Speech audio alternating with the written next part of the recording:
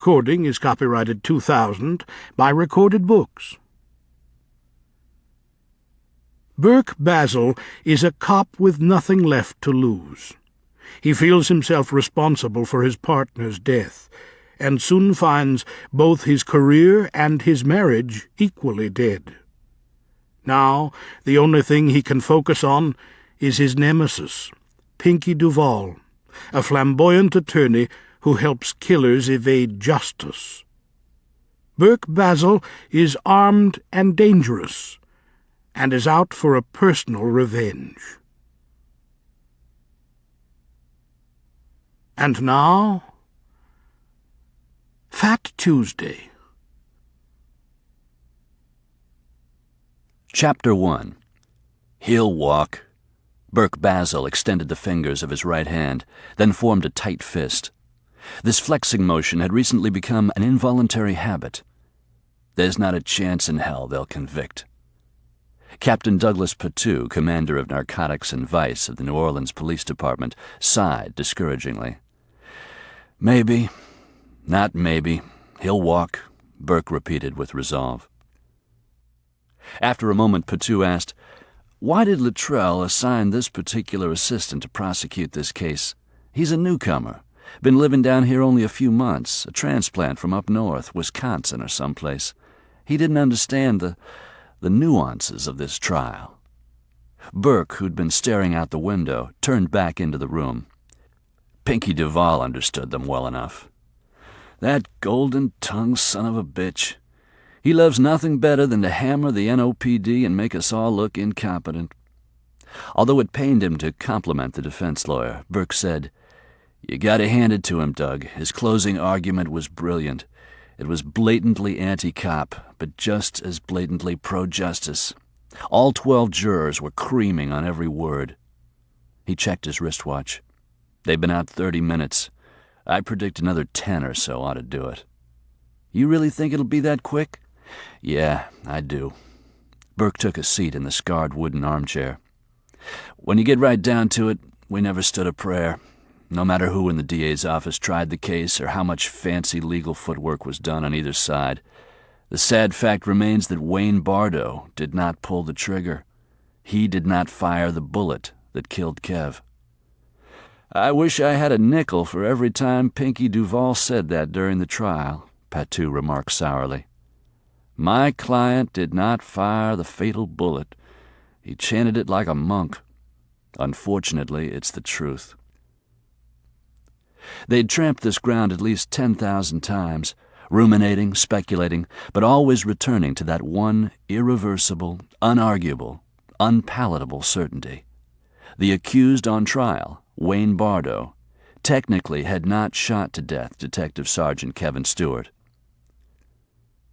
Burke Basile wearily massaged his shadowed eye sockets, pushed back his unkempt wavy hair, smoothed down his mustache, then restlessly rubbed his palms against the tops of his thighs. He flexed the fingers of his right hand.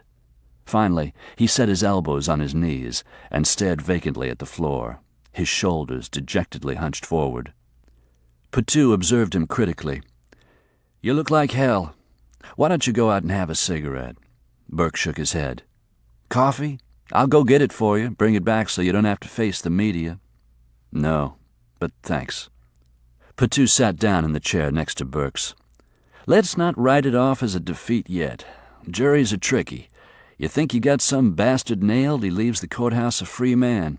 You're practically assured an acquittal. They bring in a guilty verdict, and the judge opts for the maximum sentence. You never can tell." "I can tell," Burke said with stubborn resignation. "Bardo will walk." For a time neither said anything to break the heavy silence. Then Patu said, "Today's the anniversary of the Constitution of Mexico." Burke looked up. "Pardon?" "The Mexican Constitution. It was adopted on February 5th. I noticed it on my desk calendar this morning." "Huh. Didn't say how many years ago. A couple of hundred, I guess." "Huh." That conversation exhausted, they fell silent again, each lost in his thoughts. Burke was trying to figure out how he was going to handle himself the first few seconds after the verdict was read. From the start he'd known that there would be a trial. Pinkie Duvall wasn't about to plea bargain what he considered to be a shoe-in acquittal for his client. Burke had also known what the outcome of the trial would be. Now that the moment of truth was, if his prediction proved correct, approaching, he geared himself up to combat the rage he knew he would experience when he watched Bardo leave the courthouse unscathed. God help him from killing the bastard with his bare hands. A large, noisy housefly, out of season and stoned on insecticide, had somehow found its way into this small room in the Orleans Parish Courthouse, where countless other prosecutors and defendants had sweated anxiously while awaiting a jury's verdict. Desperate to escape, the fly was making suicidal little flats against the window pane. The poor, dumb fly didn't know when he was beaten. He didn't realize he only looked a fool for his vain attempts, no matter how valiant they were. Burke snuffled a self-deprecating laugh. Because he could identify with the futility of a housefly, he knew he'd hit rock bottom. When the knock came, he and Petu glanced first at each other, then toward the door, which a bailiff opened. She poked her head inside. "They're back." As they moved toward the door, Petu checked the time, murmuring, "Son of a gun, 10 minutes." He looked at Burke. "How do you do that?" But Burke wasn't listening. His concentration was focused on the open doors of the courtroom at the end of the corridor. Spectators and media streamed through the portal with the excitement of Romans at the Colosseum, about to witness the spectacle of martyrs being devoured by lions. Kevin Stewart, husband, father, damn good cop, and best friend, had been martyred. Like many martyrs throughout history, his death was the result of betrayal.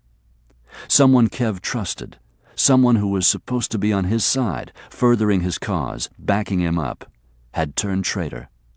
Another cop had tipped the bad guys that the good guys were on the way. One secret phone call from someone within the division, and Kevin Stewart's fate had been sealed. True, he'd been killed in the line of duty, but that didn't make him any less dead. He'd died needlessly. He'd died bloody. This trial was merely the mopping up. This trial was the costly and time-consuming exercise a civilized society went through to put a good face on letting a scumbag go free after ending the life of a fine man. Jury selection had taken 2 weeks. From the outset, the prosecutor had been intimidated and outsmarted by the defense attorney, the flamboyant Pinkie Duvall, who had exercised all his peremptory challenges, handpicking a perfect jury for his client with hardly any argument from the opposition. The trial itself had lasted only 4 days, but its brevity was disproportionate to the interest in its outcome. There'd been no shortage of predictions. The morning following the fatal incident, the chief of police was quoted as saying, "Every officer on the force feels the loss and is taking it personally. Kevin Stewart was well respected and well liked among his fellow policemen. We're using all the resources available to us to conduct a complete and thorough investigation into the shooting death of this distinguished officer." "It should be an open and shut case," one pundit had editorialized in the Times-Picayune the day the trial commenced. "An egregious mistake on the part of the NOPD has left one of its own dead. Tragic? Definitely. But justification to pin the blame on an innocent scapegoat? This writer thinks not. The DA is squandering taxpayers' money by forcing an innocent citizen to stand trial for a trumped-up charge, one designed to spare the New Orleans Police Department the public humiliation that it deserves over this incident. Voters would do well to take into account this farce when District Attorney Luttrell comes up for re-election." This quote was from Pinkie Duvall, whose innocent citizen client, Wayne Bardo, née Bardo, had a list of prior arrests as long as the Lake Pontchartrain Causeway. Pinkie Duvall's involvement in any court case guaranteed extensive media coverage. Everyone in public service, every elected official, wanted to hitch a ride on the bandwagon of free publicity, and had used the Bardo trial as a forum for his or her particular platform, whatever that might be. Unsolicited opinions were as lavishly strewn about as colored beads during Mardi Gras. By contrast, since the night of Kev Stewart's death, Lieutenant Burke Basile had maintained a stubborn, contemptuous silence. During the pretrial hearings, through all the motions filed with the court by both sides, amid the frenzied hype created by the media, nothing quotable had been attributed to the taciturn narcotics officer, whose partner and best friend had died from a gunshot wound that night when a drug bust went awry. Now, as he tried to re-enter the courtroom to hear the verdict, in response to the reporter who shoved a microphone into his face and asked if he had anything to say, Burke Basile's succinct reply was, "Yeah, fuck off." Captain Patou, recognized by reporters as someone in authority, was detained as he tried to follow Burke into the courtroom. Patou's statements were considered more diplomatic than those of his subordinate, but he stated unequivocally that Wayne Bardo was responsible for Stewart's death, and that justice would be served only if the jury returned a guilty verdict. Burke was already seated when Patou rejoined him. "This can't be easy for Nancy," he remarked as he sat down. Kev Stewart's widow was seated in the same row as they, but across the center aisle. She was flanked by her parents. Leaning forward slightly, Burke caught her eye and gave her a nod of encouragement. Her return smile was weak, suggesting no more optimism than he felt. Patou waved to her in greeting. "On the other hand, she's a trooper." "Yeah, when her husband's gunned down in cold blood, you can count on Nancy to rise to the occasion." Patou frowned at Basile's sarcasm. "That was an unnecessary crack. You know what I meant." Burke said nothing. After a moment with forced casualness, Patou asked, "Will Barbara be here?" "No." "I thought she might come to lend you moral support if this doesn't go our way." Burke didn't wish to expound on why his wife chose not to attend the proceedings. He said simply, "She told me to call her as soon as I know." Vastly different moods emanated from the camps of the opposing sides. Burke shared Patou's estimation that the assistant DA had done a poor job of prosecuting the case. After lamely limping through it, he now was seated at his table, bouncing the eraser end of a pencil off a blank legal tablet on which was jotted not a single notation. He was nervously jiggling his left leg and looking like he'd rather be doing just about anything else, including having a root canal. While at the defense table, Bardo and Duvall seemed to be sharing a whispered joke. Both were chuckling behind their hands. Burke would be hard-pressed to say which he loathed more, the career criminal or his equally criminal attorney. When Duvall was distracted by an assistant from his office and turned away to scan a sheaf of legal documents, Bardo leaned back in his chair, steepled his fingers beneath his chin, and gazed ceilingward. Burke seriously doubted the son of a bitch was praying. As though he'd been beckoned by Burke's hard stare, Bardo turned his head. Connecting with Burke's gaze were flinty, dark eyes, which he doubted had ever flickered with a twinge of conscience. Lizard-thin lips parted to form a chilling smile. Then Bardo dropped one eyelid in a wink. Burke would have come out of his chair and lunged toward Bardo if Patou, who'd witnessed the insolent gesture, hadn't grabbed Burke by the arm and restrained him. "For Christ's sake, don't do something stupid." In a tense undertone, he said, "Fly off the handle, and you'll be playing right into the hands of those bastards. You'll lend truth to every negative allegation they made about you during this trial. Now, if that's what you want, go ahead." Refusing to honor the reprimand even with a comeback, Burke yanked his arm free of his superior's grasp. Smug grin still in place, Bardo faced forward again. Seconds later, the court was called to order, and the judge resumed the bench. In a voice as syrupy as the sap that dripped from summer honeysuckle, he admonished everyone to conduct himself in an orderly manner when the verdict was handed down. Then he asked an aide to summon the jury. 7 men and 5 women filed into the jury box. 7 men and 5 women had voted unanimously that Wayne Bardo was not guilty of the shooting death of Detective Sergeant Kevin Stewart. It was what Burke Basile had expected, but it was harder to accept than he'd imagined, and he had imagined that it would be impossible. Despite the judge's instructions, spectators failed to restrain or conceal their reactions. Nancy Stewart uttered a sharp cry, then crumpled. Her parents shielded her from the lights of the video cameras and the rapacious reporters who swarmed her.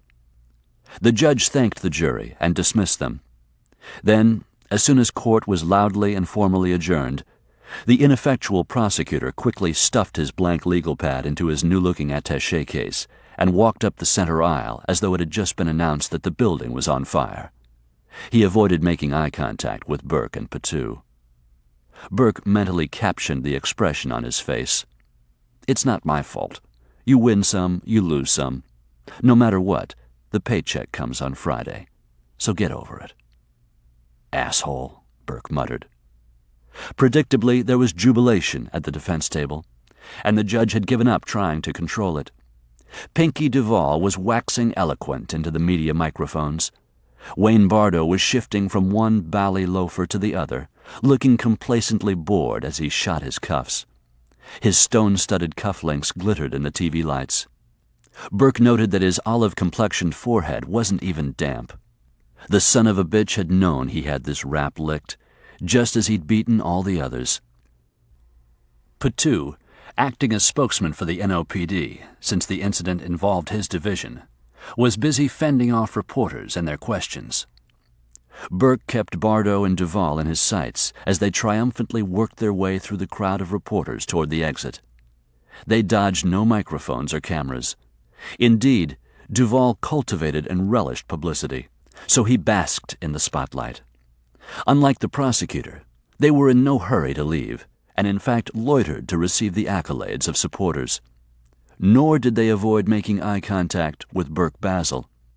On the contrary, each slowed down when he reached the end of the row where Burke stood, right hand flexing and releasing at his side. Each made a point of looking Burke straight in the eye. Wayne Bardo even went so far as to lean forward and whisper a hateful but indefensible fact. "I didn't shoot that cop, Basile. You did."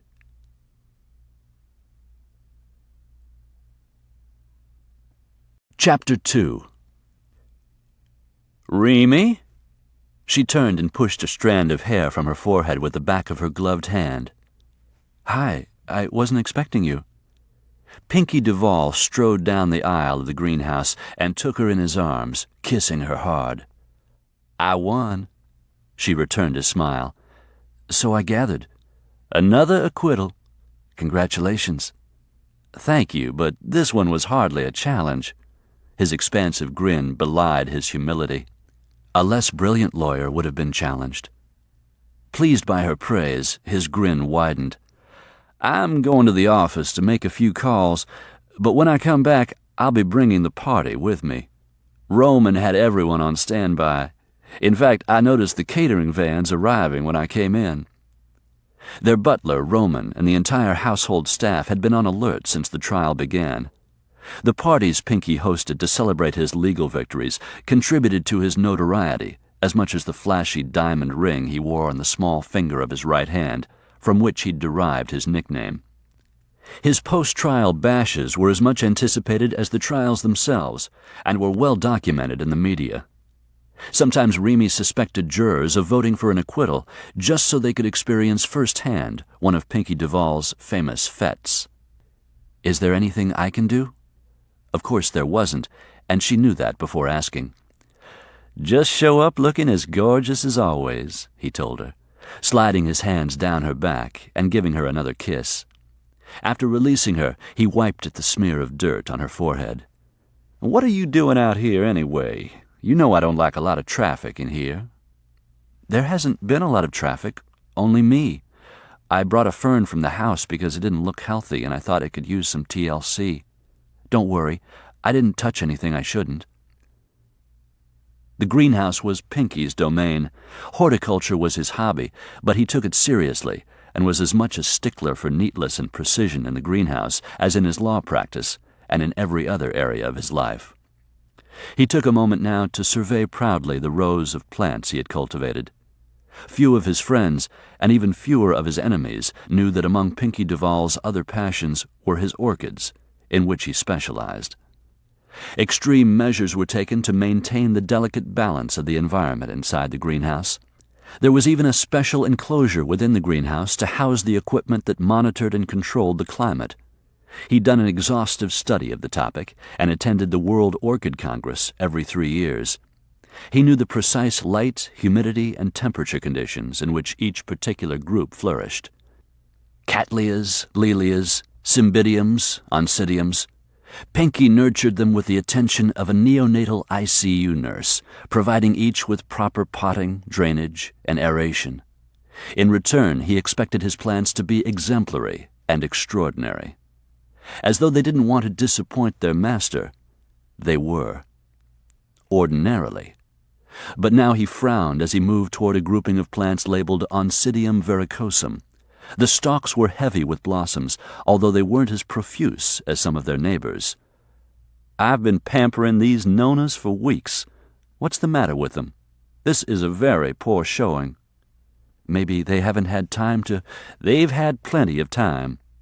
Sometimes when they're inferior plants, that's all there is to it." Pinkie calmly picked up one of the pots and dropped it to the floor. It broke upon impact with the stone tiles, creating a mess of fern root, shattered crockery, and bent pedestals. Another soon joined the first. "Pinkie, don't!" Remy crouched down and cradled one of the tender plants in her hand. "Leave it alone," he said with detachment, even as he sent another of the plants to its doom. He didn't spare a single one. Soon the entire group lay in shambles on the tiles. He stepped on one of the stalks and ground the blossoms beneath his heel. They were ruining the appearance of the greenhouse. Remy, upset over the waste, began scooping up the plants. Pinkie said, "Don't bother with that. I'll send one of the gardeners in to clean up." He left with her promise that she would leave soon and start getting dressed for the party. But she didn't leave immediately. Instead, she stayed to sweep up the debris herself, being careful to put away everything she had used and leaving the greenhouse in pristine condition. The paved stone path leading to the house meandered through the lawn. Carefully tended flower beds were sheltered by a canopy of moss-draped live oaks. The trees had been there for centuries before the house was built. The original building dated back to the early 19th century. Remy entered through one of the back doors and took the rear stairs, avoiding the kitchen, butler's pantry, and dining room, where she could hear the caterer issuing terse orders to her corps of assistants. By the time Pinkie and his guests began arriving, everything would be ready, and the food and beverage service would be seamless. Remy barely had allowed herself enough time to dress, but preparations had been made to speed up the process. A maid had already drawn her bath and was there awaiting further instructions. Together they discussed what Remy would wear, and after having laid everything out, the maid left her alone to bathe, which she did quickly, knowing that she would need extra time with her hair and makeup. Pinkie expected her to look her best for his parties. 50 minutes later, she was putting on the finishing touches at her vanity table when she heard him enter the master suite. "Is that you?" "It sure as hell better not be anyone else." Leaving her dressing room, she joined him in the bedroom and thanked him when he whistled appreciatively. "Can I fix you a drink?" "Please." He began removing his clothes.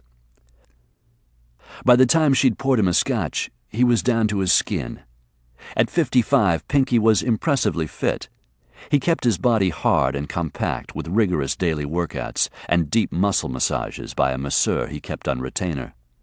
He was proud of the physique he'd maintained, despite his fondness for exceptional wines and New Orleans' notable cuisine, including its famous desserts like bread pudding with whiskey sauce and creamy pralines chock full of pecans.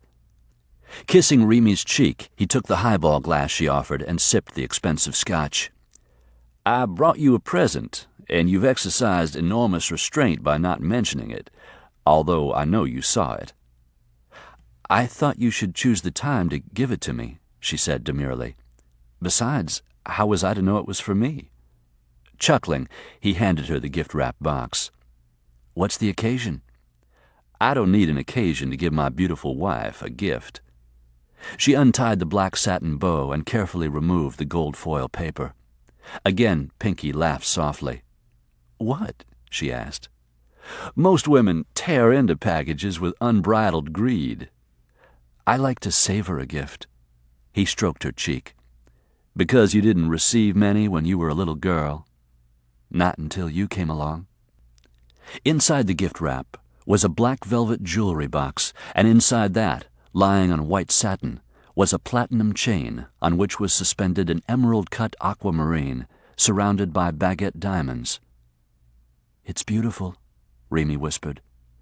"It caught my fancy because the stone is the same color as your eyes." Setting his drink on the nightstand, he lifted the pendant from the box and turned her around. "I think you can dispense with this for one night," he said as he unfastened the cross she always wore.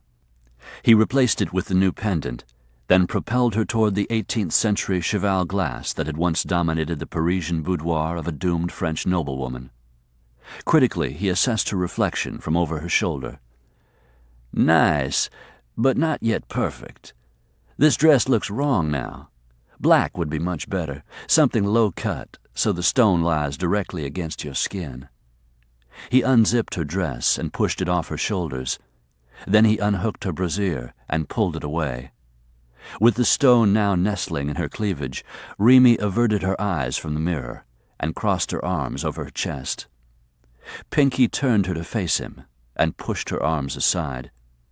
As he gazed at her, his eyes turned dark. His breath rushed over her skin. "I knew it," he said in a rough voice. "That's the perfect setting for that stone." He pulled her toward the bed, ignoring her mild protests. "Pinkie, I'm already dressed." "That's what bidets are for." He pushed her back onto the pillows, then followed her down. Always potent, Pinkie's sex drive was never as strong as following a successful trial. This evening he was particularly urgent. It was over in a matter of minutes.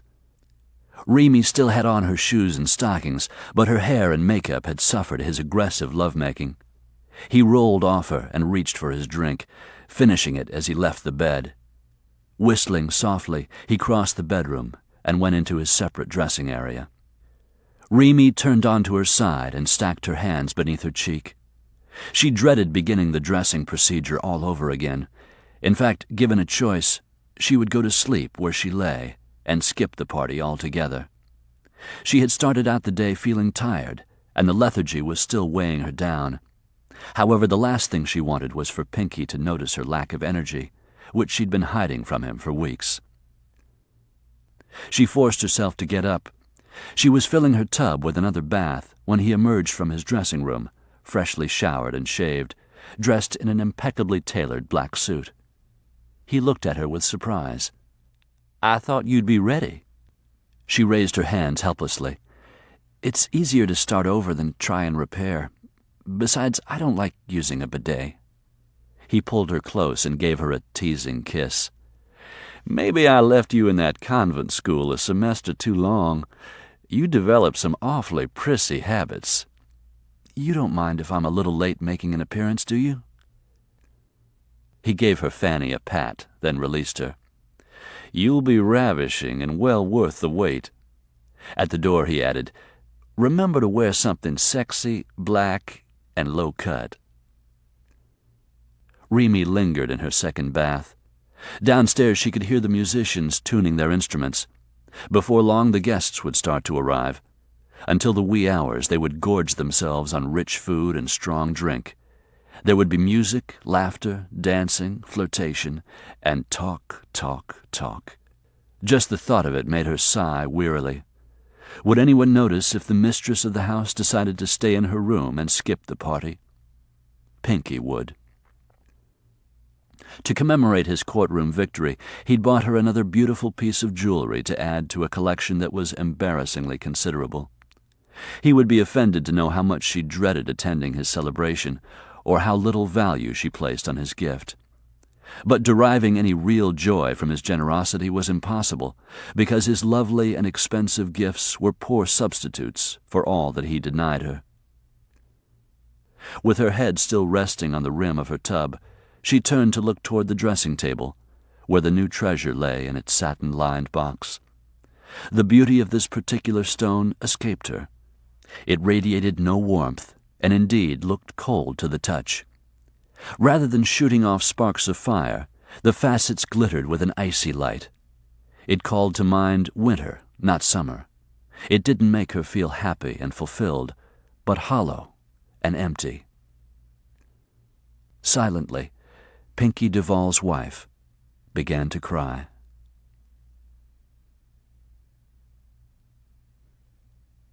Chapter 3. Pinkie made much ado over Remy when she came downstairs. Possessively taking her arm, he announced that the party could officially begin now that she had joined it. He guided her through the crowd, introducing her to the guests she didn't know, including the bedazzled Bardo trial jurors. Many of the guests were infamous for their association with scandal, crime, or combinations thereof. Some were rumored to belong to the Metropolitan Crime Commission, but since the membership of that by-invitation-only group of blue bloods was secret, no one could be sure. The group's unlimited funds were exceeded only by their unlimited power.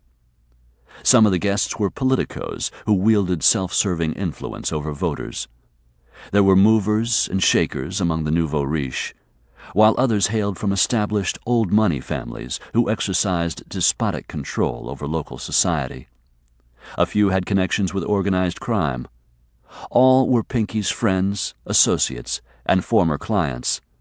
All had come to pay him homage.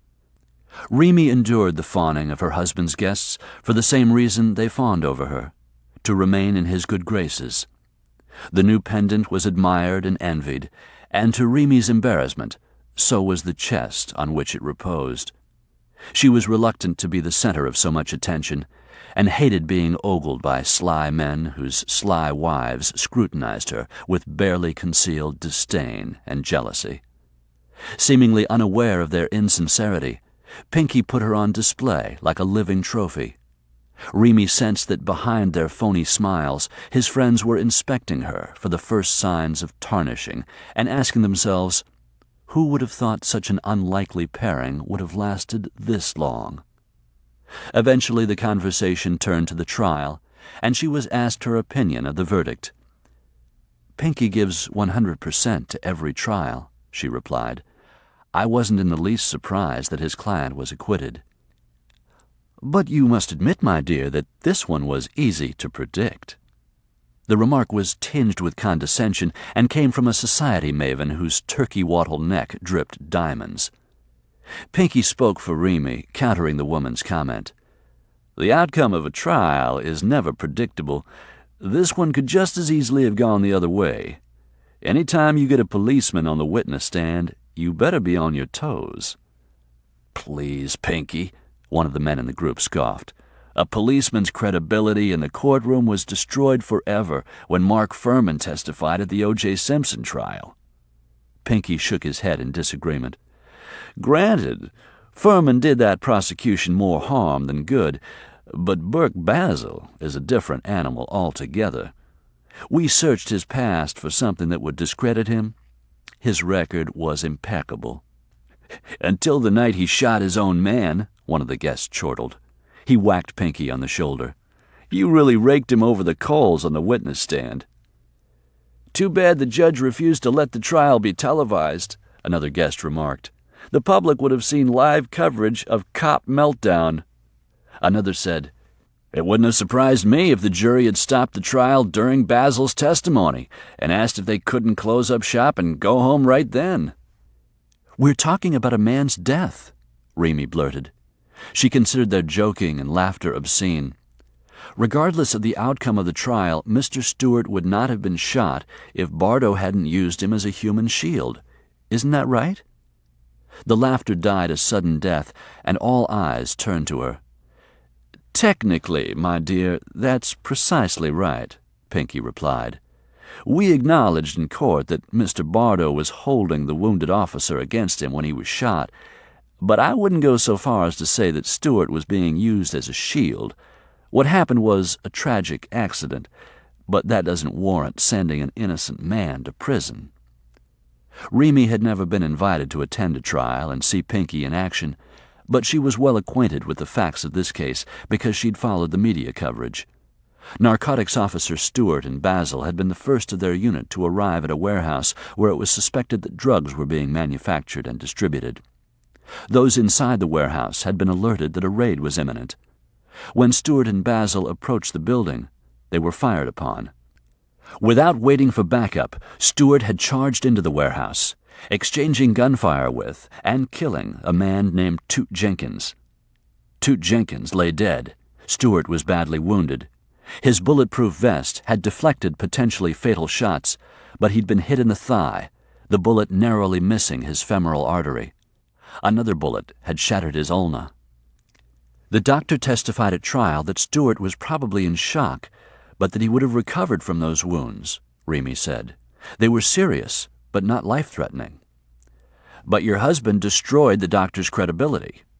Pinkie held up a hand as though to say he didn't need anyone to come to his rescue, particularly since the one challenging him was his own wife. "Put yourself in Mr. Bardo's place, darling," he said. "One man lay dead, another was wounded and bleeding. Mr. Bardo reasoned correctly that he had inadvertently walked into a very dangerous situation. He thought that perhaps the men outside weren't police officers as they claimed, but were in fact Mr. Jenkins's business rivals impersonating officers. Toot Jenkins had been dealing with an Asian gang. These gang members can be extremely clever, you know." Officer Stewart was red-haired and freckled. He could hardly be mistaken for an Asian. One of the guests chuckled and said, "Touché, Pinkie. Too bad for the D.A. Remy wasn't arguing his case."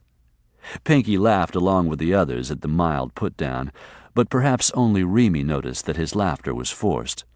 His eyes moved over her. "Remy in a court of law? I hardly think so. Her talents lie elsewhere." As he said that, he ran his fingertip across her low neckline. Everyone else laughed, but a hot flush of humiliation and anger surged through her. "Excuse me, I haven't eaten anything yet." She turned away from the group. She had an opinion on what had happened the night Stewart died, but it wouldn't be prudent to air it in front of Pinkie and his friends. They were celebrating his client's acquittal, not his innocence, which weren't necessarily one and the same. She didn't believe for a moment that Wayne Bardo had been confused when gunfire erupted. He had known exactly what he was doing when he lifted the wounded policeman off the floor of the warehouse and used him as a shield when he went through the dark, open doorway, drawing fire from any other law enforcement agents who might have taken cover outside the building. Unfortunately, Burke Basile had excellent reflexes, and he was an expert marksman. Believing he was firing at an assailant, he'd gone for a headshot, and his aim had been true. The jury's verdict had laid all the blame for Stewart's death at his feet. Making good her lie about being hungry, she went into the formal dining room, where, as she had expected, the buffet was a gourmand's delight. Sterling silver chafing dishes were brimming with steaming crawfish étouffée, red beans and rice, and barbecued shrimp steeping in a sauce so fiery that the aroma alone caused her eyes to tear. Raw oysters on the half-shell lay upon trays of ice. A chef was carving slices of ham and roast beef off enormous slabs of meat. There were deviled eggs and deviled crab, along with salads and side dishes and sausages, breads and desserts to suit every palate. The sight and smell of so much rich food didn't pique Remy's appetite, but rather made her slightly queasy. Glancing around, she saw that Pinkie was now conversing with some of the recently dismissed jurors. They appeared to be enthralled by whatever he was saying, and he loved having an audience, so he wouldn't miss her for a while. Unnoticed, she slipped through a French door into the relative quiet and seclusion of the backyard. The air was cold enough to make vapor of her breath, but the chill actually felt good against her exposed skin. She moved along the pathway that led to the gazebo. The lacy wrought-iron structure with the onion-shaped dome roof was located in a far corner of the property. It was one of her favorite spots. Whenever she desperately needed seclusion, or a semblance of it, she retreated to the gazebo. Stepping into the circular structure, she leaned into one of the support posts, practically hugging it while resting her cheek against the cold metal. She was still embarrassed over what Pinkie had insinuated in front of his guests. Comments like that underscored what everyone already believed about her, that she was a pampered trophy wife with limited intelligence and trivial opinions, whose only purpose in life was to accessorize her flamboyant husband in public and satisfy him in bed. It also appeared they thought she had no feelings, that their subtle insults bounced off her without leaving a mark. They thought she was happy with the sheltered life she led and had everything her heart desired. They were wrong. Wild horses couldn't have kept him away. Burke Basile acknowledged that being here was inadvisable. Inadvisable, my ass, he thought. It was downright stupid that he was lurking in the shadows of a hedge of tall, dense azalea bushes, glaring malevolently at Pinkie Duvall's Garden District mansion. The house was as fancy and white as a wedding cake, gaudy as hell in Basile's estimation. Golden light from the tall windows spilled onto the lawn, which was as perfectly tailored as a green carpet. Music and laughter wafted from the shimmering rooms. Burke hugged his elbows to ward off the cool evening air. He hadn't even thought to wear a jacket. Autumn had come and gone. The holidays had passed virtually unnoticed. New Orleans' mild winter was on the wane, but the changing seasons and encroaching spring were the last things on Burke's mind. Kev Stewart's death 8 months ago had consumed him, immobilized him, and anesthetized him to his environment. Barbara had been the first to notice his preoccupation, but then she would, because she lived with him. When his grief evolved into obsession, she had lodged a legitimate complaint, and then another, and another, until she exhausted herself with nagging. Her attitude of late had been indifference. As Wayne Bartow's trial date approached, it became obvious to everyone within his division that Burke's heart was no longer in his work.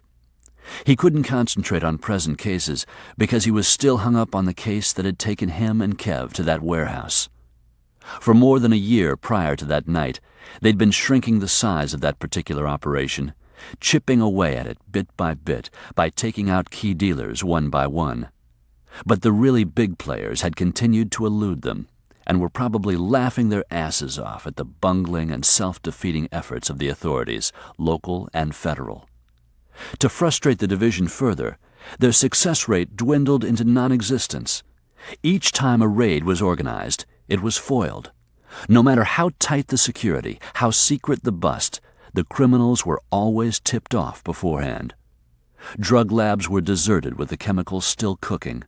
Huge inventories were abandoned moments before the squad arrived for the takedown. These were sacrifices the dealers could afford to make. They simply factored in the loss as a cost of doing business. The next day, they relocated to a new place of operation. The sons of bitches scattered quicker than roaches when the lights went on. Cops were made to look like fools. After each failed raid, the division was forced back to square one, and the painstaking procedure of rooting out the suppliers started all over again. Having worked narcotics for years, Burke knew the drill. He knew to expect setbacks and delays. He knew it took months to build a case. He knew the undercover guys had to cultivate relationships, and that these matters took time and patience. He knew the odds against success were overwhelming, and that even when they did succeed, the rewards were few. But knowing all that and accepting it were miles apart. Patience wasn't one of Burke's virtues. Frankly, he didn't even look upon patience as a virtue. In his opinion, time equated failure. Because for every day it took to do his job right and to collect enough solid evidence for the DA to build a case around, kids by the dozens were yielding to the allure of neighborhood dealers. Or a yuppie stoned on a designer drug plowed the hood of his BMW into a van load of senior citizens on an excursion. Another few crack babies were born. A teenager's heart burst from overuse. Someone else OD'd and died a wretched death. But because the only alternative was complete surrender, he and the officers in his division kept at it. Painstakingly, they built their cases. But each time they thought they were there, each time they thought that the next bust would be the mother of all busts, Each time they thought they'd catch the bastards red-handed and nail their asses good, something got fucked up. There was a traitor within the narcotics division of the NOPD. Had to be. There was no other explanation for why the dealers were always a step ahead of them. It had happened too many times to be attributed to coincidence or karma or bad breaks or rotten luck or the devil's handiwork. Someone in the department was working on the side of the bad guys. God help the bastard when Burke Basile discovered his identity, because it was that cop's betrayal that had turned Nancy Stewart into a widow and had left her 2 young boys fatherless. Burke had begged Kev not to go barging in before the van got there with the rest of the squad, equipped with rams, gas masks, and automatic weapons. The 2 of them had arrived a few minutes ahead of it, the arrest warrants in Basile's pocket. But Kev, frustrated over yet another failed raid, had lost his Irish temper. He had charged the building through the open overhead door. Burke had heard a hail of gunfire, seen the flashes, smelled the gunpowder. Then screams. For damn sure, someone was down. Frantic, Burke had called out to Kev. Silence. The longer he waited for Kev to answer, the more anxious he became. Jesus, Jesus, no, no, he prayed. Kev, answer me, you goddamn Mick. Then a man came lurching through the open black maw of the warehouse door. It was dark. Burke couldn't see why he was walking with such an awkward gait, but his gun was drawn and aimed at Burke. Burke shouted for him to drop the weapon, but he kept coming. Again, Burke shouted for him to drop the weapon and put his hands on his head. The man fired the pistol twice. Burke fired only once. But once was enough. Kev was dead before Bardo dropped his body to the ground. As Burke raced toward the friend he'd mistakenly killed, he heard Bardo's laugh echoing off the metal walls of the warehouse. He hadn't learned it was Bardo until he was captured by the backup unit, arriving in time to see him running through an alley behind the warehouse. There were flecks of Kev's blood and flesh and brains and bone on the face of the repeat offender, but his 3-piece Armani suit hadn't even been spattered. He walked away clean, literally and figuratively. The weapon he'd fired was never produced. In those few intervening minutes, Bardo had successfully disposed of it, refuting Basile's claim that Bardo had fired a weapon. Nor was it ever explained to the court what business Bardo was conducting in the drug lab with Toot Jenkins. Pinkie Duvall argued that Bardo's presence in the lab was irrelevant to what had transpired, and that it might only serve to prejudice the jury against his client. No shit, Einstein, Burke remembered thinking. It was supposed to prejudice the jury against Bardo. On that question, the judge had ruled in the defendant's favor. No mystery there. Duvall contributed heavily to the election of judges. The candidates with the most money backing their campaigns usually won, and then went soft on the lawyers who helped put them on the bench. Duvall had most of them in his pocket. And that wasn't the only dirty pool Pinkie Duvall played. Wayne Bardo had been in that warehouse that night conducting business for his boss, Pinkie Duvall. It was an accepted fact throughout the division, although never proved, that Duvall was the primo operator they'd been after for years. He had more connections to drug trafficking than whores did to herpes. Every trail led to him, but ended just short of contact. There was no solid proof against him, but Burke knew the son of a bitch was a player. A big-time player. Yet here he was, living it up in his fancy house, celebrating Kevin Stewart's death with a big blowout party. Movement at one of the rear doors interrupted Burke's bitter reflections. He shrank farther back into the foliage so as not to be seen by the woman who made her way along a path to a gazebo. She was alone. For a time she leaned into one of the support columns. Then she made a slow circuit around the gazebo, trailing her hand along the ivy-covered railing. When she returned to her original spot, she leaned against the support column again, this time placing her back to it. Burke saw her face for the first time, and although he didn't speak it aloud, he thought, "Wow." Her black hair looked iridescent in the cool, bluish light, while that same moonlight made her skin appear as pale and translucent as alabaster. The short black cocktail dress showed off a lot of leg. Her breasts swelled above the scooped neckline. Burke immediately pegged her as one of the expensive whores who worked the classy hotel bars where conventioneers from out of town were eager to spend huge sums of money for an hour or two of carnality with what they were promised was a genuine, hot-blooded Creole gal. Burke smiled grimly.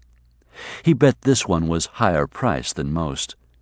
She had a look about her that said, "I'm expensive and worth every penny." She was the kind who could hold out for clients with Duvall's flash and finances. Not that she would have to hold out. A man with a bankroll like Pinkie Duvall's didn't have to surround himself with ugly women. Maybe this one had been hired only for the night as a party decoration. Or maybe she was the girlfriend of one of the guests. Or she could be a permanent hanger-on who put out routinely for Duvall and his friends in exchange for designer clothes and good drugs. The keeping of mistresses had been an accepted practice in New Orleans since the city was first settled. Flesh peddling was a major industry in any convention town. New Orleans was certainly no exception. Every cab driver in the city knew the address of Ruby Bouchereau's place. Her girls were top-notch. Ruby herself was one of the richest women in the state. But there were also the street hookers who worked the dark corners of the quarter. They would give blowjobs in an alley for a hit of crack. They were no more selective than the crib girls who had made Storyville one of the most notorious red-light districts in the world. Regardless of the price tag, there was no shortage of work in the Big Easy for a hardcore whore. But even as the thought crossed his mind, Burke realized that this one didn't look hardcore. Since drug dealing and prostitution often crossed lines with each other, he'd learned a lot from watching these girls. He could size one up and know immediately if she was going to succumb to the life, or if she possessed the killer instincts to survive. He wouldn't put his money on this one to make it. She was classy, all right, but she didn't look rapacious and calculating. She looked sad. Still unaware that she was being watched, she relaxed her head against the ornate ironwork and closed her eyes. Then she slid her hands down her body until they met at the center of her lower abdomen. Burke's mouth went dry. His gut clenched. The guys working Vice routinely circulated pornographic videos, films, or magazines that had been confiscated for evidence. It wasn't Burke's habit to watch them, but he was as normal as the next guy, and what man, cop or otherwise, could turn away from this scene without waiting to see what was going to happen next? Actually, nothing did. She didn't remove her clothing. She didn't actually fondle that erogenous zone. She didn't moan or groan or gyrate or breathe heavily through partially opened lips. Nevertheless, her pose was arresting, arousing even, and apparently he wasn't the only one who thought so. Burke had been so transfixed by her that he saw the approaching man only seconds before she herself became aware of Wayne Bardo.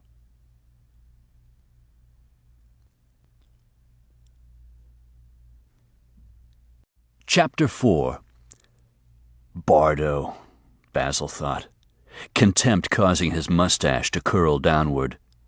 He'd mistaken her for a classy chick when she'd been waiting on Bardo, lord of the lowlives, a career criminal who always beat the rap with the able assistance of Pinkie Duvall. Did she know that Bardo had killed a prostitute when he was only 16?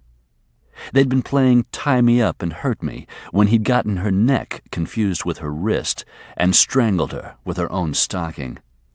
He'd been tried as a juvenile for involuntary manslaughter and served only a year of his sentence before being placed on probation. If that's the kind of creep this high-ticket whore pandered to, she deserved no better than she got. Bardo was all over her now, and she was squirming against him. Turning away in disgust, Burke thrashed through the hedge and returned to his Toyota, parked among the Beamers and Jags belonging to Duvall's guests. Taking the evening air? Remy's heart jumped when she opened her eyes and saw Wayne Bardo standing poised in the entrance of the gazebo. He had been intentionally stealthy, wanting to startle her.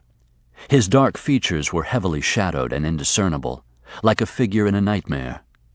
Instantly she lowered her hands, but she knew he'd seen her pressing them against her body, because his grin was even more suggestive than usual. He was blocking her exit. Short of vaulting the railing, there was nowhere for her to run. Without bothering to conceal her dislike, she asked, "What are you doing out here?" "I missed you at the party. Came looking for you." He stepped forward. Although it took an act of will not to recoil from him, Remy stood her ground. When he was only inches from her, he gave her an insulting once-over, his eyes lingering on her chest. Lowering his voice to a confidential level, he said, "And here you are." Bardo was handsome in the way of a silent movie idol. His black hair was combed straight back from a wide forehead and steep widow's peak. He had a smooth olive complexion. He was trim and lean and flashily dressed. But from the day Remy met him, she had mistrusted his suave manner and was put off by the smoldering intensity he affected. Even before Pinkie was retained to represent him in the Stewart case, they had been associates, so Bardo was a frequent visitor to the house. Remy treated him with cool politeness, but avoided having any close contact. His smoky stares gave her the creeps. On those rare occasions when she was caught alone with him, usually by his cagey design, he never failed to say something suggestive, his smirk loaded with innuendo. He always acted as though he and she shared a naughty secret. "Pinkie will be looking for me." She tried to move past him, but instead of giving way, he boldly splayed his hand over her lower body and stroked her with his fingers. "Why don't you let me take over for you here?" He had never dared to touch her, and for a moment she was paralyzed by repugnance and fear. She had overheard enough of his boasts to know that he enjoyed all forms of violence, a penchant that logically would extend to his relationships with women. No less importantly, she feared what Pinkie would do if he were to learn that another man had laid a hand on her. Bardo's boldness tonight was probably due to his delusions of invincibility following his acquittal, and possibly to the alcohol she smelled on his breath. His excitement would only be fanned if she showed any fear. Instead, in a harsh and distinct voice, she told him to remove his hand. Stretching wider his reptilian grin, he ground his palm more firmly against her. "Or what, Mrs. Duvall?" Pushing the words between clenched teeth, she said, "If you don't take your hand off me—" "He was fucking you, wasn't he?" Unable to stand his touch another second, she shoved his hand away. "Leave me alone." This time, when she made to go past him, he roughly took her by the shoulders and backed her against the support column. "That's why you were late for the party, right? Pinkie was screwing his brains out. If you belonged to me, that's what I'd do, day and night. All the time I'd be at you, one way or another." Lewdly, he rubbed his pelvis against her. "You think Pinkie is good? Until you've had me, you don't know from good, Mrs. Duvall." He stuck out his tongue and wagged it obscenely, then dragged it across her neck. "It's only a matter of time, you know. I'm gonna have you." She swallowed her nausea and pushed against him with all her strength. She couldn't have physically overpowered him. He allowed her to push him away. When he stepped back, he was laughing at her attempts to stave him off. "If you come near me again—" "You'll what?" "Well, speak up, Mrs. Duvall. What'll you do?" He placed his hand above her head on the column and leaned into her. His voice was taunting. "You'll what? Tattletale to Pinkie?" He shook his head. "I don't think so. If you told your husband I'd come on to you, he might blame you instead of me. He trusts me, see? And you do have a way of advertising the merchandise." He reached for her breast, but she slapped his hand aside. "I won't bother telling Pinkie. I'll handle you myself." "Handle me," he mocked. "I like the sound of that." Her voice calm, eyes glittering as coldly as the gem around her neck, she said, "Mr. Bardo, are you under the misconception that you're the only killer for hire on my husband's payroll?" For a fleeting moment his arrogant grin faltered, and his dark eyes lost some of their gleam. Using that momentary lapse in his self-confidence, Remy pushed him aside, and this time successfully escaped him. She walked quickly and purposefully up the pathway back to the house, hoping that Wayne Bardo couldn't see how unstable her knees were. Because, despite her boast, in a toss-up situation between her and Bardo, she wasn't sure whom Pinkie would believe. Barbara was already asleep when Burke got home. He undressed in the dark, not wanting to awaken her. But when he got into bed beside her, she rolled toward him. "Where have you been?" "Sorry I woke you up." "It's late, isn't it?" "A little after midnight." "Where have you been?" she repeated. "Working." "You told me Doug had given you the rest of the week off." He did. He wished she would leave it there, but he sensed her unspoken demand for an explanation. "I had to put some closure on it, Barbara. Isn't that the catchphrase these days? Closure?" She gave him a little huff of disapproval. "For God's sake, Burke, Kev Stewart's been dead for months. The verdict is in on Bardo's trial." "I know all that." "So get over it," she snapped. "It's not that easy." "It's not easy, but you're making it harder than it has to be." A dozen sharp retorts sprang to mind, but he held them back. He and Barbara had plowed this row countless times. He didn't want to plow it again tonight. Their arguments always left him feeling like he'd been wrung out and hung up to dry. He couldn't take another defeat today. In a more conciliatory tone, she said, "What happened to Kev was terrible. But the harsh reality is that policemen get killed. The risk goes with the job. But it's pretty damn rare that a cop's own partner is the risk. It wasn't your fault.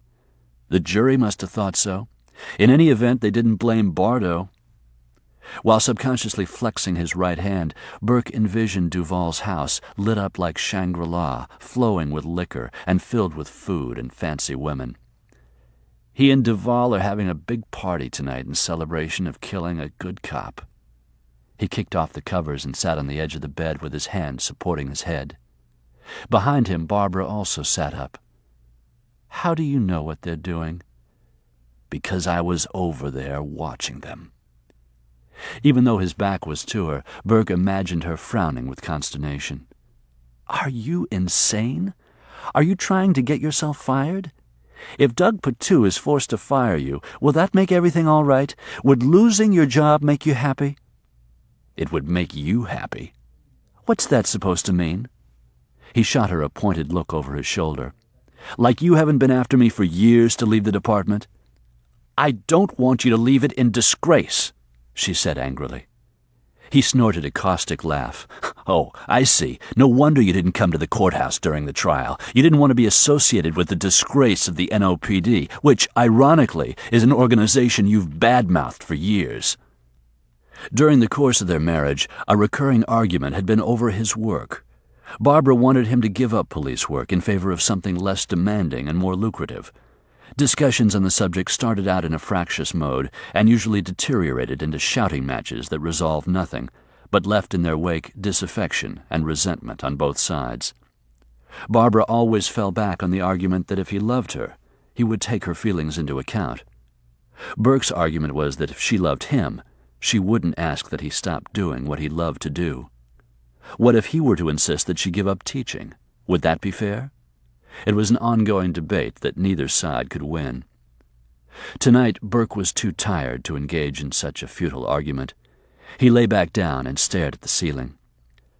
After a long silence, she said contritely, I didn't mean that the way it sounded, the disgrace part. There was genuine remorse in her voice, but she didn't touch him.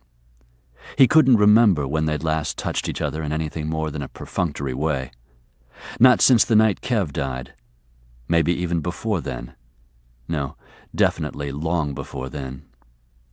He turned his head toward her and said softly, "Forget it, Barbara. It doesn't matter." Although years of chronic discontent had etched lines into her face, she remained a very attractive woman. Teaching physical education at a public middle school had kept her figure slender and supple. In fact, his co-workers often dropped envious, if lewd, comments about her figure. They all thought he was one lucky son of a bitch to have Barbara in his bed every night. Sadly, Burke couldn't recall the last time they'd done anything in bed except sleep. During the months leading up to the trial, his fractured emotions and heavy workload hadn't left him with the energy even to think about sex. Responding to his moodiness, Barbara hadn't initiated it either. But now Bardo's trial was over. The issue was history. Kev had died, but Burke hadn't. It was time he began living again. Sex would be rejuvenating. It might make him appreciate that he hadn't been entombed along with Kev. A woman's softness had healing properties. Her body could provide a man not only physical relief, but surcease from spiritual conflict. Suddenly Burke yearned for that sense of peace. He was desperate for a few minutes of sweet oblivion. He craved intimacy with something besides suffocating guilt and bitter regret. Curving his hand around the base of Barbara's neck, he drew her head down for a kiss. She didn't overtly resist, but he felt a tension there, and it wasn't the good kind. He rationalized her lack of enthusiasm. It had been a long time since they'd made love, and he cautioned himself to take his time and not to rush it. Each of them needed a slow and steady warm-up, an easy adjustment, a period of familiarization. Or maybe she was simply being coy. Maybe their lengthy abstinence had damaged her ego, and she wanted to be wooed. He deepened their kiss in the hope of sparking her desire, and his. He fondled her breast through her nightgown, but her nipple didn't respond to his stroking. He slid his knee against the seam of her thighs, but she didn't part them. Between kisses, he whispered her name. After another few awkward moments, she disengaged herself. "I've got to be at school early tomorrow morning. We begin a volleyball tournament during first period." He released her. "Yeah, okay." "I'm sorry, Burke. It's cool. Don't apologize. I really do have to be up early, but—" "Barbara, it's no big deal," he said, more sharply than he intended. "Okay, I'm sorry I woke you up at all. Go back to sleep." "You're sure you're—" "I'll live, believe me. You don't die from not getting laid." "Don't blame me, Burke," she lashed out. "You've done this to yourself. You've harbored this grief far too long. It's unnatural. Why is it still eating at you?" He refused to answer. He couldn't answer. "All right, then," she said. "Good night." "Good night." He closed his eyes, but he knew he wouldn't go to sleep, and he didn't. Her rejection had pissed him off, but he wasn't as pissed off as he had a right to be, and that in itself bothered him. When he was sure she'd fallen asleep, he got up, went into the kitchen, and fixed himself a sandwich. Then he sat down at the table, and holding his head between his hands, stared unseeingly at the sandwich he never ate. Chapter 5. Double or nothing? She'll stop in front of us and give us an up-close and personal look. Do we have a bet? No. Burke rubbed his temple where a headache had taken root an hour ago, and which so far had continued to outpound the drums in the jazz band and defy 2 analgesic tablets. Maybe he should have taken Patu up on his offer of a paid week off, but he'd rather work than stick around the house where he had too much idle time to think.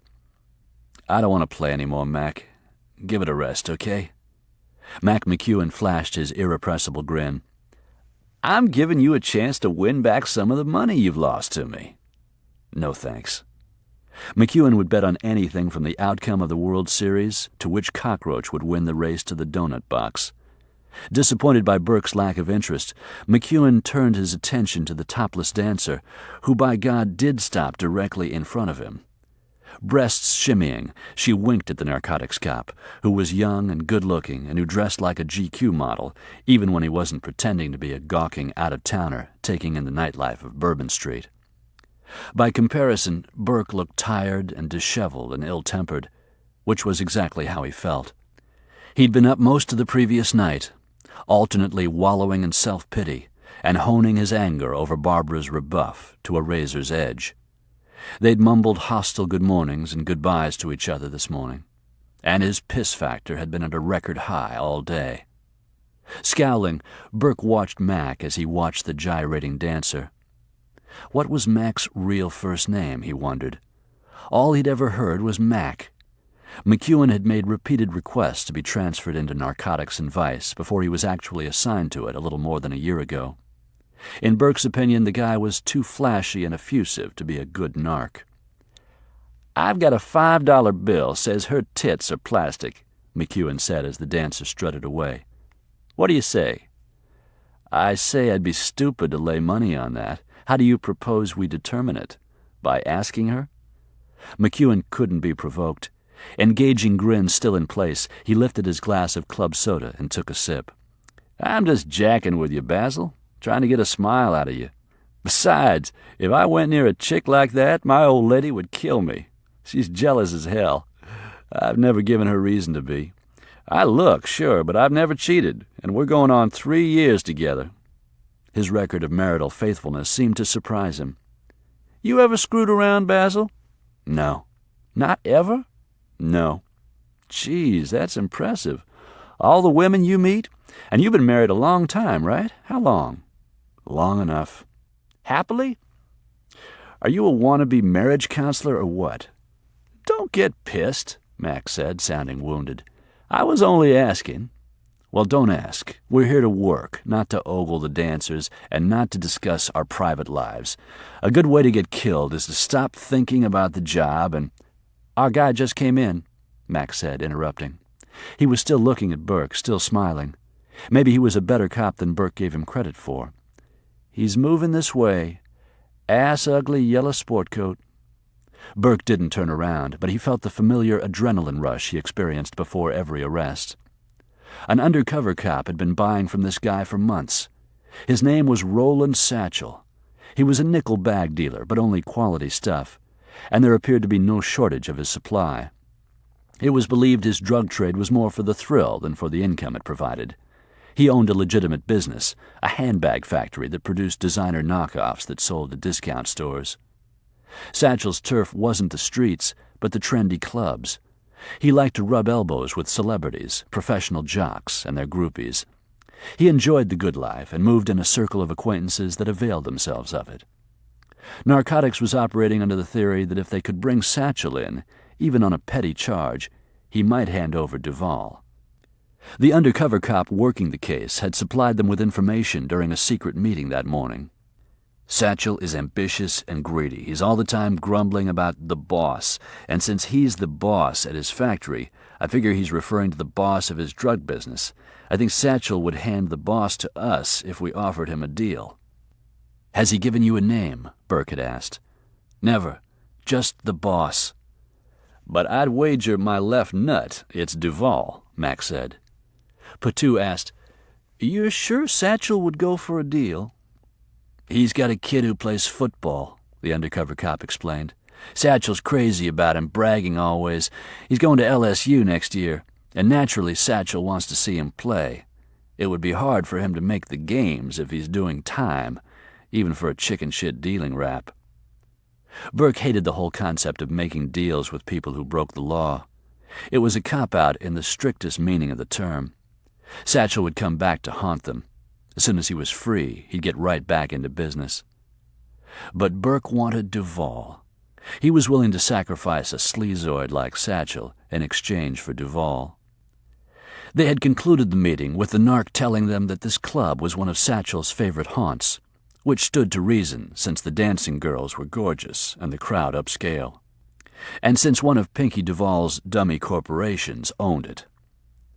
Out of the corner of his eye, Burke saw Satchel pause to light a cigarette while watching the featured dancer massage her crotch against a vertical brass pole. He seemed totally captivated by her act. After the dancer's simulated orgasm, he applauded enthusiastically, then moved on, wending his way through the smoky room, glad-handing and calling out greetings, seemingly in search of someone, whom he ultimately found occupying a table in a dim corner. His first customer of the evening was a well-dressed yuppie who was lean to the point of emaciation. His quick motions and darting eyes made him look long overdue for a snort of coke. Satchel signaled a cocktail waitress and ordered a round of drinks. "Damn!" McEwen exclaimed, coming to his feet. "She was something else, wasn't she?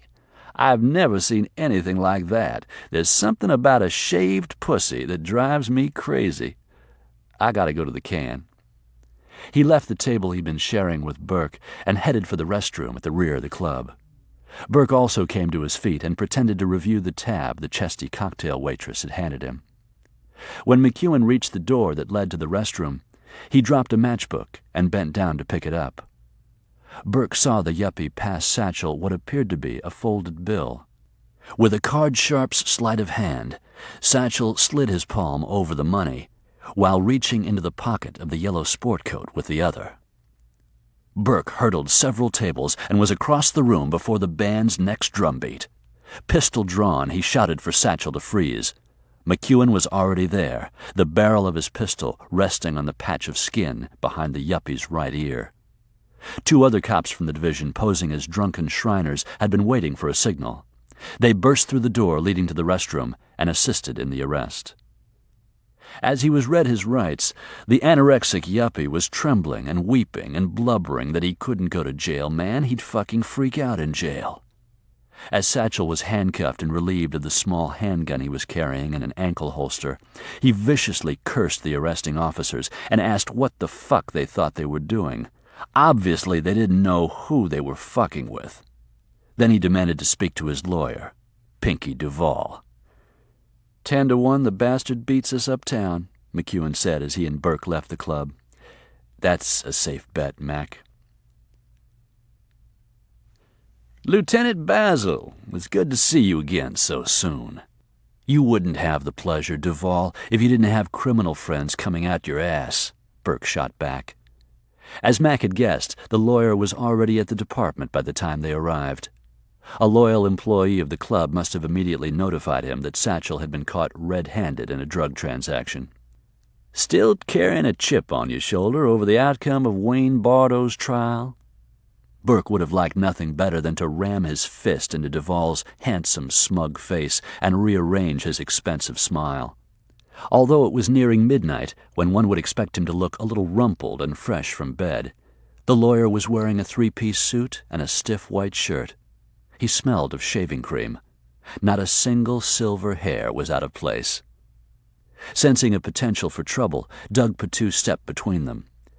"I'll take Mr. Duvall in to see his client. Burke, they're waiting for you." He nodded toward an interrogation room where, through the glass, Burke could see the arrested yuppie puffing on a cigarette like it was the last one ever to be rolled. "What's his name?" Burke asked. "Raymond." Patu consulted the label on the file before handing it to Burke. "Hahn. Priors?" "Possession, misdemeanor. He was given probation."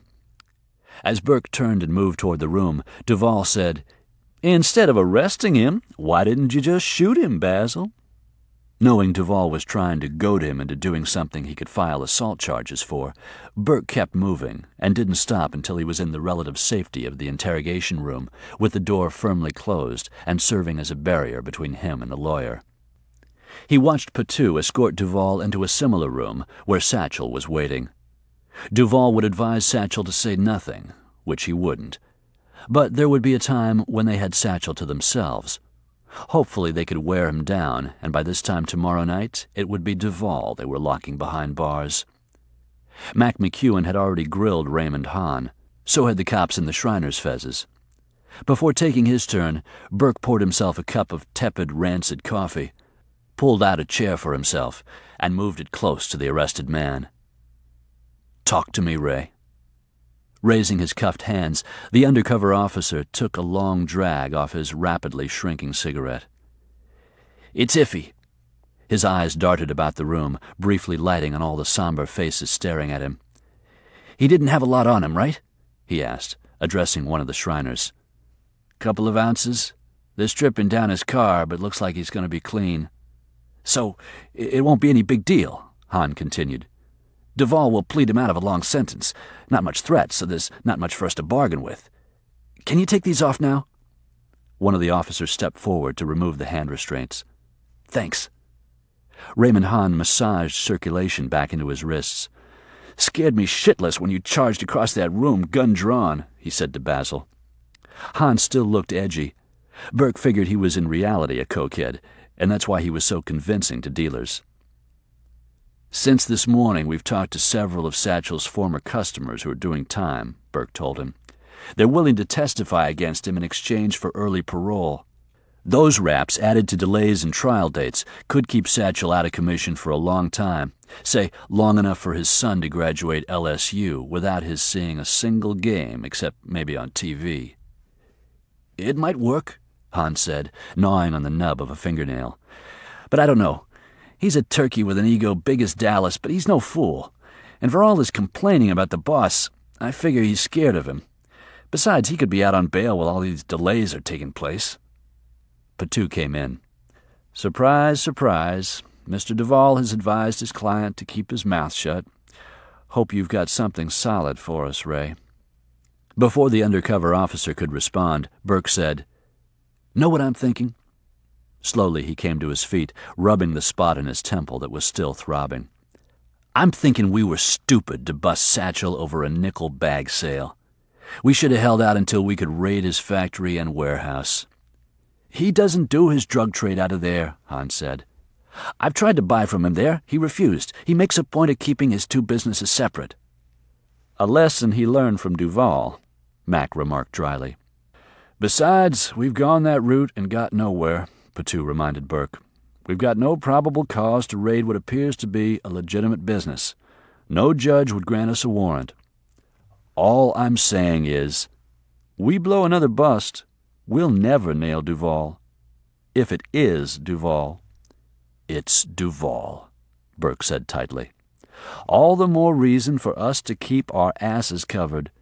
I know that, Doug, but Luttrell won't touch a case unless we've got solid evidence to back it up," Burke shouted. "I've got it, okay?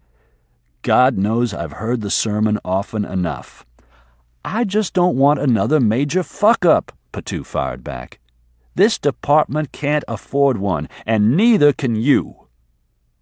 Patu's shout reverberated around a sudden and uncomfortable silence. The other officers averted their eyes from the two who were arguing. "Oh, come on, y'all," Mac mumbled. "Stay cool."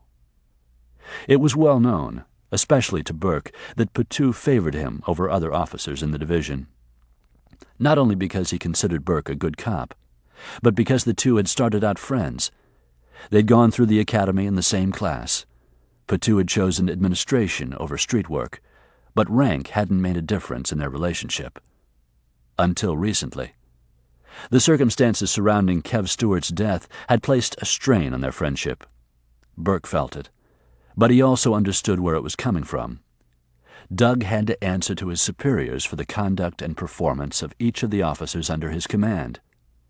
Being the go-between was difficult at any time, but especially when he was trying to protect the reputation of an officer who was also a friend. Burke realized that Doug didn't want his career sacrificed to that one dreadful mistake. Doug had gone to the mat for him when his stability and reliability came into question following the incident. Publicly and privately, he'd backed him 100% through the trial. Despite the anger of the moment, Burke understood that Doug didn't want him to lose his head and do something reckless, providing the nervous decision-makers a good reason to seize his badge. Since the outburst, he and Doug hadn't broken eye contact. His temper now under control, he said, Give me a shot at Satchel." "In your present frame of mind, I don't think so," Patu replied evenly. "Tomorrow, maybe. He'll be sprung by tomorrow. We'll drag our feet on the bail hearing." Burke sighed, rubbed the back of his neck, then gave each of the other officers a sour glance. "Then I'm going home." "What about me?" Hahn asked. Patu looked at Burke. "You call it. This is your show." "Like hell it is," he grumbled. Then, to Hahn, he said, "We'll lock you up for a couple of hours." "Oh, Jesus, I hate that stinking place." "Sorry, Ray, but we can't let you be blown, or we're really screwed." Pinkie stood up and snapped shut his briefcase. "You're leaving?" Satchel exclaimed in disbelief. "You can't leave. What am I supposed to do?" "You're supposed to spend the night in jail."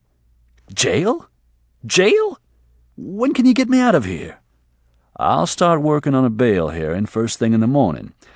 I'm afraid you're in for the night." "Well, that's just great. Fucking great." "A little cell time will be good for you, Satchel. It might make you think about how stupid you've been." Satchel stopped his grousing and looked sharply at Pinkie. "What do you mean?" "I mean you're a fool to get arrested for selling to a customer in the club." Pinkie had kept his temper under control as long as the policemen were in the room, but now that they had granted him a moment alone with his client, he felt free to vent his rage. "This guy is no stranger to me," Satchel said in his defense. "He's a regular. I sell to him all the time. I didn't see any harm." "Shut up," Pinkie snapped. "Since when did you become a user?" "Me? I'm not. Never have been." "But your girlfriend is." "Girlfriend? What the hell are you talking about, Pinkie? I got a wife, a kid. I don't have a girlfriend." Pinkie hated for someone to lie to him. He hated it even worse when the lie was so blatantly transparent as to imply that he was too stupid to see through it. "The acrobatic dancer? Frizzy red hair, skinny ass, small tits but nipples the size of saucers. Come on, Satchel. You know the one." Satchel swallowed hard. Sweat popped out on his forehead, and his skin turned a sickly shade of pale that clashed with his bright jacket. "You've been banging her for 3 months," Pinkie said softly, almost sympathetically. "She's swapping you sex for dope. My dope. You're supplying it to her for free, and that's stealing, Satchel. Furthermore, because it's free, she's doing so much of it that about half the time she's too stoned to perform. As you know, she's the club's most popular dancer. Men drink for hours while waiting for her act. They pay well to stay and see her famous backbend finale, but they go home early if she cancels." Pinkie stepped close enough for Satchel to smell his minty mouthwash. "Your hard-ons are costing me money, Satchel." Sweat rings had formed around the sleeves of Satchel's yellow coat. "I wouldn't do anything against you, Pinkie. You know that." "Do I?" He shook his silver head. "I've heard rumors, Satchel. Upsetting talk about you and your ambitions." Satchel tried to smile, but his rubbery lips didn't quite cooperate. "You can't believe gossip." "Oh, I believe it. After tonight, I do." "What do you mean?" "Why would a smart narc like Burke Basile arrest you over a couple of ounces? He was careless once, but he's too damn clever to screw around with a cheap, smarmy hustler like you, unless he wants something from you." "Like what?" "Information. Evidence." "I'd tell them to go fuck themselves." Ignoring Satchel's self-righteous indignation, Pinkie continued. "They'll let you spend a night or two in jail with the worst of the worst, let you see how really bad incarceration is, and then, when your defenses are down, they'll offer you a deal. My guess is it'll be a dismissal of all the charges against you in exchange for information about your operation." I'd never take a deal." Pinkie smiled.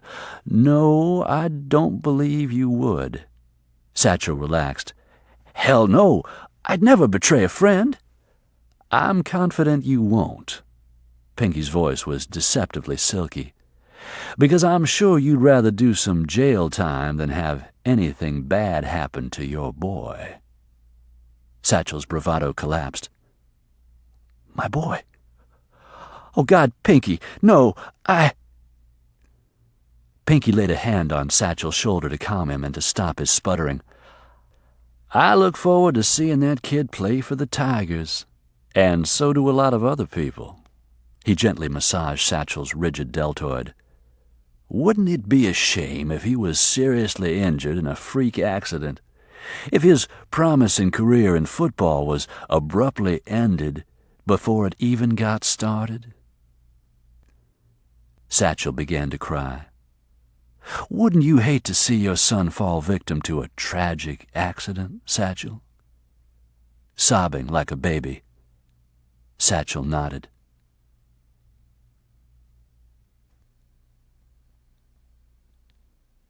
Chapter 6. "Would you like some eggs?"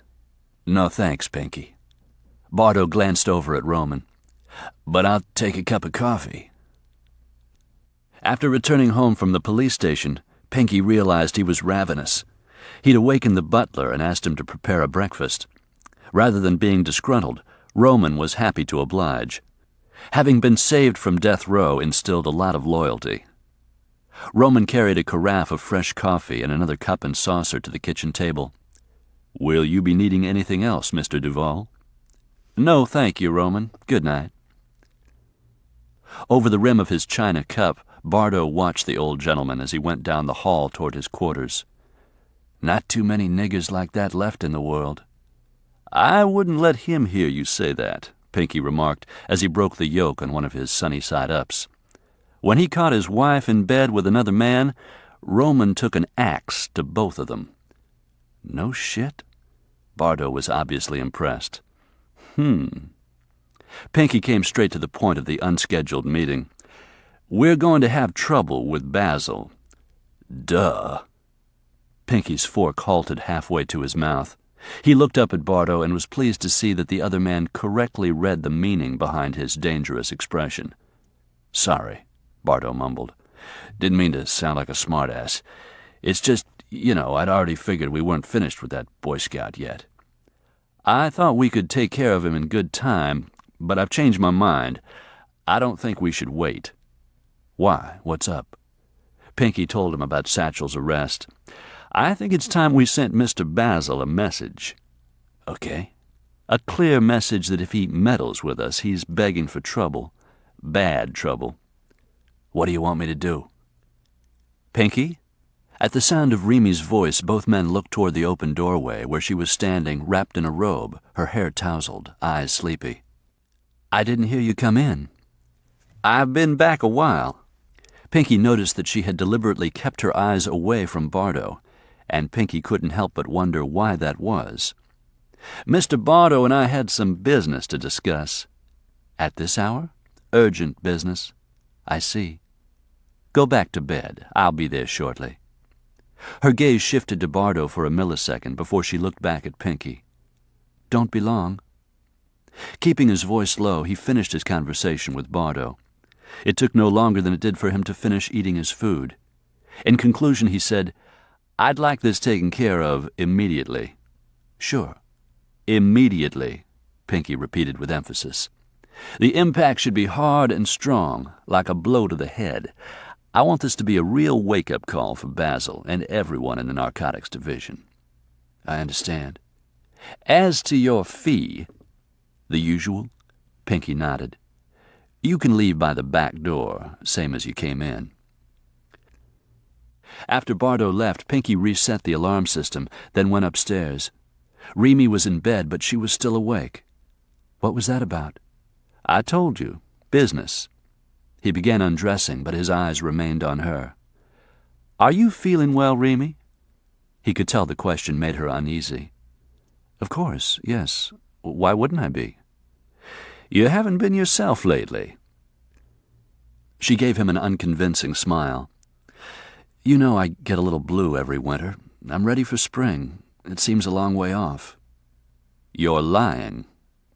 In their natural state, other men might feel vulnerable and less imposing. Not Pinkie. Nakedness didn't inhibit him. Placing his hands on his hips, he gave his wife a stern stare. "You've been dragging your ass around for weeks." "I told you, it's the time of year? Bullshit.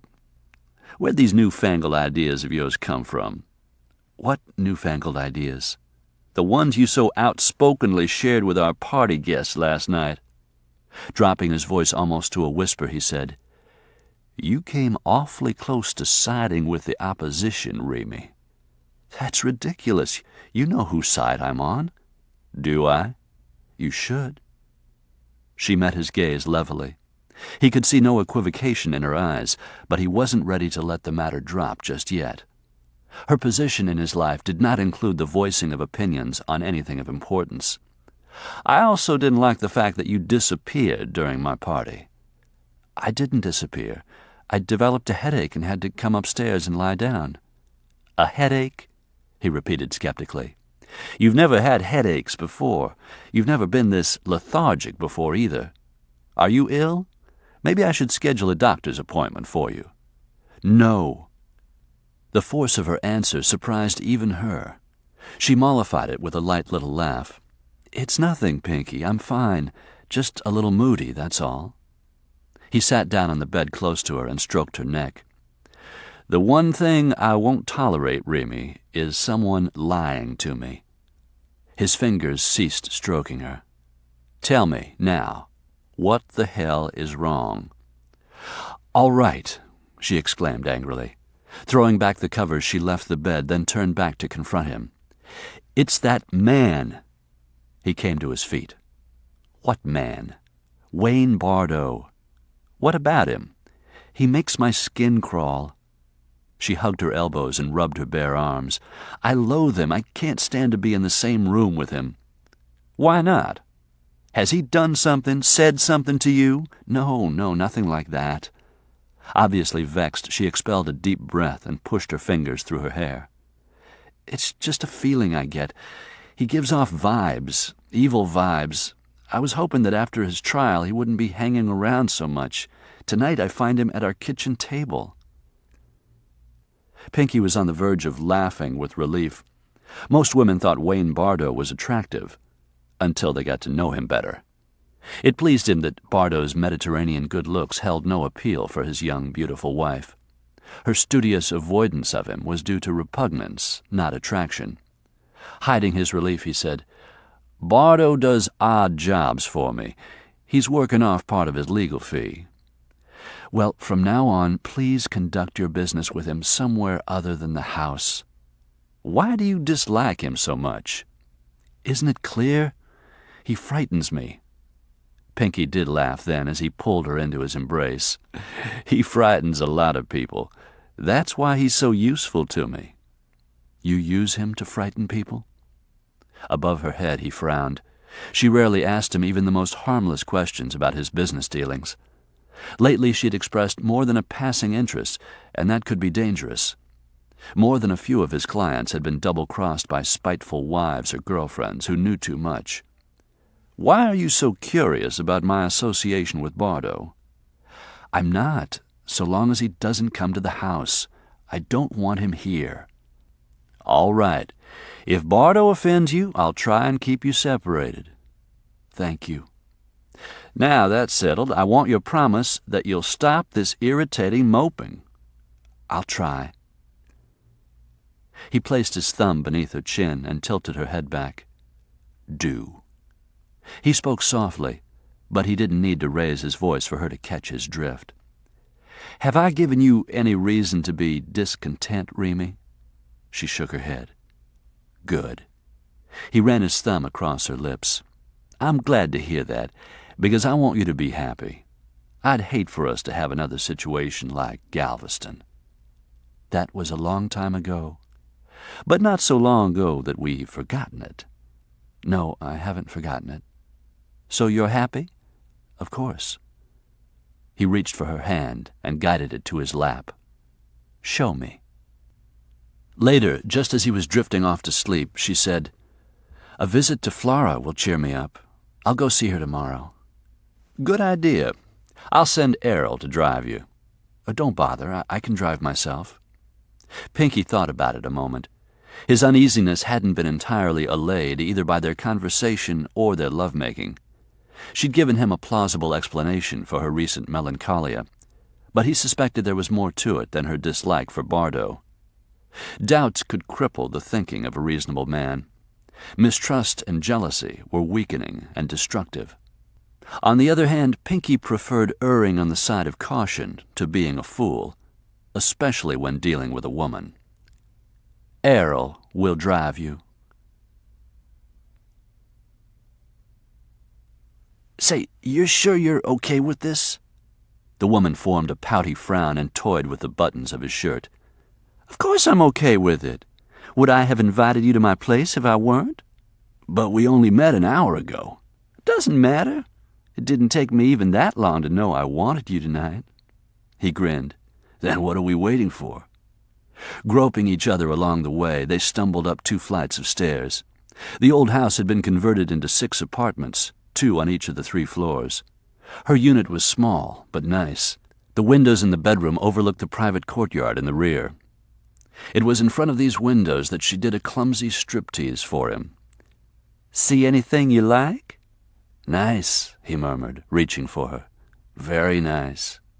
She had absolutely no sexual inhibitions. Either that, or she was too high to care what he did to her. But after a while, her appetite was satisfied, and she became tired and cantankerous. I'm sleepy now. So go to sleep, he said. It won't bother me. I can't sleep with you doing that. Sure you can. That earned a giggle from her. You're sick, you know that? So it's been said. You sure you wore a rubber? I said I did, didn't I? Yeah, but I couldn't see. Come on now, really, stop. I'm tired. We'll save it for another time, okay? The night is young, sweetheart. Young hell, she groaned. It'll soon be time to get up. You're just coming down off your high. What you need is a little pick-me-up. I can't do any more drugs tonight. I've got to be at work in a few hours. Let's give it a rest for tonight. And hey, that hurt. It did? Yes, now cut it out. I'm not into that shit. Ow! I mean it. God damn it, stop that. Relax, honey. The best is yet to come. No pun intended.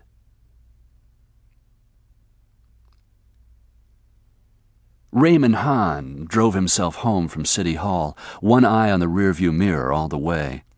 He was good at his job, mainly because he was scrupulously careful. His cover was a job in a 3-man accounting office, but his paycheck originated at the NOPD. Ostensibly calling on clients, he moved facilely through neighborhoods, meeting people and setting up networks of drug users and dealers. It was dangerous work. He could spend months winning the confidence of a paranoid dealer, constantly putting his ass on the line, and then have all his efforts wasted.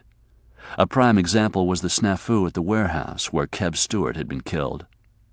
It didn't take a rocket scientist to deduce that somebody in the division was tipping the dealers of impending raids. But that was an inner office problem. His problem was to stay alive by seeing that his cover wasn't blown. He'd been working undercover for 3 years, which may have been too long. He was tired of continually having to look over his shoulder, tired of being suspicious of everyone, tired of living a double life. Lately he'd been toying with the idea of relocating and going into another line of work. There was one major drawback. No other occupation would give him easy access to drugs. That was a bonus to his present job, at no small consideration whenever he thought of leaving it.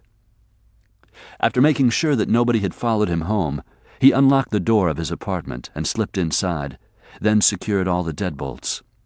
Every time it was necessary for him to be arrested and jailed, it gave him the shakes.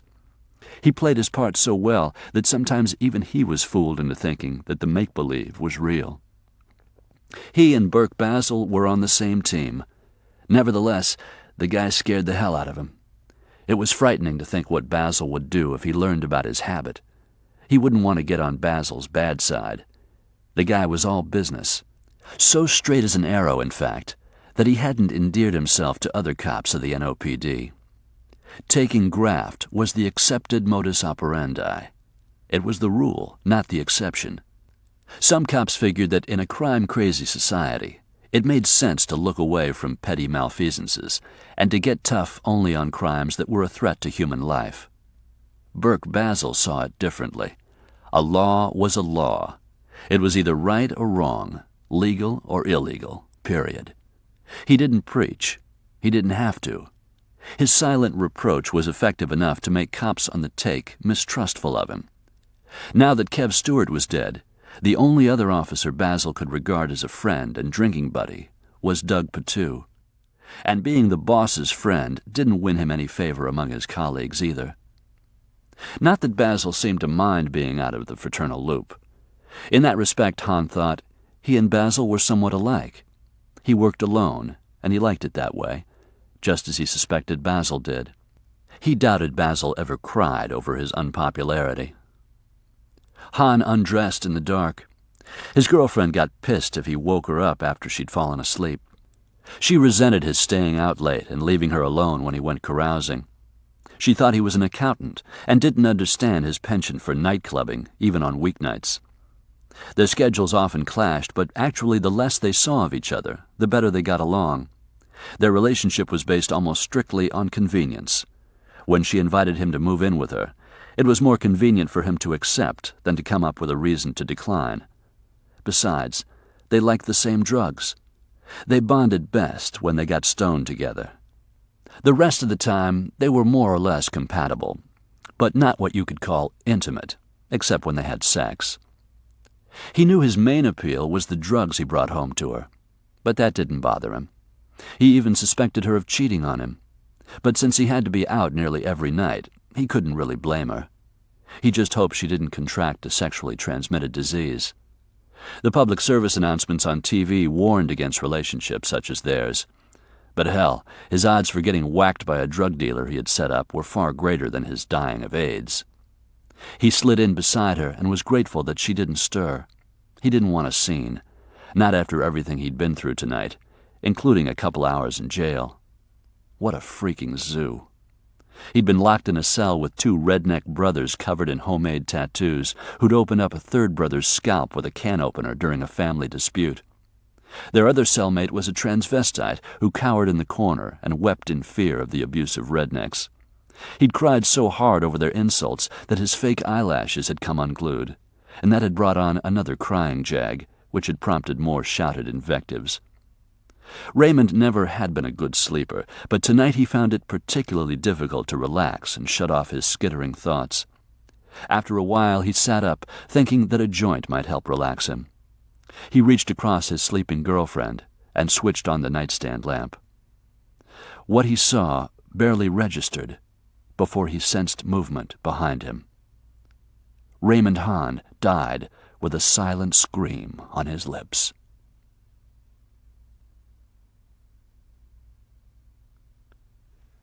Chapter 7. Burke knew something was up the moment he reported for work. The men lurking around the coffee machine mumbled good mornings as he approached, but no one made eye contact, and by the time he had poured his coffee, they had scattered. At his desk he shrugged off his jacket, but hadn't even had time to hang it on the coat rack when Patu opened the door to his office and called him in. Burke left his jacket on his desk, but carried his coffee with him. "What's going on?" Patu closed the door to give them privacy. "Sit down." "I don't want to sit down. I want to know what the hell's going on." "Raymond Hahn is dead." Burke sat down. "He and his girlfriend were found in their bed this morning." Burke took a sip of coffee. "Am I to assume he didn't die of accidental or natural causes?" "They were murdered." Patu went on to explain that the woman worked as a teller at a branch bank. She clocked in by 6:30 in order to open up the drive-through window at 7. When she didn't show up and hadn't called in sick, a co-worker went to check, expecting to find her hungover or stoned. She'd failed one random drug test, but had been given another chance on the promise she would get counseling for substance abuse. The co-worker found the apartment door unlocked. She went inside. It was a mess. Don't spare me the details, Burke said irritably. I'm not going to faint. Well, the woman from the bank did. The girl sustained several stab wounds. Initial coroner's report is that only one of those wounds could have been fatal. The killer took his time and enjoyed killing her. It appears she'd also been sodomized, but whether before or after she died hasn't yet been established. Han was luckier, if you could call it that. He had only one wound in the side of his neck, but it was well placed. The killer knew where to stick him for a quick and silent kill. Burke left his chair, took his coffee with him to the third-story window, and stared out of it while sipping coffee from his personal mug, which was decorated with multicolored seahorses. Barbara had bought the souvenir mug on a rare vacation to Florida. He didn't remember how long ago that had been. Eons. At least it seemed that long ago. He could no longer imagine doing something as carefree as going on a trip to the beach and shopping for silly souvenirs. Any frivolity in his life had died the night he shot and killed Kev Stewart. Clues? The crime unit is on it, but so far it looks clean. Something might turn up in autopsy. The girl's rectum and vagina were bruised and abraded, but there wasn't visible semen on her. The lab was wasting their time and manpower. There wouldn't be any evidence. Bardo liked knives, and this sounded like his kind of hit. His favorite pastime was rough sex, but even in the heat of his sordid passion, he would have been careful to use a condom. He was too smart to leave a DNA fingerprint behind, although they might get lucky and find a tissue or hair sample. Burke had sent Han to jail last night. Had the undercover officer been wallowing in the drunk tank while his girlfriend was being raped and killed by Bardo? Had he come home and caught them together? Signs of struggle? None, Patu replied. I can't figure out how he managed to kill both of them. Did he ice Han, then terrorize the girl before killing her? Maybe. Or... Burke thought about it. Or he did the girl first, then waited in the apartment until Han got home. Patu frowned doubtfully. Han was undressed and in bed when he got hit.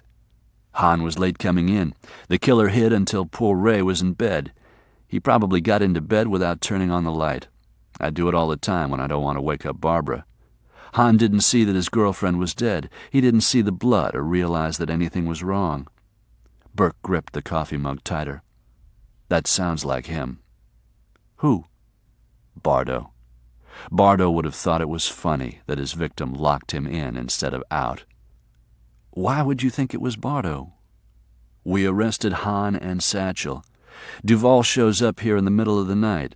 We know that Satchel is on Duvall's secret payroll. Bardo is his hired gun. Our undercover man gets hit. Figure it out. It can't be a coincidence. Of course it can, Patu exclaimed. Burke came around to face him, but Patu continued before he could say anything. You know as well as I do that Han was a junkie. It appears the woman was too. The hit could have been over a drug deal gone south. It could have been a love triangle. It could have been... That Duvall knew Ray was ours and wanted to put him out of commission, while at the same time teaching us a sound lesson. All right, it could, Patu conceded, coming to his feet. But I don't want you to take this personally, like it only happened to you. The whole division will feel shitty about it. We're a team, Burke. We gotta work together. We can't let a few setbacks send us spinning out of control. We must continue to work methodically. This managerial bullshit speech was uncharacteristic of Doug. He usually reserved the textbook pep talks for when he addressed the entire group. In private, he and Burke were more candid with each other. What else? Burke asked. What do you mean? I mean there's more, isn't there? What is it you're dreading to tell me? Patu rubbed the back of his neck. He was a slender man, with a high, smooth forehead and a receding hairline. This morning he seemed years older than he was.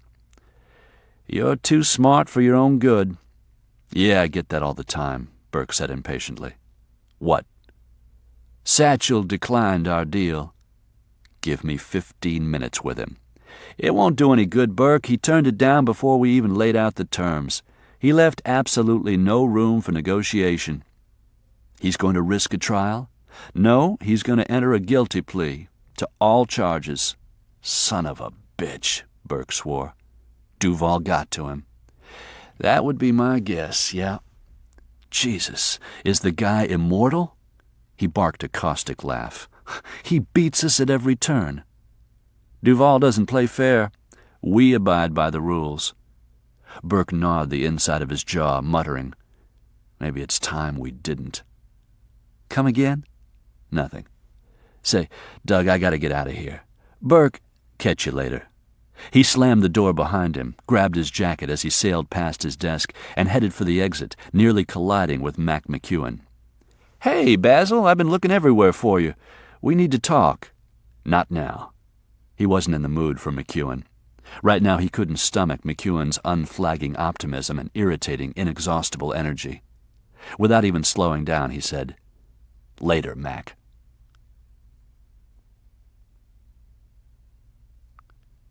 Hello, Burke. Come in. Nancy Stewart motioned him inside her suburban house. After hearing about Han and Satchel, it was masochistic to come here today. But after driving around for hours, stewing and cursing, Burke didn't know what else to do with himself. He was supposed to be taking the week off anyway, so why not piss away the whole day? The Stewart's house was a brick structure with painted wood trim. The lawn wasn't as well kept as it had been when Kev was alive.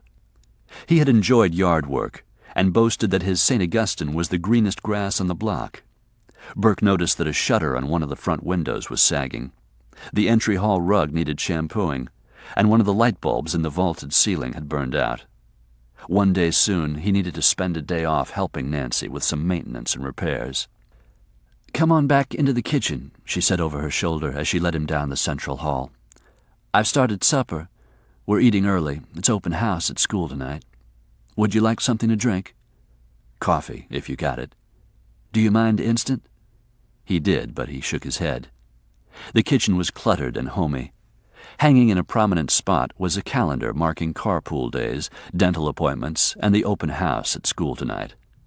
Reminder notes and class pictures of the two boys were stuck to the refrigerator with magnets shaped like ketchup bottles and mustard jars. A cookie jar in the shape of a teddy bear smiled at him from the countertop. Following his gaze to it, Nancy offered him some. They're store-bought. I don't bake much anymore. No thanks, he said. The coffee's fine. She returned to her mixing bowl where she was crumbling saltine crackers into ground beef. Chopped green peppers and onion were waiting to be added along with a can of tomato sauce. Meatloaf? He asked. How'd you know? My mom made it often enough. Your mom? She looked at him with puzzlement. You know, Burke, I think that's the first time I've ever heard you mention your family. In all the years I've known you. He shrugged. I worried about reprisals, that sort of thing, so I purposefully don't talk much about them. Anyway, it's not much of a family anymore. My dad worked for the railroad. When I was in 3rd grade, he got crushed between an engine and a freight car. So my mom was a working single parent before it came into vogue. She was a telephone company employee until she died of cancer a few years ago. Now it's just me and my kid brother. He lives in Shreveport, has a wife, couple of kids. He smiled wryly. Mom must have known 3 dozen ways to stretch a pound of ground meat. I can identify. How are the boys? Fine. He sipped the coffee, which tasted worse than expected. Are they doing okay at school? The last report cards were good, besides grades. Knowing that he was referring to their psychological well-being, she hesitated. They're okay, considering. Well, that's good. He toyed with the salt and pepper shakers on the table, placing them side by side, separating them, pushing them back together. It's been warm lately. I'd like to think that means the end of winter, but we still might get a freeze. Yeah, as late as March. Lately, this lame attempt at conversation seemed the best they could do. They avoided talking about anything substantive or important, which was strange, since the roughest times were behind them. He'd been the one to bring her the news of Kev's death. Doug Patu had volunteered to carry out the unpleasant task, but Burke had insisted that the responsibility fell to him. He'd been there to support Nancy when she collapsed after hearing the news, and he'd remained a fixture at her side throughout the funeral procedure. In the ensuing weeks and months, he had helped her sort through insurance papers, file for the inadequate pension she received from the NOPD, set up her own credit and bank accounts, and make other necessary budgetary adjustments.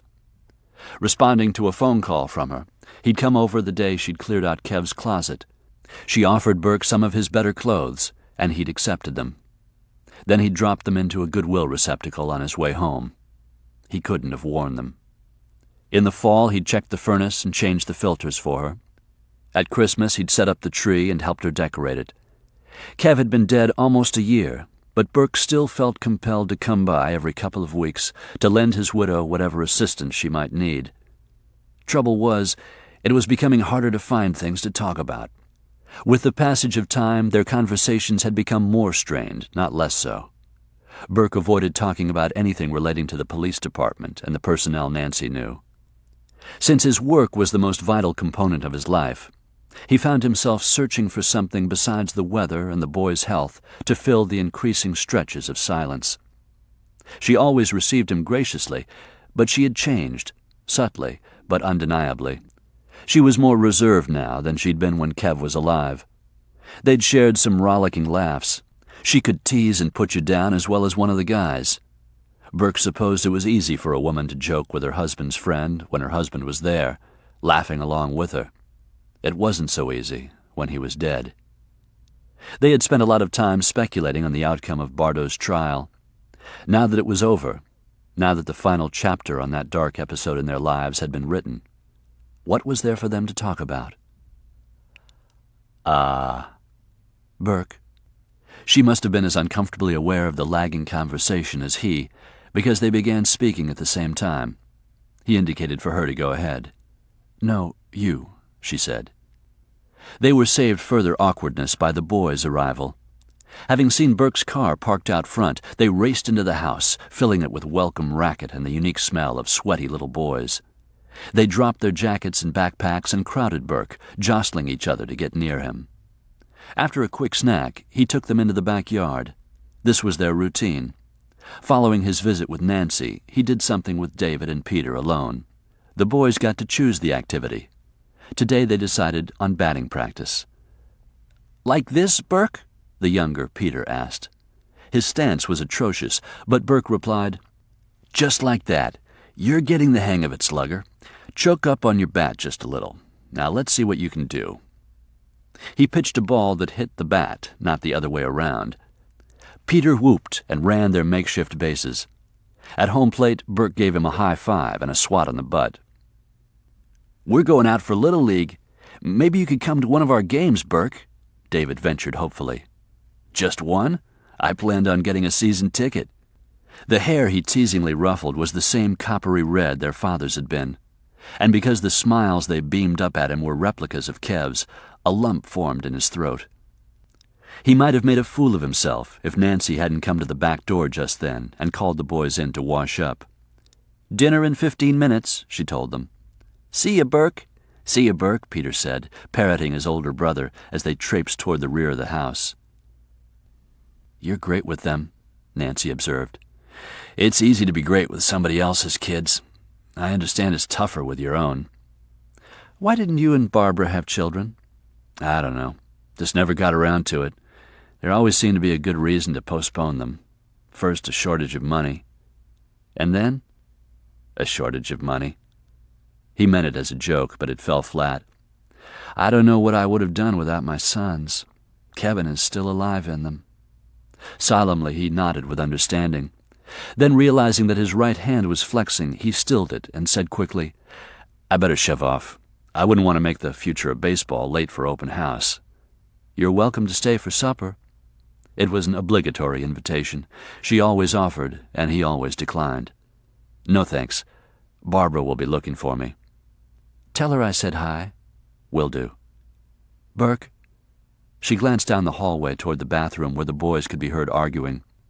Then, abruptly bringing her focus back to him, she said, "I don't want you to come back." He didn't think he'd heard her right. "What?" Even after she repeated it, he was dumbfounded. She drew a deep breath and pulled herself up straighter. Obviously, she had given whatever she was about to say a great deal of thought. As much as she had dreaded saying it, she had made up her mind to do so now, and was bracing herself for it. "I can't be around you, can't even look at you without thinking of Kev. Every time I see you, it's like going through the whole ordeal again. Each time you call or visit, I cry for days afterward. I get angry, feel sorry for myself. It's a setback that I barely recover from before I hear from you and have to go through it again." She rolled her lips inward and paused to regroup emotionally. "I'm trying to build a life without Kev. I tell myself that he's lost to me, forever, and that I can live with knowing that. Just when I'm almost convinced, you show up and—" Tears overflowed her eyes. She dug into her pocket for a tissue. "See what I mean?" "Yeah, I see what you mean." He didn't even try to disguise the bitterness in his voice. "It hurts you to serve coffee to the man who made you a widow." "I didn't say that." "You didn't have to." He brushed past her and went through the door. "Burke, please understand," she called after him. "Please." He stopped on the walk and turned back, but when he saw her tortured expression, his anger evaporated. How could he be mad? She hadn't made this decision to hurt him. This wasn't about him. It was about her. It was for her self-preservation that she'd asked him not to return. "Hell of it is, Nancy. I do understand. In your situation, I'd feel exactly the same way. You know what you've meant to me and to the boys. We know what you meant to Kev. But He held up both hands. "Don't lay a guilt trip on yourself over this, okay? You're right. It'll be best this way." She sniffed and blotted her nose with the tissue. "Thanks for understanding, Burke." "Tell the boys—" He tried to think of something she could tell them to explain why he, like their father, was abruptly disappearing from their lives. A sob shuddered up through her chest. "I'll handle it. They're amazingly resilient." She gave him a watery smile. "After all you've done for us, I hate the thought of hurting you. If it makes you feel any better, this is very difficult for me. I feel like I'm severing my own right arm in order to save my life. You've been a good friend." "I still am. Always." Softly she said, "I can't move away from it until I let it go, Burke. I understand. The same should go for you. When are you going to let it go?" Several seconds ticked by. Then he said, "If you ever need anything, you know where to find me."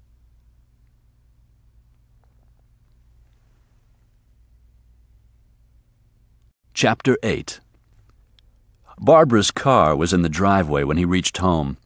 She would be pleased that for once he was home on time, even early.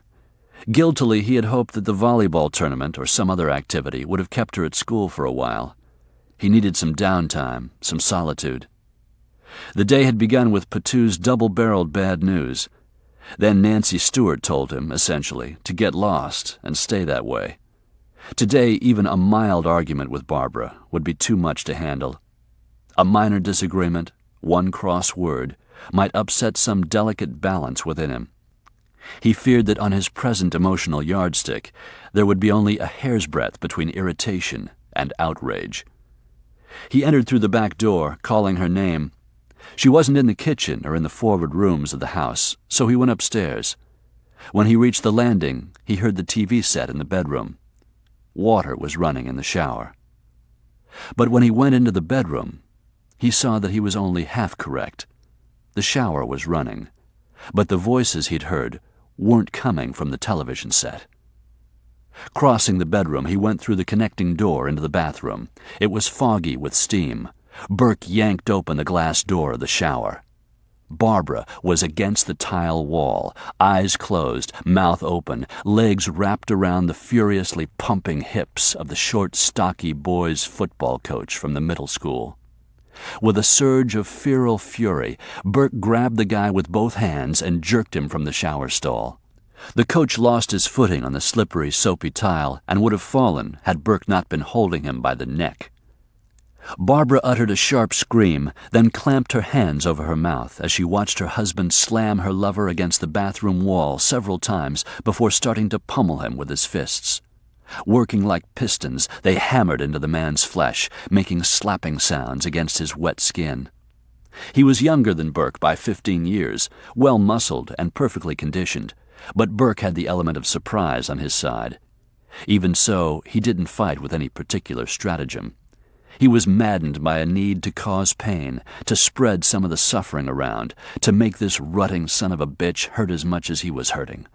There was satisfaction in the crunch of cartilage and the splitting of skin and the giving of soft tissue against his ramming fists. He had reduced the guy to a quivering, blubbering, begging mass before delivering the coup de grace. He kneed him in the balls with the impetus of a locomotive, which caused the coach to scream in agony and slide down the wall to the floor, where he lay cradling his injured manhood between his hands and weeping. His battered face streamed mucus and blood and tears. Breathing hard, Burke bent over the sink. After washing his hands and sluicing his face with cold water, he came upright and saw Barbara's reflection in the foggy mirror over the basin. She had put on a robe, exhibiting some semblance of shame, but she hadn't shown any concern for her wounded lover, which surprised Burke. Didn't she care for him at all? Maybe not. Maybe she'd taken a lover just to get his attention. And maybe he was flattering himself. "Feel better now?" she asked, heavy on the sarcasm. "No," Burke replied honestly as he dried his face with a hand towel. "Not much." "Are you going to work me over too?" He turned away from the sink and looked at her, wondering when she had turned so snide and unapproachable. Had she always been that way? Or had years of dissatisfaction and unhappiness made her into the bitter woman confronting him now? Either way, he hardly recognized her as the bride he'd started a life with. He didn't know this woman at all, and he saw nothing there that he cared to know. "I'm not even going to honor that question with an answer." "You've abused me, Burke, just not with your fists." "Whatever." He stepped around her and went into the bedroom, where he reached beneath the bed for his suitcase, into which he began emptying his bureau drawers. "What are you doing?" "Isn't it obvious? Don't think for 1 minute that you can file for divorce on the grounds of adultery. Our problems began long before you started wall-banging other men in our shower." "Yes," she spat, "and he isn't the first." "I'm not interested." After cramming a few items from the closet into the suitcase, he latched it. "Where are you going?" "I haven't the faintest." "But I know where I can find you, don't I?" "Right," he replied, letting it go at that. He'd be damned before defending his work ethic to his cheating wife. "As for filing, be my guest, Barbara. I won't contest any charges you lay on me. Say I'm a sorry provider, a brute. Say I'm queer. I couldn't care less." He glanced around to see if there was anything he'd overlooked, and it saddened him to realize how easily and quickly he had packed.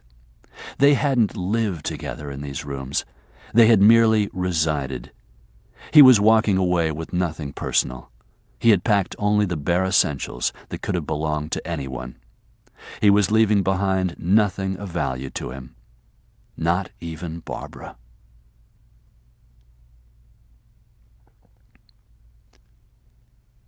He wasn't even certain the building would still be there. But he found it squatting between similar buildings, all stubbornly withstanding the encroachment of development around them. The escalating tourist trade was rapidly destroying the uniqueness of New Orleans, which was the attraction that caused tourists to flock to the city in the first place. It was a paradox that defied logic. Burke would have hated to find this building destroyed because, for all its signs of aging, it had character. Like a dowager who clung to fashions of decades past, it wore its age with dignity and an admirable air of defiance. A section of the ironwork was missing off the second-story balcony. The front brick walkway was buckled. Weeds sprouted from cracks in the mortar. But there was an element of pride in the pot of pansies on each side of the gate, which squeaked when Burke pushed it open. The first door on his left was designated as belonging to the building manager. Burke rang the bell. The man who answered wasn't the landlord he remembered from years before, but this one and the one in his memory were virtually interchangeable. The apartment behind the stooped elderly gentleman was a stifling 90 degrees and smelled of a cat box. In fact, he was holding a large tabby in one arm as he peered curiously at Burke through the rheumy eyes of a lifetime alcoholic. "Do you have a vacancy?" The only thing required for leasing an apartment was a $100 bill to cover the first week's rent. "That includes a change of towels on the third day," he was told by the landlord, who shuffled up the stairs in his slippers to show Burke the corner apartment on the second floor. Basically, it was one room. A shabby curtain was a nod toward privacy for the commode and tub. The bed was a double that dipped in the middle. The kitchen amounted to a sink, a narrow shelf, a refrigerator not much larger than a mailbox, and a 2-burner hot plate that the landlord believed was in working order. "I won't be doing much cooking," Burke assured him as he accepted the key. A black-and-white TV set chained to the wall was about the only amenity that had been added since he had rented here nearly 20 years ago, after leaving his hometown of Shreveport to accept a job with the NOPD. Before he could find more suitable lodging, he had leased a temporary room in this building and wound up staying 18 months. His recollections of it were hazy. He hadn't spent much time in the apartment because he was at the station nearly every waking hour, learning from the veterans, volunteering for overtime, and catching up on the paper shuffling that was the scourge of policemen around the world. He'd been a young crusader then, committed to ridding the world of crime and criminals. Tonight, a less idealistic Burke Basile drew a hot bath in the antique claw-footed tub and climbed into it with an uncapped bottle of Jack Daniels Black. He drank straight from the bottle, watching dispassionately as a cockroach the size of his thumb scuttled across the water-stained wallpaper. When a guy catches his wife in flagrante delicto with another man, the first order of business, after beating the shit out of the other man and buying a bottle of whiskey, which he intends to drink from until it's empty, is to reassure himself that he can still get it up. So with his free hand, he brought himself erect. Closing his eyes, he tried to replace the image of Barbara fucking the football coach with a fantasy that would sustain his erection long enough for him to enjoy it and bring him to an ego-restoring climax. In an instant, there she was in his mind's eye, the whore in Duvall's gazebo. He rubbed every bad thought from his mind and focused on the woman in the snug-fitting black dress, her hair as dark and glossy as a raven's wing, her breasts kissed by moonlight. Her face was indistinct. In his mind, he brought it closer. She gazed back at him with sultry eyes. She spoke his name. She stroked him with a soft hand. An even softer mouth caressed him. Her tongue. He came, cursing blasphemously through bared teeth. It left him feeling weak and dizzy and slightly disoriented, but that could be as much from the hot water and whiskey as the sexual release. It was comforting to know that he was still a functioning male. But on an emotional level, he felt only marginally better. Well on his way to being good and drunk, he climbed out of the tub and, wrapping one of 2 thin towels around his middle, sat down on the edge of the bed to reflect on his future. He supposed he should be contacting a divorce lawyer, freezing bank accounts, canceling credit cards, all the things people do for spite and self-protection when their marriage becomes a statistic. But he lacked the wherewithal to enter that kind of legal fray. Let Barbara have it all, whatever the hell she wanted from the spoils of their life together. He'd salvaged all he needed, a few changes of clothes, his badge, his 9mm. He reached across his pile of discarded clothes on the bed and picked up the pistol, weighing it in his hand. It was from this gun that he'd fired the bullet that had killed Kevin Stewart. His personal life was for shit. So was his career. He no longer nursed illusions about valor and duty. Only fools believed in that crap. Those standards were outdated and didn't apply to contemporary society. When he enrolled in the police academy, he had fancied himself a knight, but the Round Table was history before he even began. Burke Basile was a pariah, an embarrassment to the Narcotics Division for shooting one of his own men, then for demanding justice when no one else seemed to give a damn. Wayne Bardo was free to kill again, and he had. Duvall was ensconced in his ivory tower with his servants and his rich friends and their expensive whores. Meanwhile, Burke Basile's expressions of sympathy were being rebuffed, and his wife was screwing younger men in his own house. Again he hefted the pistol in his palm. He wouldn't be the first cop, dejected over the futility of his work, to eat a bullet. How long before he'd be missed? Who would miss him? Patu? Mac? Possibly. Or secretly, maybe they'd be glad he had solved their problem for them. When he began to stink up this horrible little room, when the landlord's cat began scratching at the door, they'd find him. Who would be surprised that he'd taken his own life? He had destroyed his marriage, they'd say.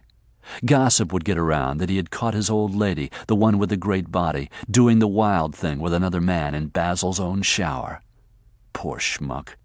They would shake their heads and lament the fact that he had never fully recovered from killing Stewart. That's when all his troubles had started. While Stewart's widow struggled to keep food on the table for her children, unscrupulous lawyers and criminals threw lavish parties to celebrate their lawless successes. Old Burke Basile couldn't take that. He couldn't handle the guilt anymore. So, bang. Simple as that. It occurred to him that he might be suffering a bad case of self-pity, but why the hell not? Wasn't he entitled to a little self-analysis and regret? He'd been deeply wounded by Nancy Stewart's decision, although he admitted it was the right one for her. She was holding on to her life with both hands. Eventually the pain of Kev's death would abate. She would meet someone else and remarry. She didn't blame him for the accident, but his visits were bound to stoke her most painful memories. He wanted to think of Barbara as a cheating bitch who'd been unwilling even to try to understand the hell he'd gone through over his partner's death. But that wasn't entirely fair. She certainly wasn't without flaws, but he hadn't exactly been an ideal husband either, even before the fatal shooting incident, and certainly not since. The marriage should have ended long ago, putting both of them out of their misery. He'd made lousy choices all around. Bad choice of wife, bad choice of career. What the hell had all the overtime hours and all the hard work been about? He had accomplished nothing. Nothing. Well, not exactly nothing. He had killed Kev Stewart. Damn, he missed that Mick.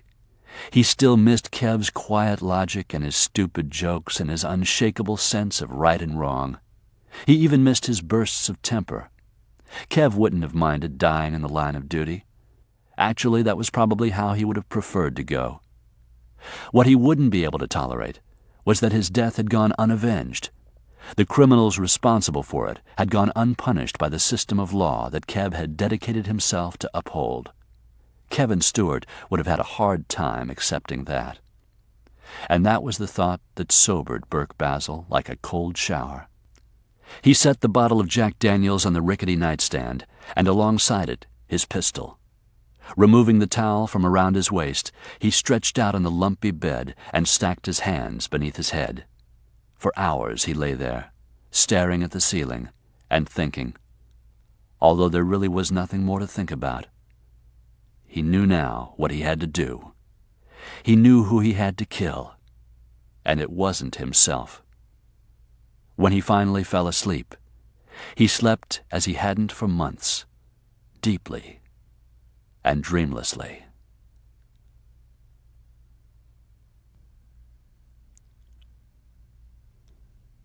Chapter 9. Quitting? Quitting, Burke repeated. For a moment, Patu was speechless. Just like that? For Christ's sake, why? It's not just like that, Doug, and you know why. Because of Kev? Primarily, and Duvall, and Bardo, and Satchel. Shall I go on? How can you do this? Patu left his chair and began to pace the area behind his desk. If you quit a job you love because of them, they win. You're making it too damn easy on them. You're giving them control over your life. It might look that way, but it's not. I wish my reasons were that simple and clear-cut. Patu stopped pacing and gave him a sharp look. There's more? Barbara and I have split. Patu gazed down at the floor for several seconds, then looked at Burke with regret. I'm sorry. Is this a trial separation? No, it's for good. Jeez. I sensed that you two were having problems, but didn't know that things had unraveled that completely. Neither did I, Burke admitted. Until last night. I won't bore you with the details, but take my word for it that we reached the point of no return. I moved out and told her to file the divorce on the grounds of her choosing. The marriage is kaput. I'm sorry, Patu said again. He wasn't any more sorry than Burke that his bad marriage had finally ended. The real regret was in the timing. Burke said, I'm fine with it, really. It had been coming for a long time. As for the other, the job, that's been coming for a long time, too. I'm burned out, Doug. In my present frame of mind, I'm no good to you. Bullshit. You're the best man in the division. Thanks, but this is the right thing for me to do. Look, we've just come off a disappointing trial. You're upset about you and Barbara. Not a good time to be making a career decision. Take a week off. Burke was shaking his head before Patu finished. That's not what this is about. A week off would be like using a Band-Aid when I need open-heart surgery. So maybe a desk job for a while, Patu suggested. Work in an advisory position, something that would relieve the pressure a bit. Sorry, Doug. My mind's made up. At least let me place you on suspension with pay. You can come back when you feel like it. The job will be waiting. That alternative was tempting, but Burke considered it only for a few seconds before stubbornly shaking his head. If I had that umbilical cord, I might use it. A few weeks later, I'd be right back where I am now. No, Doug. It's got to be a clean break. Patu had returned to the chair behind his desk. He ran his hand through thinning hair. I can't believe this. I'm the head of this department, but you're the heart of it, Burke. He made a scoffing sound. Trying a new tactic, Doug? Sweet talk? It's the truth. I appreciate the compliment, but that doesn't sway me. Okay, Patu said, making an impatient gesture with his hand. Forget the division. What about you? Have you really thought this through? What will you do with yourself? That's one of the perks of quitting, Doug. I don't have any plans. That was the first time Burke had ever lied to his friend.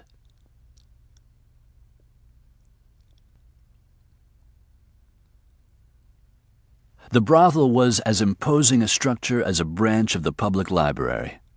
It was set well off the street behind an iron picket fence in a grove of spectacular magnolia trees.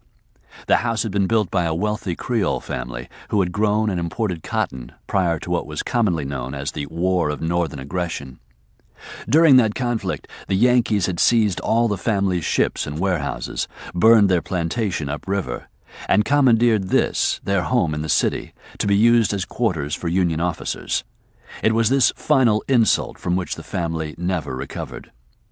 Following the Civil War, the house had fallen into ruin because no one could afford to own it and pay the property taxes. In the early 1880s, a northern entrepreneur fell in love with the mansion. He poured money into the refurbishing of it until it surpassed its original splendor. That lasted until his grandson and heir was caught swindling his partners and lost not only his family's fortune, but his own life in a suspicious shooting accident beneath the dueling oaks. The house again sat vacant until the 1920s, when a group of investors converted it into a speakeasy. The upstairs room saw as much, if not more, action than the elegant salons on the ground floor. Flesh was peddled as actively as bootleg liquor. Soon the madam had made enough money to buy out her partners. Under her management, the business flourished. When she died, the business was passed down to her daughter, and now the present owner, Ruby Bouchereau, was the third-generation madam. The elegant establishment had been under Ruby's control since the 60s. She had outprospered even her enterprising mother and grandmother. Ruby Bouchereau's house was part of the Big Easy's mystique. Local law enforcement had an understanding with Ruby. She was allowed to run her business without any interference, except where drug trafficking was involved. Occasionally, one or more of Ruby's girls saw a way to make a little extra cash on the side while promising a client heightened sensitivity and staying power with the help of a controlled substance.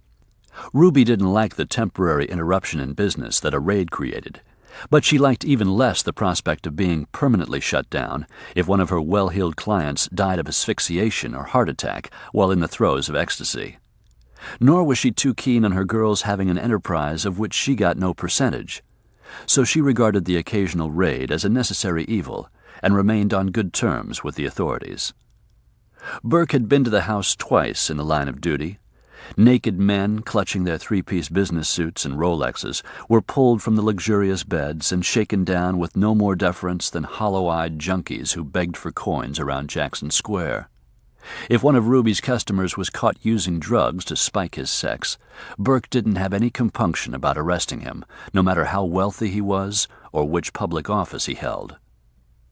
The door was answered by a bouncer who greeted Burke with a suspicious scowl. "Please tell Miss Bouchereau that Burke Basile would like to see her." "Aren't you a cop? You got something to hide?" He closed the door in Burke's face and left him standing on the threshold for 5 full minutes before reappearing. "She'll see you," he said, sounding none too pleased about it. He led Burke to an office that could have belonged to any hard-working, overachieving executive who delegated little and insisted on exercising absolute control over everything. It was equipped with a multi-line telephone, 2 fax machines, and a computer. Prostitution had gone high-tech. The woman seated behind the desk motioned him into a chair. "This is an unexpected pleasure, Lieutenant Basile. Thank you for seeing me without an appointment." She offered him something to drink, which he declined. After dismissing the bouncer, she said, "I hope you've come to establish a line of credit with us. My girls will be thrilled.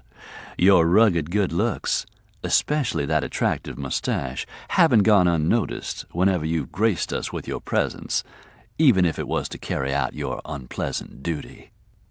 She was a diminutive woman, no more than 5 feet tall, with platinum hair that was said to be natural. Her skin, it appeared, had never been exposed to sunlight, because it was as white and smooth as a gardenia blossom. Rumor had it that she had undergone a facelift without anesthesia, so that she could oversee the surgeon's work and make certain he was acting on her precise instructions. But the story was a little too far-fetched to be believed, even for Ruby Bouchereau, about whom rumors abounded. In any event, she was stunning. Since he entered the office, her lavender eyes hadn't wavered from his. She was old enough to be his mother, and he knew her art of flirtation had been perfected over years of practice. Nevertheless, he felt himself blush at her compliment. "I'm afraid I can't afford your services. We've made allowances for other city officials." Eyeing him with interest, she toyed with a strand of pearls around her neck. "I'd be pleased to discuss several discount options with you." He smiled but shook his head.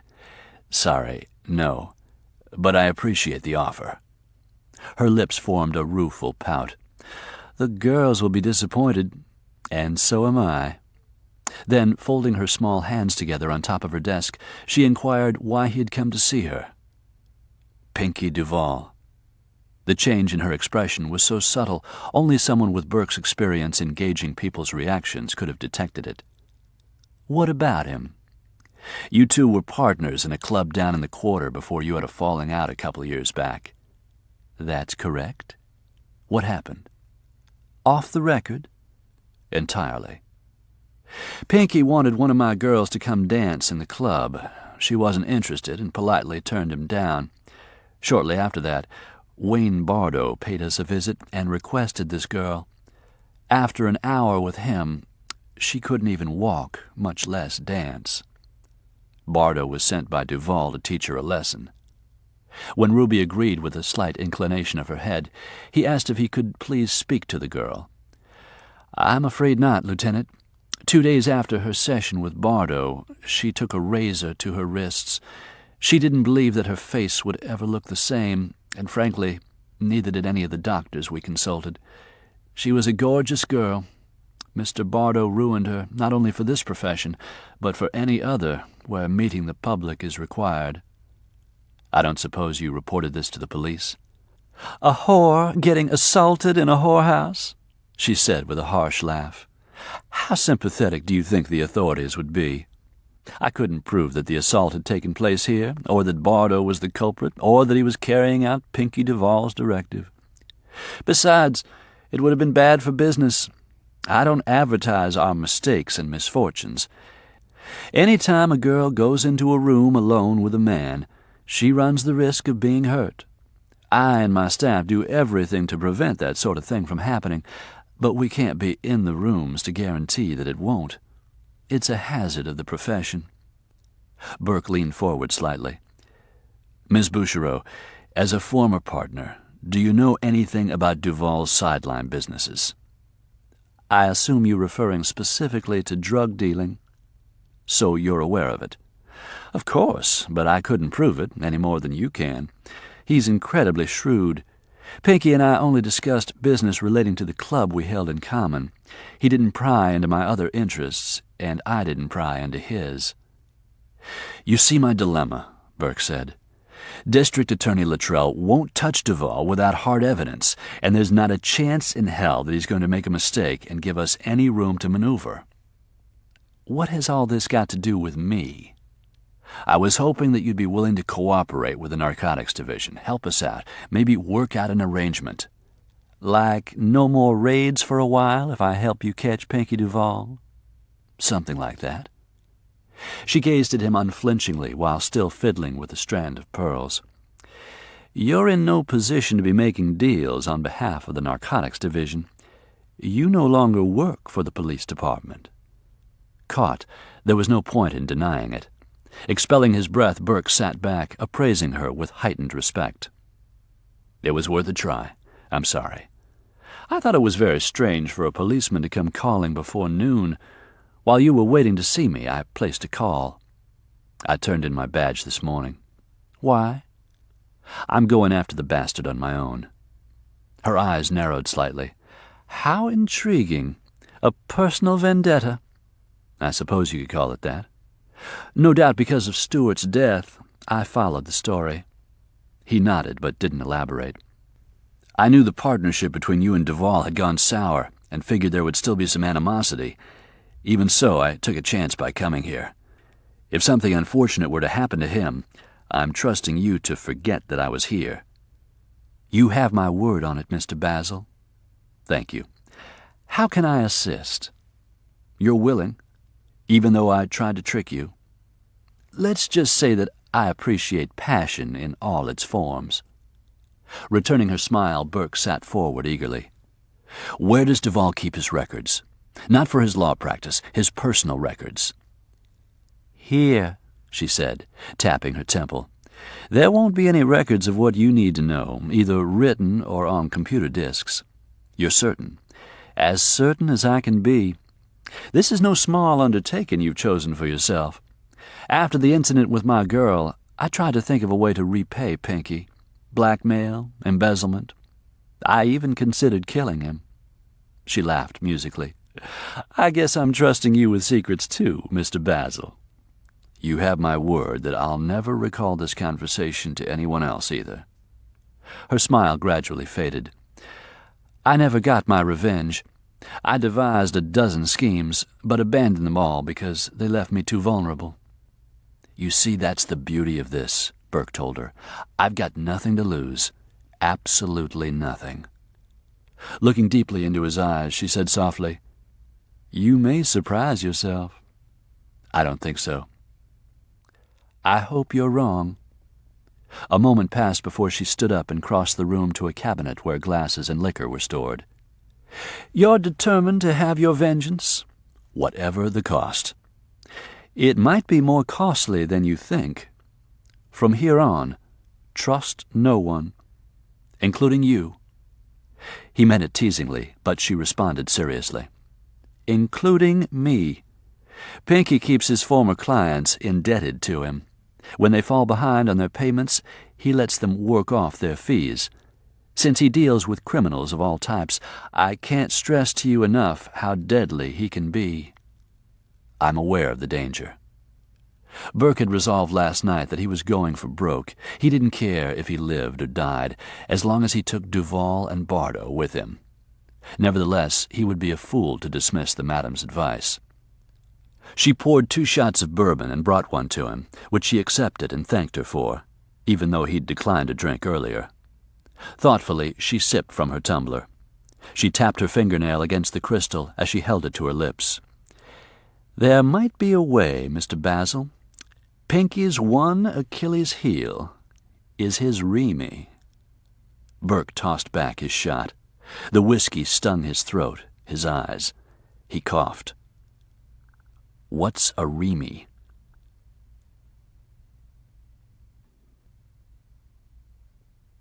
Chapter 10. Remy, I don't think I need remind you that this makes the 3rd episode this semester. No, Sister Beatrice, I'm all too aware of my sister's infractions. She smoothed her skirt, an unconscious gesture of contrition held over from her days at the academy. I agree that Flara's behavior is unacceptable. Not only are we responsible for our girls' educations, the nun continued, but for their spiritual harmony and emotional stability. Here at Blessed Heart we take very seriously the responsibility of guiding our students in every area of their lives. It's because of those high standards that Flora is enrolled here. Yet she seems determined to break the rules, which are in place for her safety, as well as to instill self-discipline. If something like this happens again, we will be forced to expel her. I understand, Remy said, feeling soundly chastised herself. Although it had been 12 years since she graduated from Blessed Heart Academy, the few lectures she'd received for disobedience or poor performance were embedded in her memory. For all the benevolence of their profession, the boarding school's administrators knew how to magnify a minor infraction until it seemed a cardinal sin. "May I see my sister alone now, please?" Sister Beatrice stood. "Certainly. You may have use of the office for 15 minutes. Please give my regards to Mr. Duvall, and thank him on behalf of the faculty for his latest endowment. His generosity never ceases. God will bless him." "I'll tell him." As Sister Beatrice moved past, she paused and laid her hand on Remy's arm. "How are you, Remy?" "Very well." "Happy?" "Certainly." The nun had taught Remy English literature before becoming principal of the school. She could be stern when required, but she was as kind as she was strict. Her life and her career had been devoted to education, but she might have been equally as successful as a psychologist or a detective. With unsettling perception, she peered deeply into Remy's eyes. "I still think of you often, Remy, and when I do, I pray for you." "Thank you, sister." "Sometimes I question—" She let the thought trail off without vocalizing it, saying instead, "I love all the young ladies God places in my charge, but I'm human. Every now and then one comes along who touches my heart in a special way. You can't be surprised to know that you were one of those select few, Remy. I doubt I hid my partiality from anyone, especially you." "I sensed your love, yes. I'm still grateful for the attention you gave me when I needed it most." "I wanted very much for you to be happy. I would hate to think that your life hasn't been all that you hoped it would be. If I seem a little out of sorts today, it's because I'm upset by Flora's latest stunt." Sister Beatrice studied her face a moment longer, then patted her arm before releasing it. "Don't worry too much about Flora. Your sister is a delightful girl, a bit more headstrong and impulsive than you. Or simply more courageous." "Perhaps," the nun said with a small laugh. "You came to us much later than she did. You had seen more of the world." What I had seen of it didn't hold much allure for me. Sister Beatrice smiled sympathetically. "Flora regards that lack of exposure a curse, not a blessing.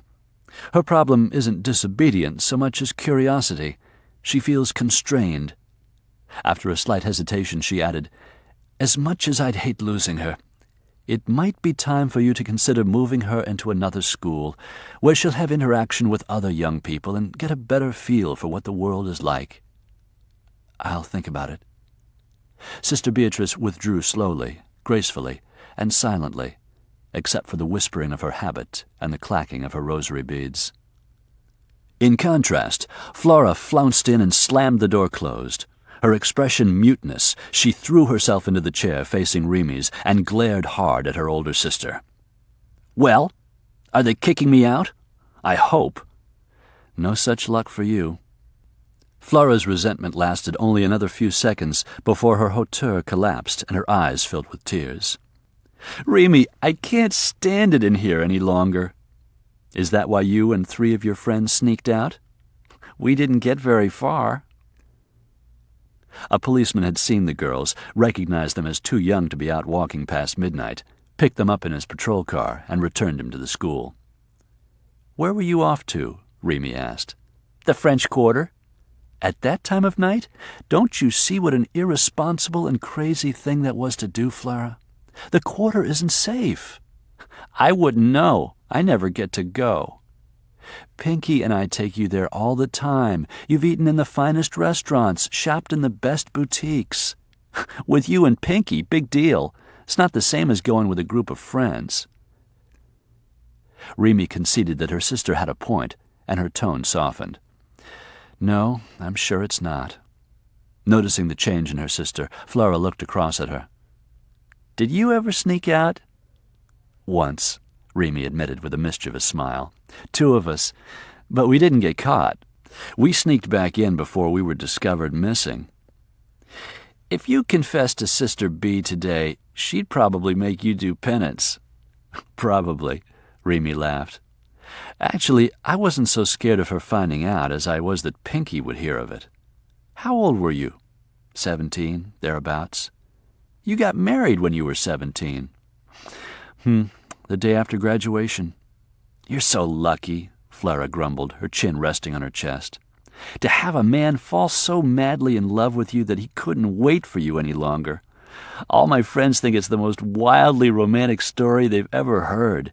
How he became your guardian, paid for your schooling here, then married you right away." At the time it had seemed romantic to Remy, too. Pinkie had been like a knight in armor who rescued her and Flora from a squalid life and certain doom. It seemed like a lifetime ago. To be exact, her lifetime. "One day you'll have a man fall madly in love with you," Remy assured her. Of the 2, Flora was prettier. Her animated eyes were the vivid light green of springtime buds. Her hair was dark and glossy like Remy's, but Flora's natural curls were unruly and extravagant. Since they'd had different fathers, neither of which was known to them, and since their mother had no family that claimed her, it was anyone's guess where this curly gene had originated. Flora's young body was lithe and slender and athletic, but gently rounded where it should be. The tailored school uniform couldn't completely hide the female form beneath it. That's why Remy shuddered to think of her innocent sister walking the streets of the Vieux Carré late at night, where she would be prey for rowdy tourists, drunken collegiates, and countless miscreants with depravity on their minds. "Who'll have a chance of falling in love with me when I'm locked up in here?" Flora whined, bringing Remy back to the conversation. "Only another year and a half, then you'll graduate and be off to college where you'll meet many new friends." "Remy!" Flora slid from her chair onto her knees and knelt in front of her sister. "My spirit is dying in here. I've lived inside these walls for as long as I can remember. I want to explore and experience new places. I want to meet new and interesting people. I want to meet men. I've never even been kissed." "You told me your date to the Christmas dance kissed you." "That?" Her face puckered with disgust. "That doesn't count. He grabbed me and sort of poked his mouth against mine when the nuns weren't looking. It was gross. He was all sweaty and nervous. Rather than turning me on, it made me mad." She inched closer and lowered her voice to an urgent whisper. "I'm talking about a real kiss, Remy. I want to go on a real date without nuns watching every move. I want romance. Well, what's wrong with that? Reaching for Remy's hand, she pressed them between her own. Please, please, please let me come live with you and Pinkie and go to a co-ed school, just for my senior year. Flora was bursting to experience life in its capitalized form. She was curious about men because her exposure to them was limited to Pinkie, who treated her like a father would, or at least a loving uncle. Like any youth her age, her hormones were raging. That physiological boiling pot was seasoned with Flora's innate zest for life, her active imagination and natural exuberance, and her curiosity. Remy could understand her sister's restlessness, but she couldn't exactly relate to it. She had been an adolescent when she was admitted to the academy, but it hadn't seemed a restricting place. It had been a refuge. For her it had been a clean, quiet, and restful haven. Within its ivy-covered walls, she had enjoyed a sense of safety and serenity that she hadn't known was possible. Music amounted to the hymns sung at Mass and benediction, not a radio blaring at all hours of the day and night. No frightening characters drifted toward the alcove where she slept. There were no sly looks to fear and avoid, no drug-related rages, no filthy language, no frantic coupling on unmade beds or on any surface that wasn't being otherwise utilized. There was no hunger and no crying baby for which she was solely responsible. Remy gave one of Flora's springy curls an affectionate tug, her heart swelling with love for that sickly, crying baby who had depended on her for everything: food, caring, love, and protection, when she was little more than a baby herself. Despite that stunting first year, Flora had grown into an incredibly intelligent and beautiful young woman. Remy had protected her from harm when she was a newborn, and she would continue to protect her until her dying breath. I'll speak to Pinkie about it. Promise? I promise to speak with him, Remy emphasized.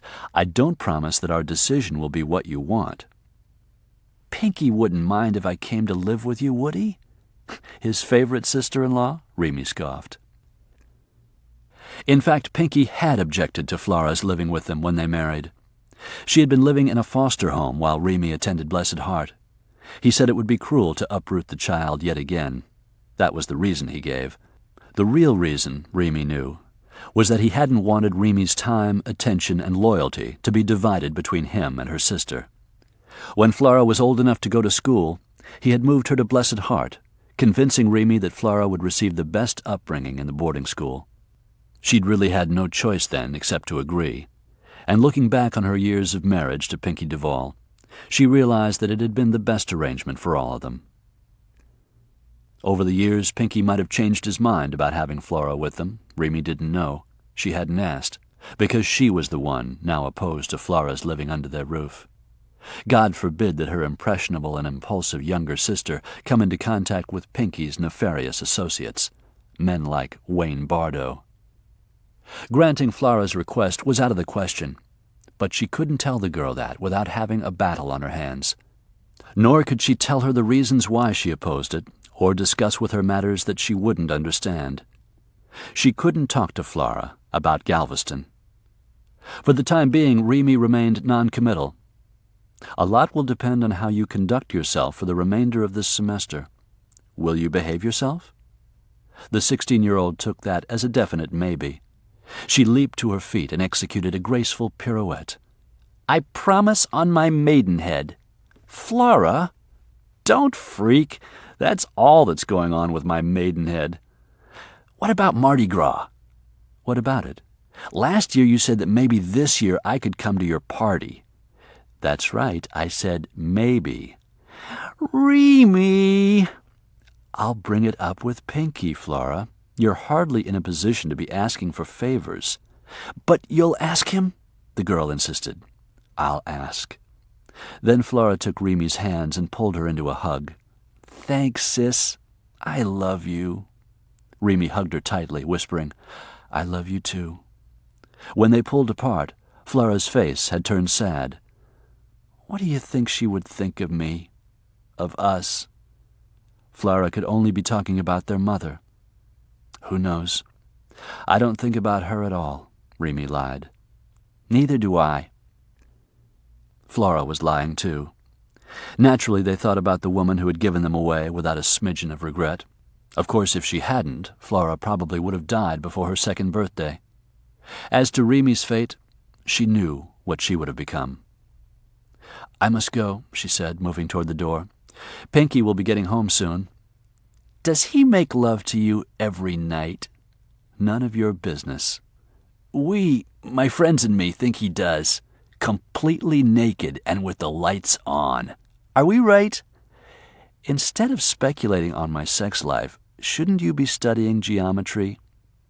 "Remy, are you feeling okay?"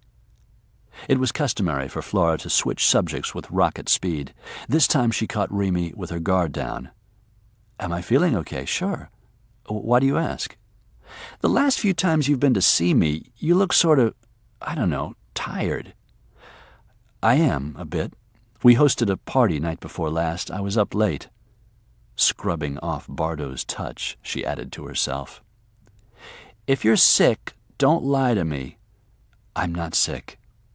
Flora's eyes brightened and her voice dropped to a hush. "Could you be pregnant?" "No, I'm not pregnant." "Damn, I thought maybe—" She pulled her lower lip through her teeth.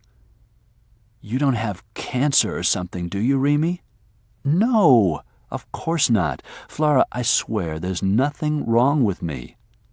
"But if something were wrong with you, something terrible, you'd tell me?" "I would tell you." "Because I'm not a kid." "I know that." "'Cause if I lost you, She swallowed hard. "I couldn't lose you, Remy."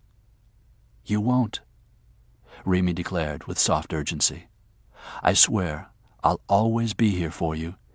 If something were wrong, I'd tell you. But there's not, so don't worry, okay?" Flora released a gust of breath and flashed her engaging grin. "Okay. I'll see you Friday night." "No, I'm afraid we won't be taking you to dinner as planned." "How come?" From the threshold of Sister Beatrice's office, Remy looked back at her crestfallen sister. "Because you squandered that privilege on your adventure last night."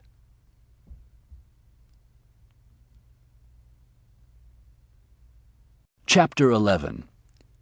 "Son of a bitch," Burke said softly. He cursed with disbelief. Mrs. Pinkie Duvall was the woman he'd seen in the gazebo. Sitting behind the steering wheel of his car, he watched her enter the exclusive girls' school. Even from half a block away, he couldn't mistake her. A little more than an hour ago, he had asked Ruby Bouchereau, "What's a Remy?"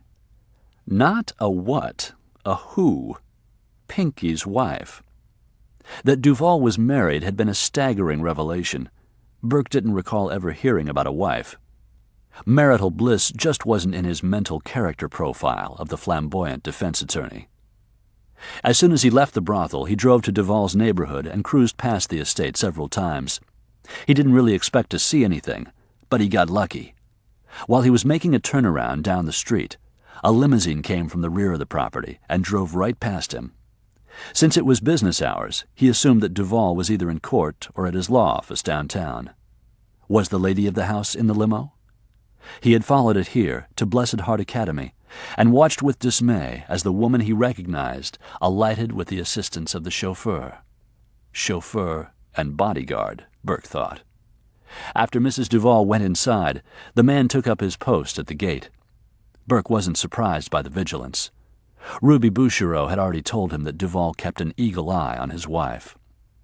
"You didn't know he was married?" the madam had said, gauging his astonishment. "I'm not surprised. Pinkie keeps her under lock and key." "Why? What's wrong with her?" "Nothing," she replied with a soft laugh. "I see her periodically. She's quite beautiful, as was her mother, until her lifestyle began to take its toll." Burke listened raptly as Ruby told him about Remy's mother, Angel. "She was an exotic dancer in one of the nightclubs Pinkie owns. This was 20 or more years ago. Angel Lambeth had talent and a promising career, but she became pregnant and had to quit dancing long enough to have the baby. When she returned to work, she was not only a mother, but an addict. Heroin, I believe. Her performance got sloppy. The drugs took a toll on her looks, so she was transferred to a club with a less critical clientele. A dive. You know the kind of place. What about her daughter? When she was old enough, Remy became Pinkie's bride. Beyond that, I know very little of the mysterious Remy. No one knows much. How did Angel fare? Badly. She was eventually demoted from dancing to running the cash register. Shortly after Pinkie married the girl, Angel died, supposedly of an overdose. Supposedly? Ruby Bouchereau arched her brow eloquently. Pinkie was a big man around town by then. Would he embrace a drug-addicted mother-in-law who turned tricks to support her habit? You think he disposed of Angel to spare himself embarrassment? Or the cost of rehab? He probably considered Angel a bad investment. In any case, her death was awfully convenient for him, wasn't it? Now, his butt growing numb from sitting so long in his car, Burke reviewed the story from every angle, wishing he knew the information that would fill in all the blanks. What was Mrs. Duvall doing here at the school? Did they have a kid? His stomach growled, reminding him that he hadn't eaten since breakfast the day before. He searched the car for something to eat and found a forgotten Twinkie in the glove box. What was taking so freaking long? The chauffeur had found a way to pass the time. He was cleaning his fingernails with a pocket knife. Burke saw him cough up a wad of phlegm and spit it into the shrubbery flanking the gate. Nails clean, he folded his arms across his chest and leaned back against the iron post of a gaslight. Burke couldn't see his eyes, but he would bet they were closed and that the goon was taking a nap standing up. 47 minutes after Remy Duvall went into the school, she came out. She said nothing to the chauffeur until they reached the car, when she paused before getting in and spoke to him over her shoulder. He doffed his cap. "Yes, ma'am. Anything you say, madam. Kiss your ass? You bet. Jump? How high? Roll over? Play dead? Your wish is my command." Burke's muttering was tinged with contempt as he watched the chauffeur hustle to carry out her orders. He cranked up the engine of the Toyota and followed at a non-threatening, non-suspicious distance as the limo left the Garden District, traveled down Canal Street, and then turned left, entering the French Quarter via Decatur Street. The driver double-parked beside a row of parking meters, all of which were occupied. Straight ahead lay the French Market. The chauffeur got out and went through the routine of opening her door and helping her out. Burke whipped his Toyota into a space farther down the street, ignoring the stripes marking it as a loading zone. He reached for the duffel bag in his back seat. When he stepped out of the car a few moments later, he was wearing not a sport coat and dress shoes, but a loose rain jacket, Nikes, a baseball cap, and dark sunglasses. Placing his hands in the pockets of his jacket, he strolled down the banquette, looking like an average Joe who had the afternoon off, with seemingly no purpose in mind except to shop the fresh produce of the French market, and to meander among the stalls where vendors sold everything from voodoo dolls to alligator money clips. He picked through a bin of Vidalia onions while, one row over, Remy Duvall sorted through the oranges. Now no more than 8 feet away, Burke got his first close look at her. There was no cleavage showing today, yet her two-piece suit could have been tailored for a Barbie doll.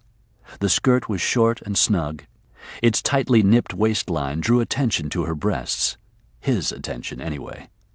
Her heels were high, her earrings flashy. The diamond on her ring finger was the size of a doorknob. She looked like the girls in the Get Off magazines, except for her hair. It wasn't long and tangled. It was sleek and smooth. But there was something about the way it brushed her cheek each time she moved her head that was like an invitation to touch. Cherry-colored lips parted into a smile when she lifted one of the oranges to her nose and sniffed it. Except for the small gold cross around her neck, she couldn't have looked more blatantly sexual if she'd been stark naked and had "Boff Me" tattooed on her tits. Even the fruit vendor was almost too flustered to sack up the pair of oranges she selected. The chauffeur paid for her purchase, but the vendor handed her the sack, placing it in her hands with his profuse thanks. As she moved away, the bodyguard fell into step with her, his eyes sweeping right and left. Burke thanked the onion vendor, but declined to buy any.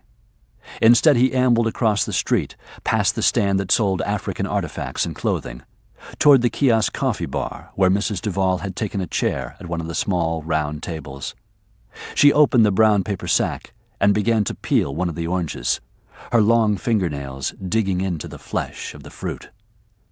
At the bar, Burke ordered a banana smoothie. He stood elbow to elbow with the bodyguard. The guy's forearm was bigger around than Burke's neck. He picked up Mrs. Duvall's cappuccino with his beefy hand and carried it to her. He returned to the bar only long enough to get his own cup of coffee, but he didn't return to Mrs. Duvall's table. He stationed himself at another one nearby, while she sat alone, eating her orange section by section and sipping her cappuccino. The banana smoothie was even more obnoxious than Burke had imagined, but he drank it slowly and with feigned, drawn-out pleasure as he watched Mrs. Duvall's reflection in the mirror behind the bar. She attracted attention from passers-by, but she didn't make eye contact with anyone and spoke to no one. For a woman with her looks, a rich husband, a mansion, and a chauffeur-driven limousine, she seemed to make an event out of something as simple as eating an orange. She chewed each section slowly and waited several minutes before consuming another. Burke began to wonder if she was waiting for someone to join her. Could Duvall be using her as a courier for his extracurricular activities? But no one came near her, and the guard didn't appear on edge. His head was buried in a tabloid newspaper. The banana smoothie had melted into a syrupy slush that smelled like suntan lotion before Remy Duvall finished her orange and wrapped the peel in a paper napkin. When she stood to dispose of it in a trash can, the chauffeur closed his tabloid and rushed over to assist. Together they began making their way back toward the illegally parked car. "Hey, lady!" Burke cursed himself for acting impulsively, but at that point he was committed. Both Mrs. Duvall and her guard dog had turned back and were looking at him. The brown paper sack with the extra orange in it was still sitting on the table. He picked it up and jogged toward her. "You forgot this."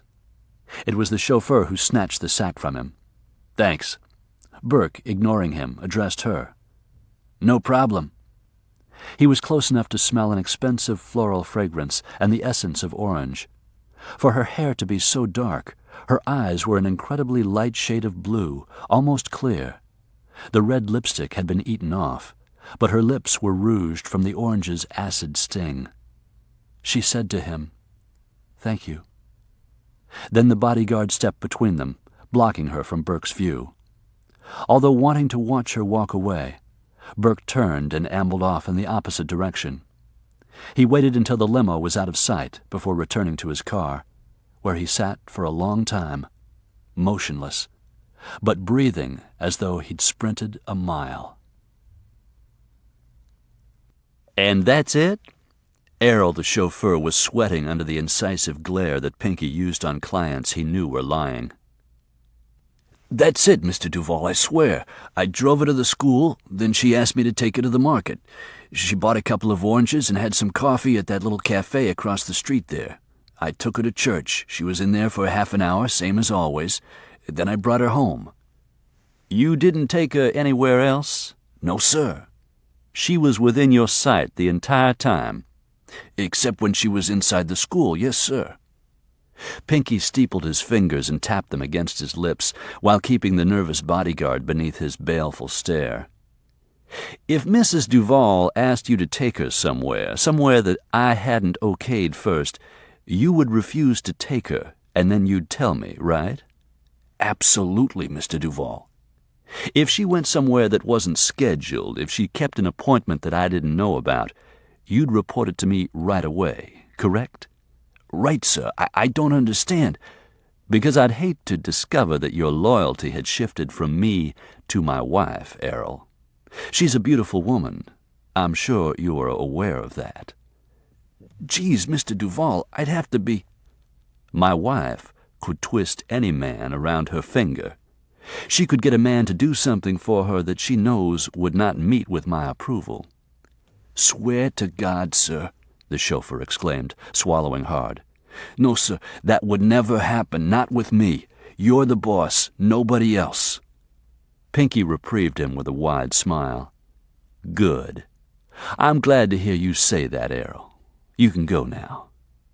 Baffled and looking downcast, Errol slunk from the office. Pinkie watched him go, thinking that he had come down on him a little harder than necessary. But that's how a man in his position instilled and maintained fear in the people who worked for him. Look at Satchel. He was now a guest of the state at Angola, and would be for a while. Was fear a powerful motivator, or what? Pinkie had enjoyed several private chuckles over how quickly Satchel had capitulated when his son's football aspirations were threatened.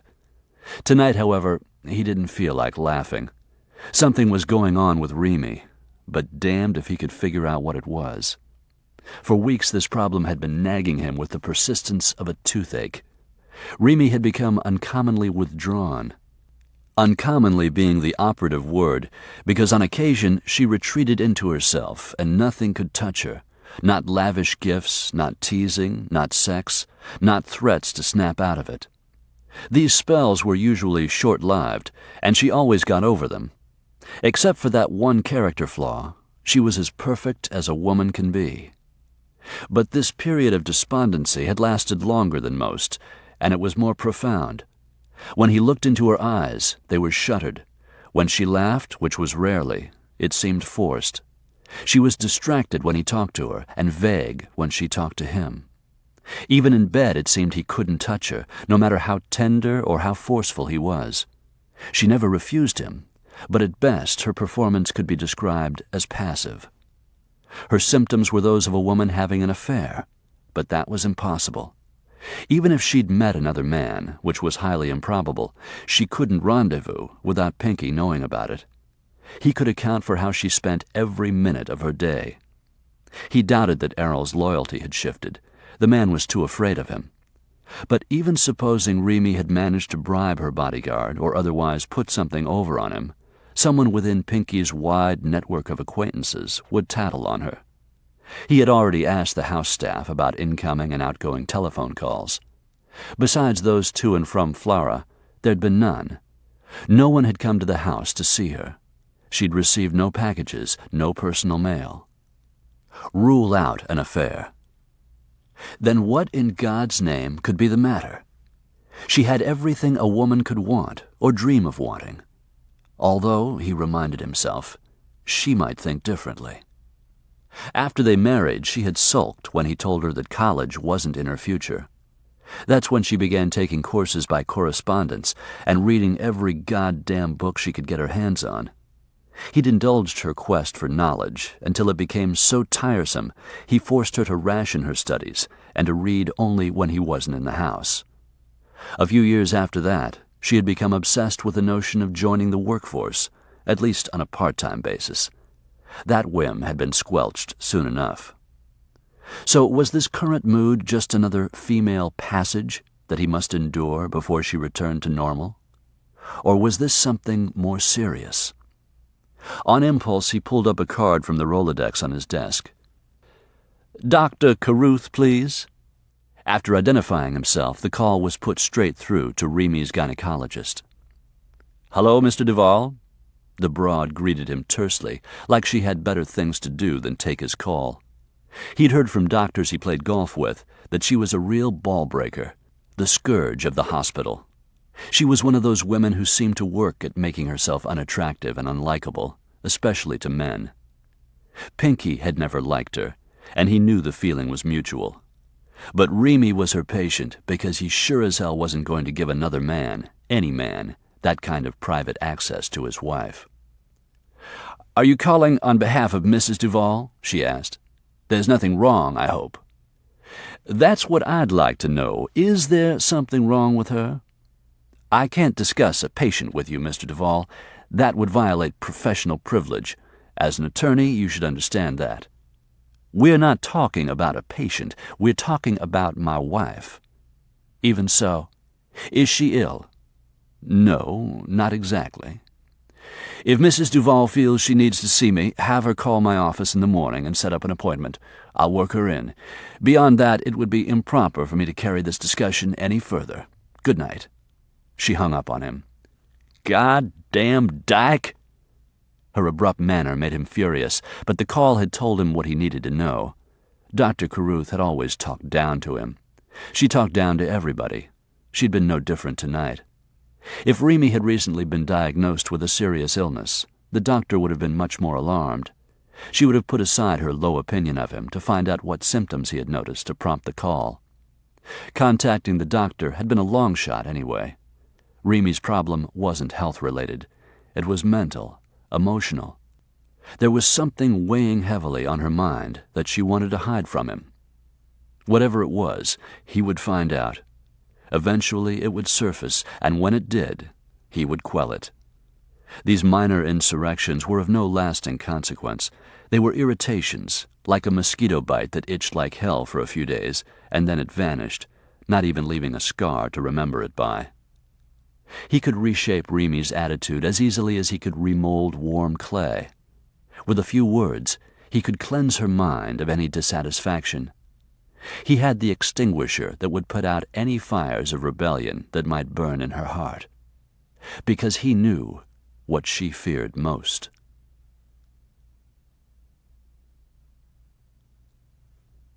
Chapter 12. Pinkie was reading a legal brief when Remy came from her dressing room and joined him in bed. He removed his reading glasses and set the brief on the bedside table. "Remy, I want to know what's going on with you." "What do you mean?" He'd never struck her, but he came terribly close then to slapping the phony innocence off her face. Instead, he reached for her hand and squeezed it hard, but not as hard as he felt like.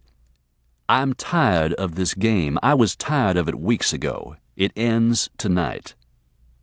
"Game?" "Your game of keeping secrets." "I'm not keeping secrets." "Don't?" Bringing his raised voice under control, he began again. "Don't lie to me."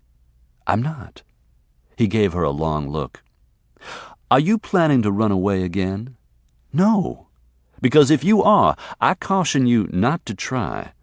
I was forgiving before, but I won't be again." She tried to turn her head away, but he pinched her chin between his fingers and forced her to look at him. He rubbed his thumb across her lower lip, pressing hard. "I wanted you the first time I saw you.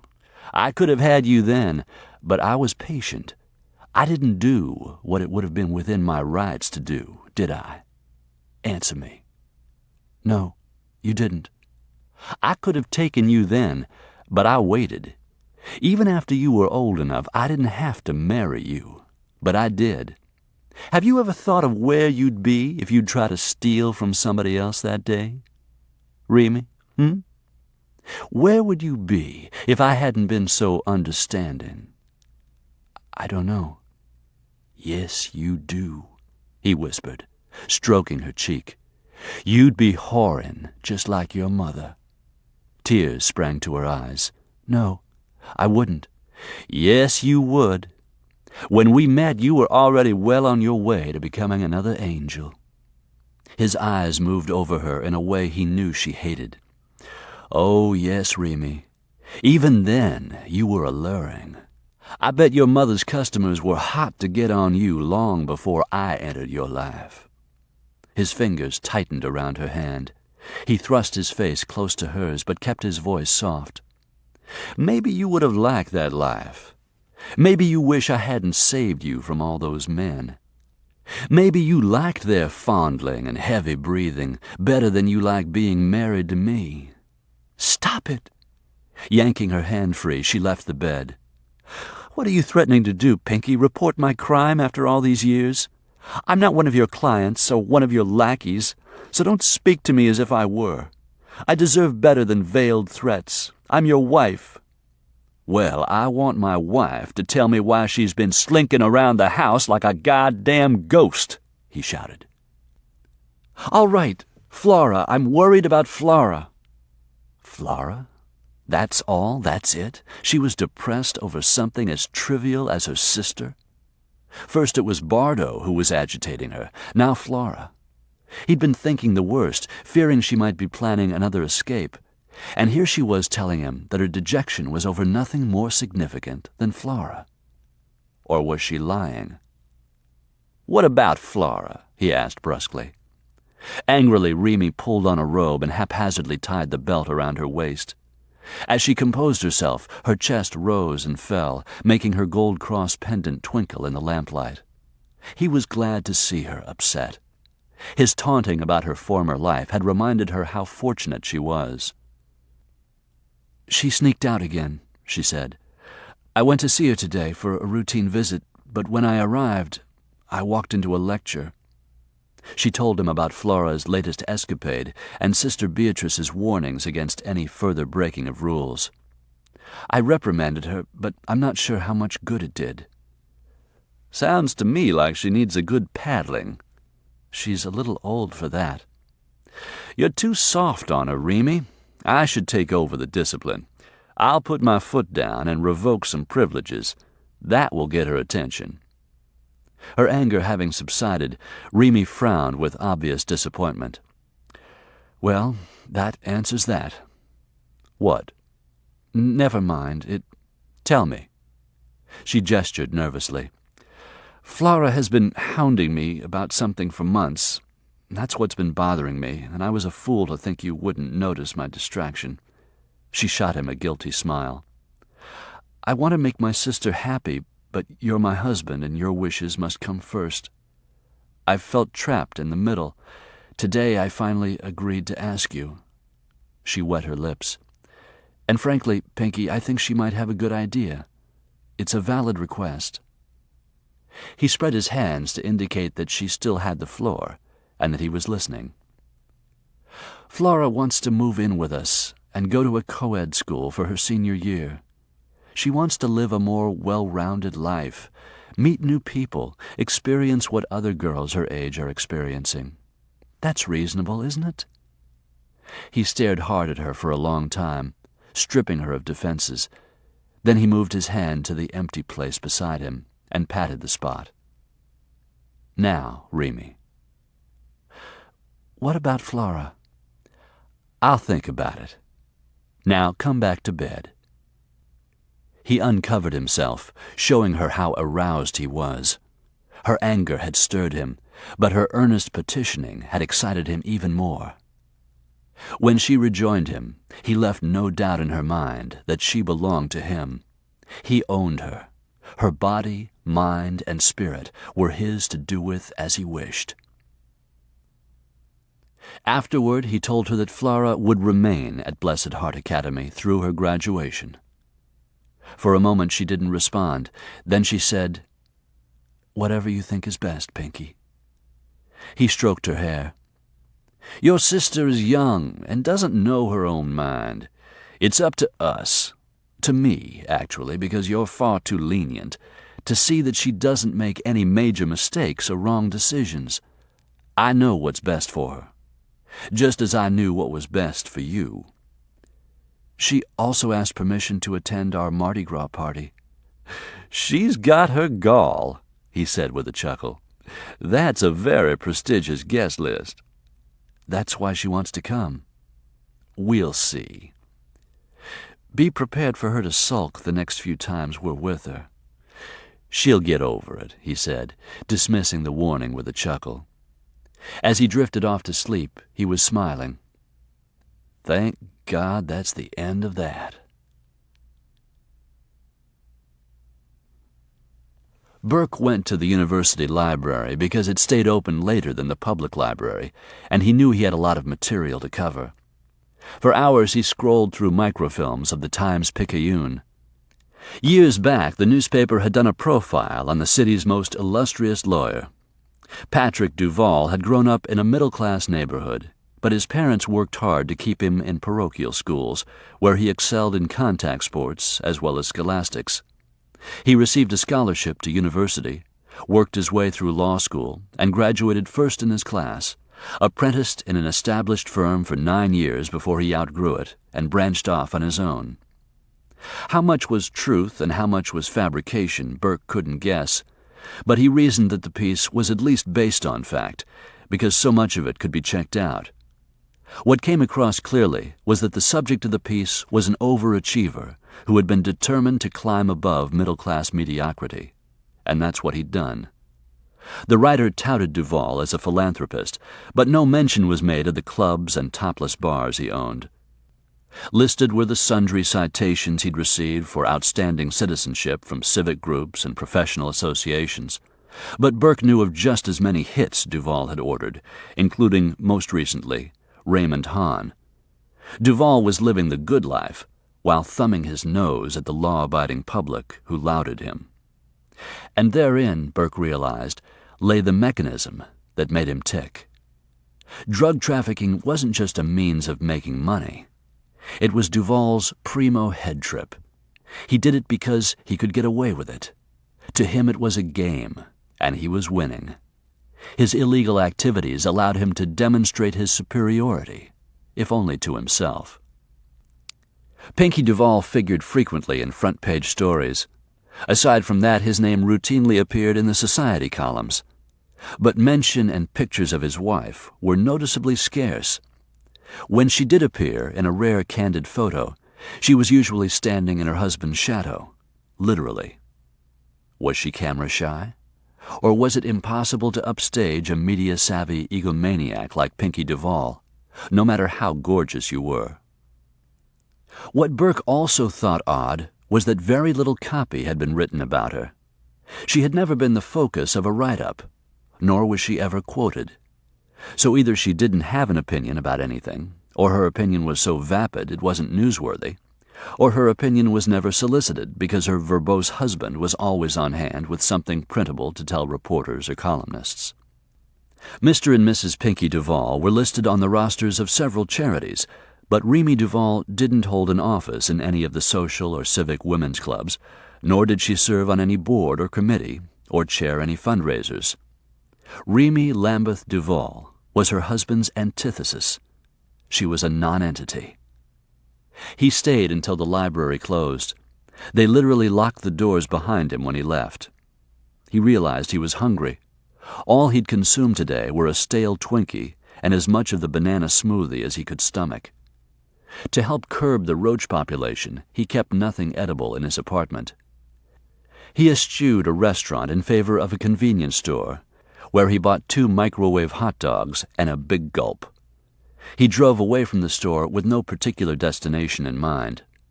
But he knew where he was going. When he got there, the house was dark except for security lights and a second-story window. The wieners in the hot dogs were rubbery and the buns stale, but he chewed and swallowed mechanically, without tasting, wondering what Mr. and Mrs. Pinkie Duvall were doing on the other side of that shuttered window. Talking? From what Burke had seen and read, she was no chatterbox. Was she capable of scintillating conversation only with her husband?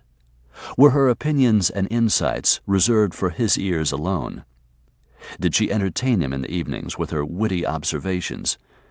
Yeah, right, Burke thought sardonically, as he wadded up the hot dog wrappers and threw them to the floorboard. She'd keep old Pinkie stimulated, all right, but about a yard south of his brain.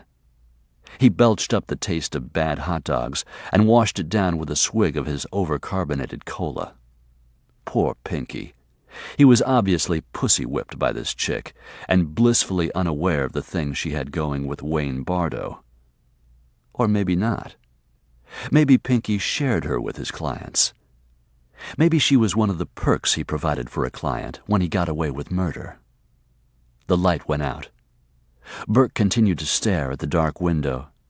The graphic images that flickered through his mind bothered him so greatly that he squeezed his eyes shut to try to block them out. His gut felt like lead. He blamed it on the hot dogs. A half-hour passed before he started his car and drove away. It was clear to him that Duvall was besotted with his wife. She was treated like goddamn royalty. Ruby Bouchereau had told him that Pinkie kept her under lock and key. He'd seen for himself how well she was guarded and protected. Well, what does that tell you, Basil? As he let himself into his bleak apartment, he was smiling. Remy lay perfectly still, listening to Pinkie's soft snores. She sent up a small prayer of thanksgiving that her ruse had worked. He had denied Flora's request, never guessing that was exactly what Remy wanted him to do. This wasn't the first time she had used reverse psychology to manipulate her husband. Most often it failed, but this time she had the advantage of knowing that he wouldn't welcome anyone intruding on them and making demands on her time, especially Flora. Pinkie knew how much she loved her sister, and he was jealous of their bond. Thank you, God, for his jealousy. Keep him jealous. Be careful what you pray for. As on many other sleepless nights, Sister Beatrice's advice came back to haunt her. She understood now the lesson the nun had been trying to teach her. As a child, hadn't she begged God for another life, one free of poverty and responsibility? Well, that's exactly what she had been granted. Little had she known what a tremendous price she would pay for this answer to her naive prayers. Pinkie slumbered contentedly, his arm around her. The weight of it seemed crushing.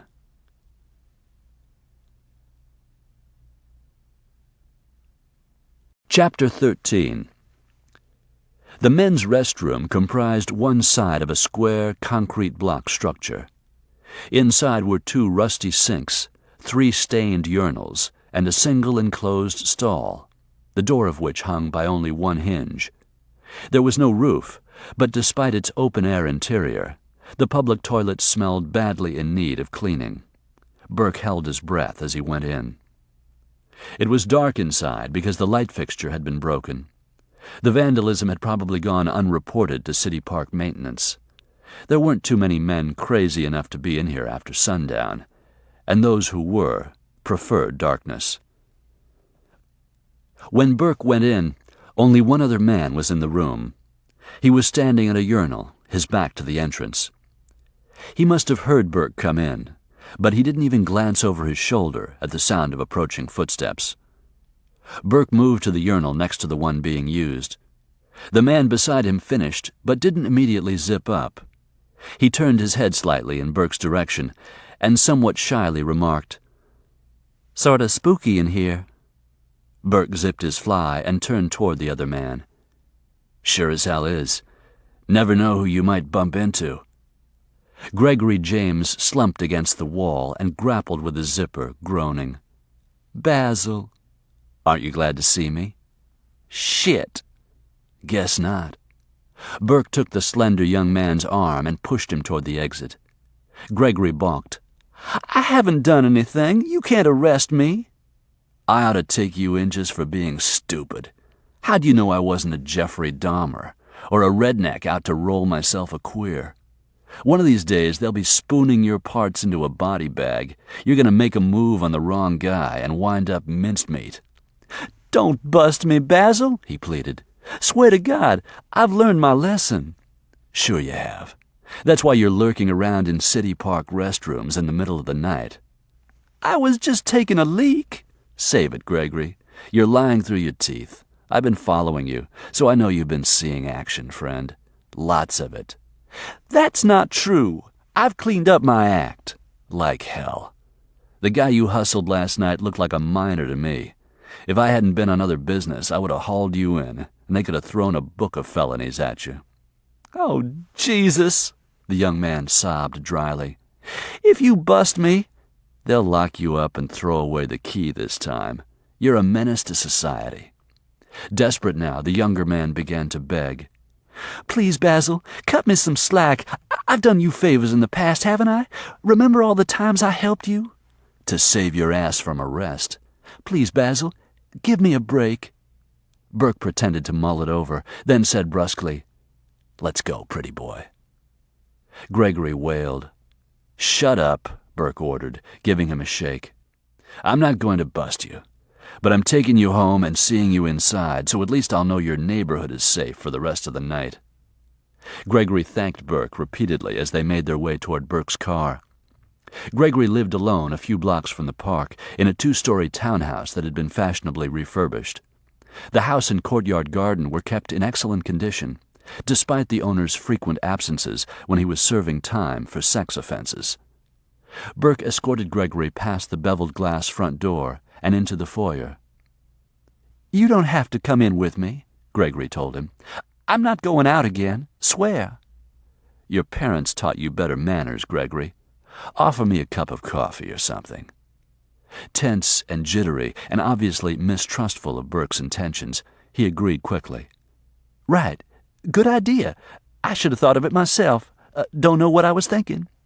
"You were thinking of getting rid of me so you could go out and try to score again tonight." "You have a suspicious nature, Basil," said Gregory with mild reproof as he led Burke into the kitchen. "Because I've dealt with too many lying criminals like you." "I'm not a criminal." "Oh, yeah?" Burke straddled one of the bar stools backward and watched his host assemble the coffee maker. "Let's see if memory serves. I recall a child molestation case." "He was 16, and it was consensual. The charges were dropped." "Because your daddy paid off the kid's parents." "Then I remember a string of public exposure arrests." "Nothing serious. I got probation." "You weenie waggers are a pathetic lot. You know that, Gregory?" "If you're going to be verbally abusive, I'll file charges of police harassment against you." "Be my guest. I'll call your daddy, tell him you're up to your old tricks, and he'll stop paying for this swell place he's set you up in." Gregory gnawed the inside of his cheek. "Okay, you win. But you're a bastard, Basil." "So I've been told." Burke didn't enjoy badgering him, but Gregory James had made himself an easy target of derision. His was the classic story of a young man who hadn't lived up to his wealthy family's standards and expectations. His eldest brother, after successfully playing Major League Baseball for a few seasons, had assumed control of the family's industrial empire and added millions to its coffers. The second brother was a neurosurgeon of world renown. Gregory had broken this chain of overachievement. He probably wouldn't have graduated from the university if his father hadn't bought him a degree by making a sizable grant to the school. Gregory then entered the seminary, the consensus being that a cleric was needed to round out the family. They were counting on a cardinal at least. Gregory endured the seminary for a year and a half before deserting that ambition, having discovered that his penchant for sexual misconduct was incompatible with a life of religious devotion. To distance themselves from his disgrace, the James clan banished him to New York, where he attended drama school. It was there that Gregory had finally found a niche. He actually had a talent for acting and had performed in several off-Broadway productions before being arrested for performing an indecent act with another man in a public phone booth in Penn Station. Once again his wealthy father interceded, and the charges were dropped. Gregory returned home, shrouded in scandal. This was the final straw for the Jameses, who washed their hands of son number 3, although they continued to pay the bills on this townhouse. Burke figured they'd rather be out the expense than have Gregory living with them and have to confront their singular failure on a daily basis. Gregory served the coffee. "Would you care for anything in that? Cream? Sugar? A liqueur?" "No, thanks. This is fine." Gregory sat down across the bar from Burke, who could tell that the younger man was nervous. "How come you're so jumpy, Gregory?" "I can't figure out why you're here." "Consider it a social call. As you said, we go way back." Gregory James was one of the drug division's best snitches. He was an active participant in the French Quarter's nightlife and circled in the same orbit with drug dealers, although he wasn't a user himself. He had often swapped information in exchange for leniency toward his vice of choice. "You'd have been a real asset to the department if we could have kept you out of jail," Burke remarked as he sipped his coffee. "Earlier you called me a criminal. I take umbrage at that, Basil," he said peevishly. "I'm not a criminal." "Then what are you?" "A patient. I have a problem." "That's a given." "I'm suffering an acute emotional disorder that has roots in my childhood. My family's values are skewed. I was forced to be competitive with my brothers when it's not in my nature to be. They were beastly to me." "Gee, Gregory, you're breaking my heart." "It's true. The prison psychiatrist said my problem was psychological." "So was Ted Bundy's." "It's not my fault," the younger man exclaimed. "It's an urge I can't control. I can't help it that I do what I sometimes do. Uh-huh. That's become a popular defense these days. Because Mommy made me wear white socks and Daddy liked Diet Dr. Pepper, I whacked 'em both. Burke sneered in disgust. Guys like you make me sick. You whine around, blaming everybody else for your actions. You're a grown-up now, Gregory. You are accountable for what you do. Suddenly he came to his feet and grabbed a handful of Gregory's shirt collar. I've changed my mind. I'm taking you in. No, Basil, please. You promised. I did? Yes. I don't remember promising. You did. Burke released him slowly and returned to his stool.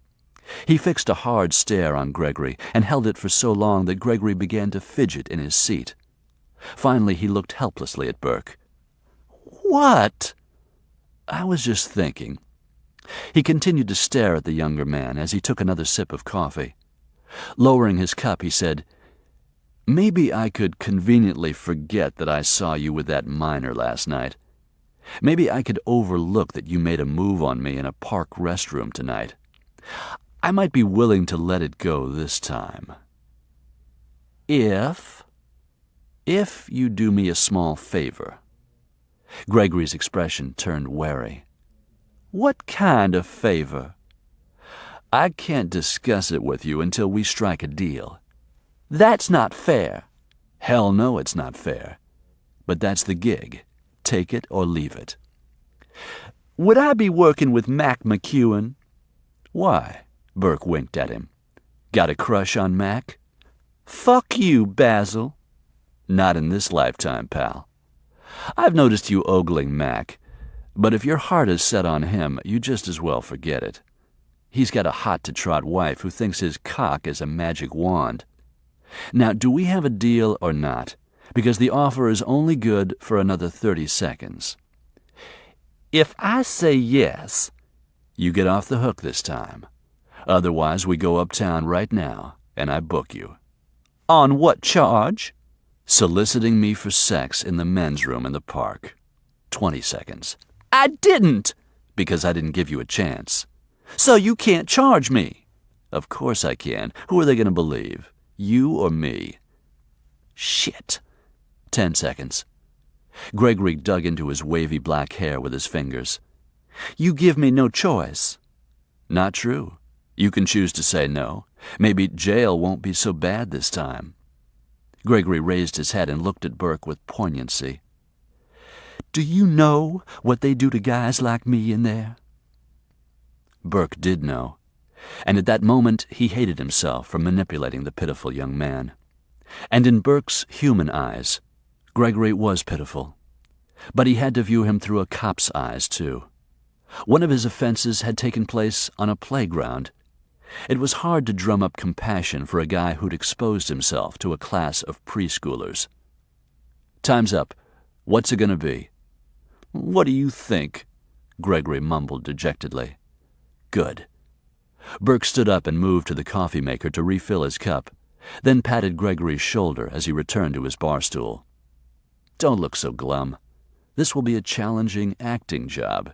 It could make your career. I'll bet. Gregory glanced over at him. Tell me something, Basil. How in hell did you know about the guy last night? It was an honest question that deserved an honest answer. Looking Gregory square in the eye, Burke replied, I didn't. Lucky guess. The following morning, Burke locked the door of his apartment on his way out, turned toward the stairs, and ran into Wayne Bardo's fist. He landed ignominiously on his backside.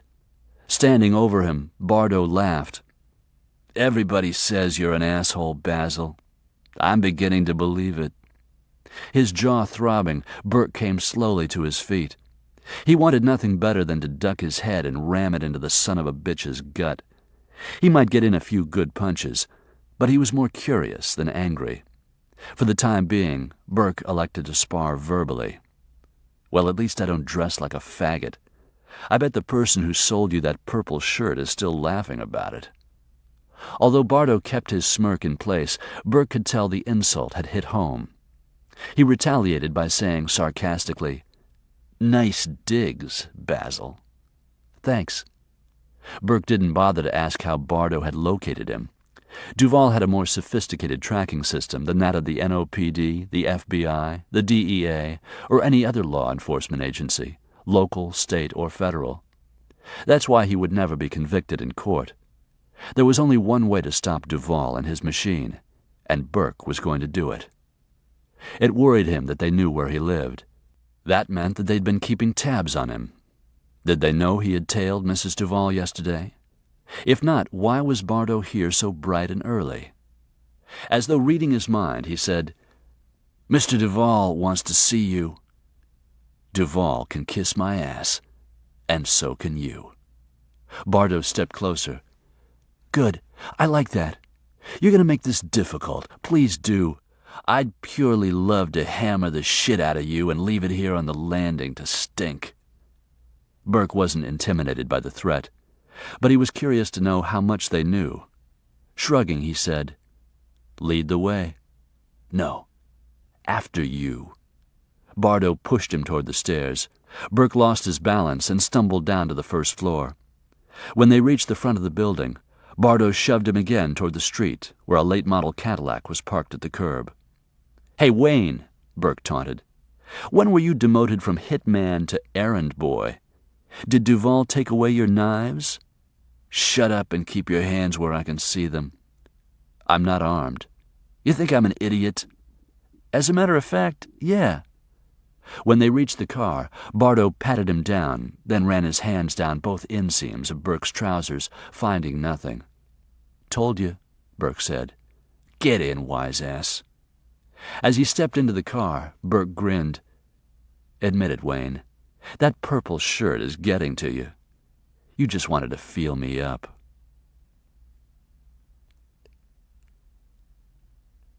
Pinkie Duvall's law offices were as swank as his house, but entirely different. Here the decor was sleek and contemporary. His secretaries and paralegals were leggy and gorgeous.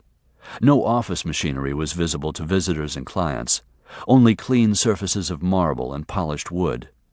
The telephones didn't ring. They chimed in muted bell tones. Pinkie was behind his desk when a secretary announced that Mr. Basile had arrived, as though this wasn't a command appearance, as though he was keeping an appointment, as though he hadn't been forced to come here under threat of bodily harm. Duvall didn't stand when he and Bardo walked in. Burke knew the slight was intentional, calculated to make him feel like a plebeian going before his ruler. Duvall said, "Hello, Mr. Basile." Duvall. Petty, maybe, but he got in his slight, too. Pinkie pretended not to notice. "Have a seat."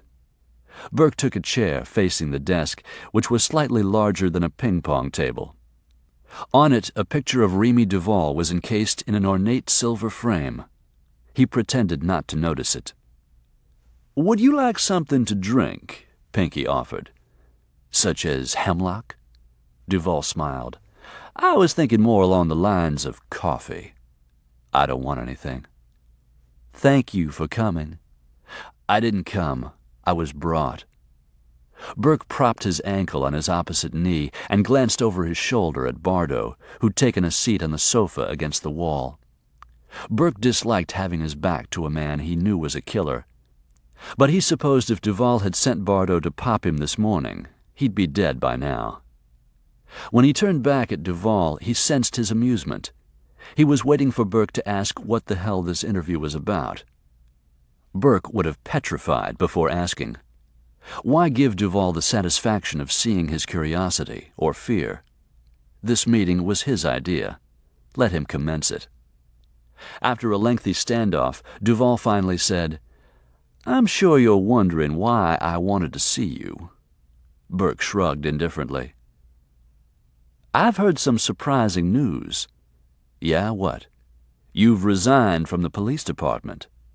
"Your sources have always been excellent." "Your resignation creates a large hole in the narcotics division." "I doubt that." "You're too modest." I'm also too busy to sit here all day and bullshit with you about something that's none of your business." Again, Duvall refused to be provoked. "Early retirement? Maybe. Why'd you quit? None of your damn business. What do you plan to do?" Burke shook his head with disbelief and spread his arms wide. "You're forcing me to repeat myself." Duvall gave him a measured look. "My guess is that you resigned because you're still upset over the verdict of Mr. Bardo's trial.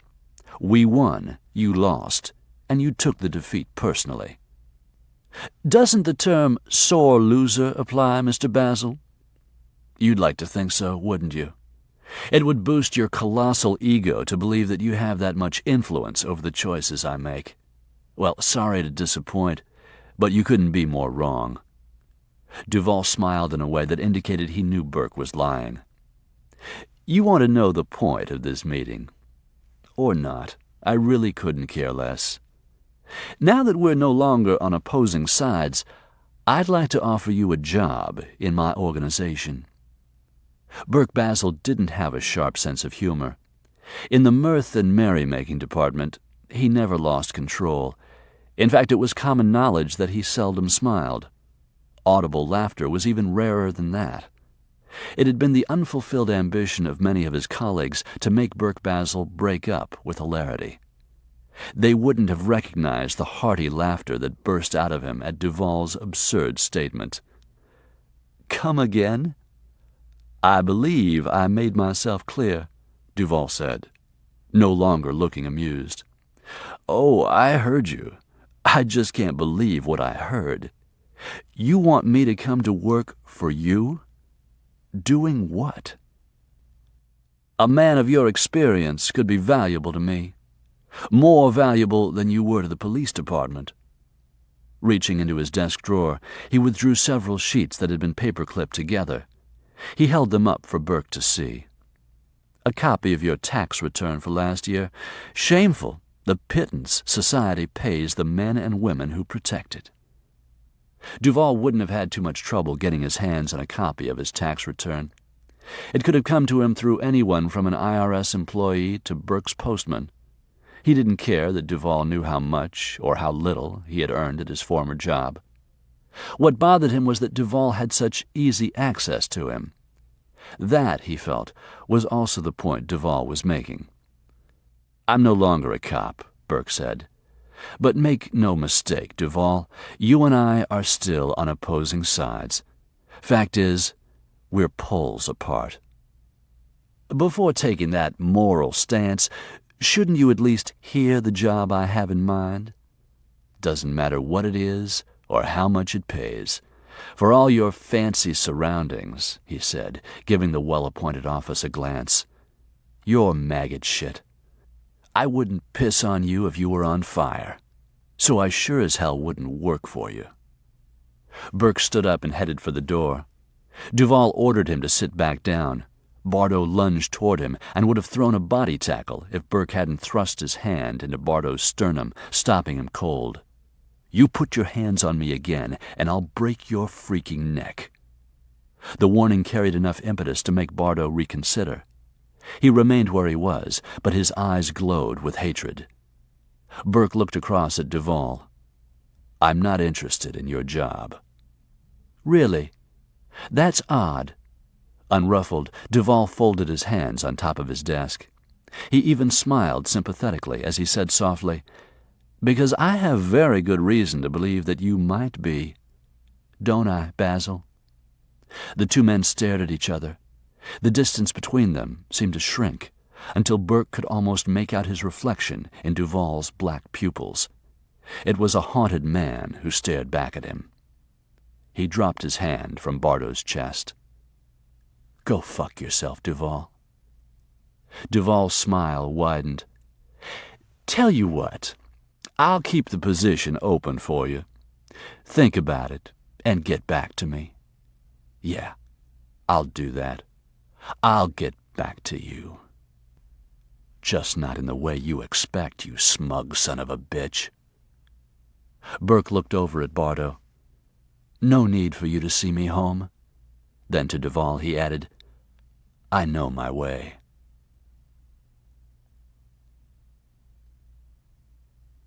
Chapter 14. At precisely 2:30 in the afternoon, Remy Duvall entered the church. Confession was heard between 3 and 5 o'clock, but because the Duvalls were generous contributors, Remy was afforded the courtesy of having her confession heard early. Pinkie had arranged it so that by 3 o'clock, when other parishioners began to arrive, she was already safely in the limo and on her way home. Errol stationed himself just inside the church door, where Remy would be constantly in his sight. She moved down one of the side aisles, genuflected at the end of a row, and slipped into the pew. Retrieving her rosary from her handbag, she pulled down the kneeling bench and got on her knees to pray. Even after her prayers were finished, she remained with her head bowed and eyes closed. This half-hour, spent in church each day, was precious to her. Pinkie ridiculed her for being excessively devout, but aside from her Catholic faith, there was another reason why she regularly came to pray. This was the only time she was entirely alone. Even when she went to the gazebo, there were always people around the house, full or part-time workers doing one job or another. Since the day she married Pinkie, she had never been in her house by herself. Before that, she had lived at Blessed Heart in a dormitory with other girls, and before that she'd shared a single room with her mother. There she'd been left alone every night while Angel went to work. But on those nights alone, Remy had been too young and too afraid of the raucous noise on the streets and in the neighboring apartments to appreciate the solitude. Here in the cathedral, she was both safe and alone. She savored the stillness, the quiet. She loved watching the ever-changing mosaic of color that the stained-glass windows cast on the walls. The flickering of the candles and the soft organ music were calming. She loved the freedom from watchful eyes. Today in her prayers, she asked God for wisdom and courage. She needed wisdom to devise a plan to protect Flora, and the courage to carry out that plan. For the time being, Flora was safely ensconced in the academy and would remain there until she graduated. Then what? She placed the problem in God's hands, although she couldn't give over worrying about it. Finally, she asked for forgiveness, or tried to. The words wouldn't come. She couldn't acknowledge, even in her own mind, the transgression that haunted her and made her appear ill to those around her. Some sins were too great to lay before God. If she couldn't forgive herself, why should He forgive her? Glancing toward the confessional, she saw that the light had been turned on. The priest was waiting for her. She moved from the pew to the confessional and went in. "Bless me, Father, for I have sinned. It's been 1 week since my last confession." She enumerated a few minor offenses, but she was stalling, trying to garner enough courage to confess the sin. She hadn't been willing to share it with anyone, not even a priest. She sensed him on the other side of the screen, waiting patiently. Finally, he coughed softly and cleared his throat. "Is there something else?" "Yes, Father. Tell me about it." Maybe if she talked about it, she would know some peace. But the thought of confiding it caused her throat to compress and her heart to pound. Tears clouded her eyes. Swallowing dryly, she began, "A few months ago, I conceived. I haven't told my husband about it." "That's a lie of omission." "I know," she cried softly. "But I can't. I'm conflicted, Father." "About what?" "The baby." "The Church is very clear on this. A child is a gift from God. Don't you want the child?" Staring at the large diamond on her left ring finger, she whispered through her tears, "There is no child. Not anymore." She had hoped that finally speaking the words out loud would provide instant relief from her guilt. But she didn't experience any such release. Indeed, the pressure inside her chest increased until she thought her ribs might crack.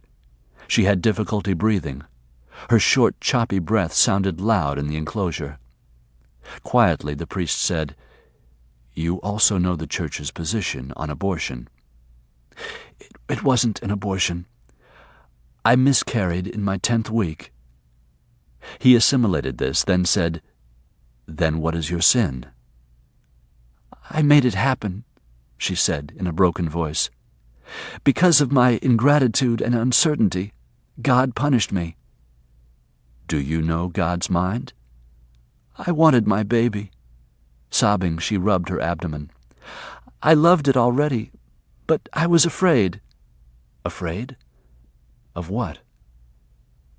"Afraid Pinkie would stick to his word and force me to have an abortion." That was too ugly to confess, even to a priest. Pinkie had made it clear to her when they married that she would not be having children. Period. End of argument. The subject was closed. He didn't want the competition, nor did he want her to be disfigured, even temporarily. He had said that if she felt the urge to nurture, she could nurture him without becoming grotesquely misshapen. So when her contraceptives failed her and she accidentally conceived, she didn't tell him. She feared that he would insist on an abortion. But she was just as fearful that he wouldn't. What if he had mellowed on the subject of children and changed his mind? What if he had reversed his thinking and welcomed the idea? Did she want her child to be reared under Pinkie's control? While she was still debating the dilemma, the problem had been solved for her. One terrifying afternoon, when she felt the tearing inside her womb and saw the blood trickling down her legs, she knew in her heart that she had willed it to happen. A precious life had been sacrificed to her cowardice. The priest repeated his question, asking what she was afraid of. "Of hell, Father. God knew I was ambivalent about having a baby, so he took it from me." "Did you do something that caused you to abort?" "Only in my heart. Please pray for me, Father." Desperate for understanding and forgiveness, she reflexively reached out, pressing her palm against the screen. Head bent, she wept. Suddenly, against her palm and fingers, body heat, as though the priest had aligned his hand with hers on the opposite side of the screen. It was a fleeting sensation, and when she raised her head, only her hand was silhouetted against the mesh. But whether physically or spiritually, she had been touched. A peace she hadn't known for months stole through her. The bands of guilt around her chest dissolved, and she took several cleansing breaths. Speaking with quiet reassurance, the priest granted her absolution and gave her a penance, which seemed moderate when compared to the enormity of her sin. It would take more than this penance to assuage her guilt, but it would be a start, a move toward redemption, a way out of the morass of guilt in which she had been floundering. Slowly lowering her hand from the screen, she wiped the tears off her face and left the confessional with a soft, "Thank you, Father."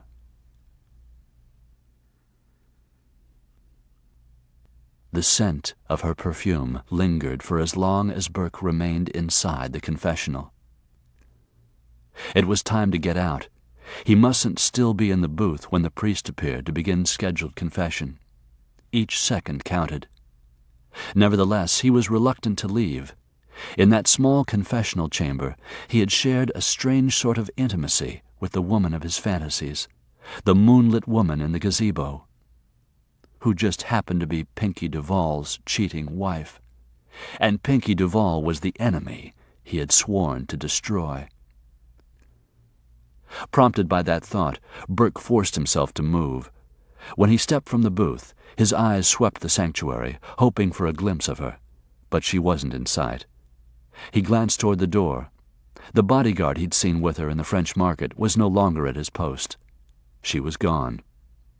He took a handkerchief from the hip pocket of his black trousers and blotted perspiration from his forehead, then from his upper lip, which felt naked without the mustache.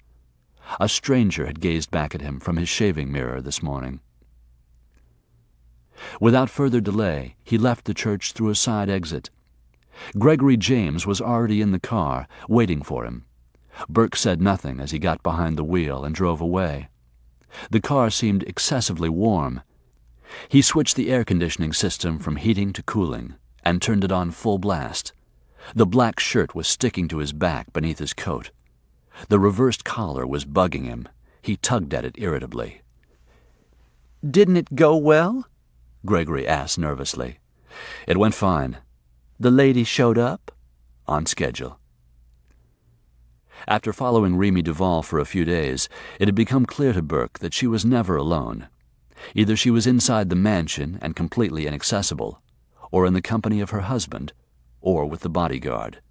She never went anywhere unaccompanied. The only time she was by herself was when she went to church to pray.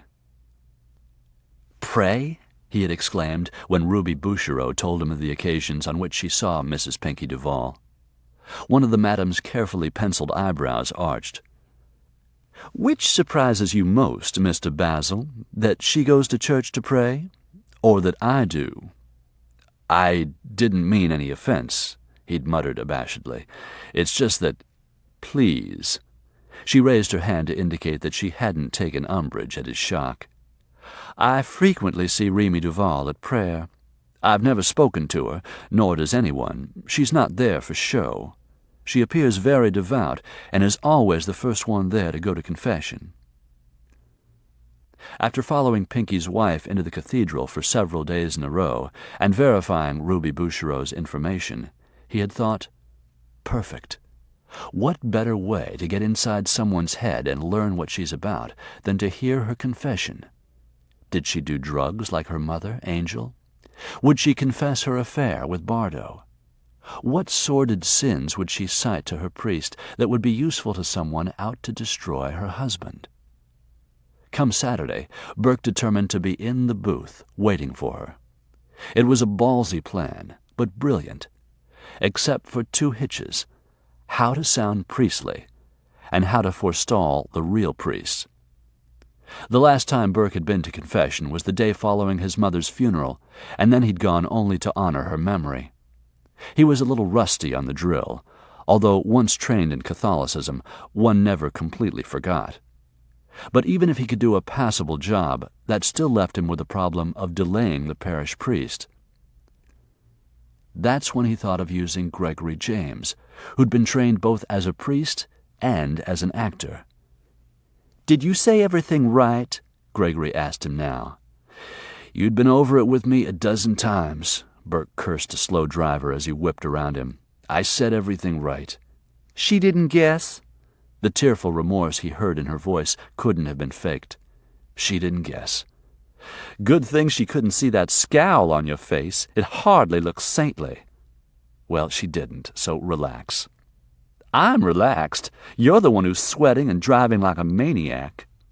Having said that, Gregory sat back, smiling. He tapped his fingers on his knees in time to a tune inside his head. "I did my part great. Waylaid the priest outside the rectory, just like you told me to. I told him I was trying to hook up with Father Kevin, that we'd been seminary students together. He'd never heard of him, of course. 'Are you sure?' I asked. I'm positive his mother told me that he'd been assigned to St. Michael's in New Orleans. Those voice classes I took in New York sure helped cover my accent," he told Burke in an aside. "Anyway, the priest says that my friend could very well have been assigned to St. Michael's, but I was at St. Matthew's. So then we laughed. I said the taxi driver must have gotten his churches mixed up. 'Or his saints,' says the father, and we laughed some more. To keep him occupied a while longer, I asked if he was a New Orleans native, and he said he'd been here 10 years, but he knew all the good restaurants. Not that he could afford them, he rushed to say, but some of his parishioners could, and they were generous enough to invite him out frequently. Da-da-da-da-da-da-da-da. So we killed maybe 10 minutes. Enough?" "Plenty. Now, will you shut up?" He didn't want to chat with Gregory. He wanted to reflect on those few minutes he'd been separated from Remy Duvall by only a thin wall and a screen. He'd been close enough to smell her perfume and to hear her soft sobs as she confessed a sin Burke hadn't expected. Drugs, drunkenness, adultery, none of that would have shocked him. But guilt over a miscarriage? He hadn't expected that, and it had knocked him for a loop. All the same, he would use it to his advantage. Even while her perfume was making him damn glad he'd never taken a vow of chastity, he'd been in his policeman's mode, wondering how he could apply this confidential information to the job that must be done. In a burst of inspiration, not necessarily divine inspiration, he dreamed up a penance that fit her sin and worked nicely into his overall plan. But he wasn't all that happy about it. He wished he didn't know about the baby she'd lost. That made her human. He wished he hadn't touched her hand through the screen. That made him human. Say, Basil, did you undergo a religious experience or something? Drawn from his thoughts by Gregory's question, Burke shot him a dirty look. Because you're acting really weird.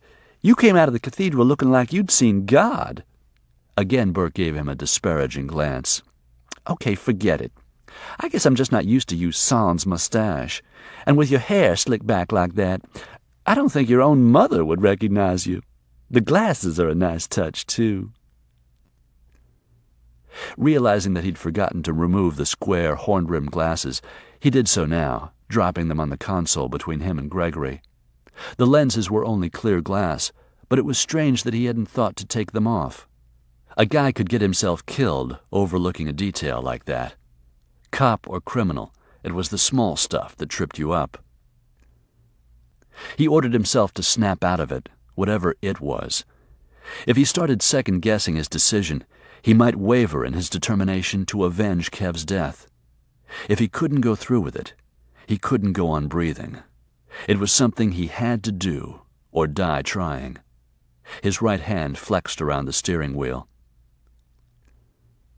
When they reached Gregory's townhouse, he wheeled into the driveway and applied the brakes with such resolve that the car rocked to a halt. Gregory reached for the door handle. Reluctant as I am to admit it, it was fun. See you around, Basil, but only if I'm very unlucky. To his consternation, Burke got out of the car along with him and accompanied him up the brick walkway.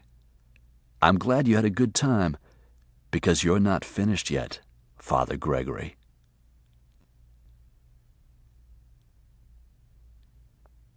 Chapter 15. Pinkie cut into his rare filet mignon. "What's it called?" Remy looked away from the blood-red juice oozing across his plate. "Jenny's house, named in honor of a 3-year-old girl whose mother abandoned her. She was starving when they found her. They couldn't save her." "That's incredible," Flora exclaimed. "In America, a nation of overweight people who spend fortunes dieting, a kid actually starved to death?" Horrible to think about, isn't it? Remy had carefully chosen a night when Flora was joining them for dinner to broach this subject with Pinkie. She knew Flora would rally to her side. Her sister was a crusader against social injustice. Pinkie swirled his stem of Merlot. "This priest, Father—" "Gregory," Remy supplied. "He called and asked if he could meet with me to discuss the special needs of the facility." "Needs meaning money?" She conceded with a nod. "He said they're struggling financially to get Jenny's house open and operative." "Places like that are always begging for donations. How come you're not eating?" he asked, motioning down at her plate. "I'm not very hungry." "Your appetite was spoiled by all this talk of starving little girls. My wife, the soft touch." He reached across the table and stroked her hand. "If it'll make you feel better, I'll have my secretary send Father Gregory a check tomorrow." "That's not good enough," she said, sliding her hand from beneath his. "I want to become directly involved." "You don't have time to become involved." Believing that he'd put an end to it, he went back to his steak. But Remy couldn't let the matter drop. This was more than just a need for a hobby. It was a spiritual matter. The priest had said, "Maybe if you did something to benefit children." Jenny's house had been a direct answer to her prayers. She'd asked for an opportunity to atone, and it had come in the form of Father Gregory's telephone call this morning. If this was what God wanted her to do, not even Pinkie Duvall could deter her. Keeping her voice casual, she said, I have a few hours a week that aren't committed to anything else." "I think it would be good for her, Pinkie," Flora chimed in. "She's been so despondent lately." "I have not," Remy said. "You've noticed, too." Pinkie ignored Remy's protest and addressed Flora. She nodded, her black curls bouncing. "For months she's been a real drag." "Thank you." "Well, you have, Remy. It must be true if both I and my favorite brother-in-law noticed." She batted her eyelashes at him. "May I please have some wine?" "No, you may not," Remy said, answering for him. "Geez, no public school, no boys, no wine. I might just as well live on Mars." "Sister Beatrice would have a fit if we returned you to the convent tipsy." "I bet Sister B takes a nip on the sly. Can we talk about Mardi Gras?" "Not tonight." Pinkie had let the conversation between her and Flora go uninterrupted, Remy noticed. He was focused on her, and his hard scrutiny made her uneasy. "What are you thinking, Pinkie?" "I'm thinking how much I hate the idea of my wife rubbing elbows with riffraff." "I don't even know what Father Gregory plans to propose," she argued. "He may only want permission to add our name to their list of supporters, or to ask that we encourage our friends to contribute. I won't know until I meet with him, but I'd really like to get involved in this project. At the very least, I'd like to personally present our check." "Where is this new facility?" "He didn't say specifically." "Where did he propose the meeting take place?" "He said I could pick the place." His index finger impatiently tapped against his wineglass. "Why is this so important to you, Remy?" How she answered was critical. For Pinkie to agree, he must hear something he liked. "It's important to me because little Jenny didn't have a Pinkie Duvall appear in her life in time to save her. She wasn't as fortunate as Flora and I." "That gives me goosebumps," Flora said. Pinkie relaxed and signaled Roman to refill his wineglass. "All right, Remy. You may have your meeting here in the house during the day." "Thank you, Pinkie." "Cool," said Flora. Father Gregory hung up the pay telephone and turned to Burke. "Their house tomorrow afternoon."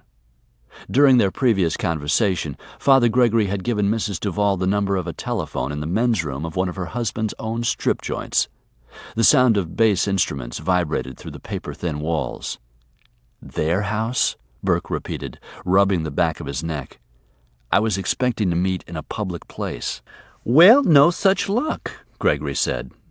"So it's no go, right? You have to ditch the plan?" Upon reflection, Burke said, "Actually, this might work out better. What time did you set the meeting?" "Didn't you hear what I said, Basil?" "Yes, you said their house tomorrow, and I asked you what time." "This is never going to work." "It'll work. If you keep your cool and do everything I tell you to, it'll work." "Maybe you think you know me, Basil, but you don't. Basically, I'm a coward.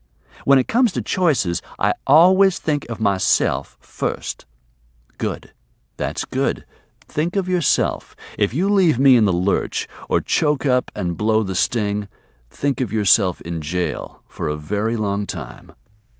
Gregory moaned forlornly. "Even if something goes wrong that's not my fault, you'll probably blame me." "No, I won't. I promise," Burke told him, meaning it. "No matter how this goes down, you'll walk away free and clear." "Free and clear? From Pinkie Duvall?" Gregory snorted scornfully. "I nearly shit bricks just calling his house on the telephone. I remember my folks talking about him around the dinner table when I was still in grade school. He's a freaking legend, one of the most powerful men in this town, if not the most powerful." "I know all about him." "So then you know he's a damn scary character. It's rumored that he's had people killed if they crossed him." "It's more than rumor." Gregory's jaw dropped open with incredulity. "Yet you expect me to walk into his house impersonating a priest, meet his wife face to face, and take money from her?" Unless you want to go to jail and become the sweetheart of a guy everybody calls Bull. You've used up that marker. I went to the cathedral with you and acted out my scene. Brilliantly, I might add. That squared us. I never said that, Burke countered blandly. I said that if you agreed to play Father Gregory, I'd let you off the hook. I assumed I only had to pose as Father Gregory that one time.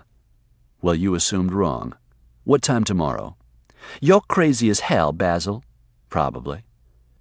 Gregory had him there. This plan of his was crazy. Dramatic, yes. Effective, assuredly. Crazy, definitely. Since hearing Mrs. Duvall's confession, he'd thought the plan through from every angle. There was always a damn good chance that something would go awry, but he was taking every precaution against failure. He'd vacated his apartment and, using a false name, had moved into another place that was equally as disreputable. He'd ditched the Toyota for an older model. When in the new car, he kept an eye on his rearview mirror. On foot, he checked frequently to see if Bardo or someone of his ilk was tailing him. He was fairly certain no one was. Had Duvall called off his dogs?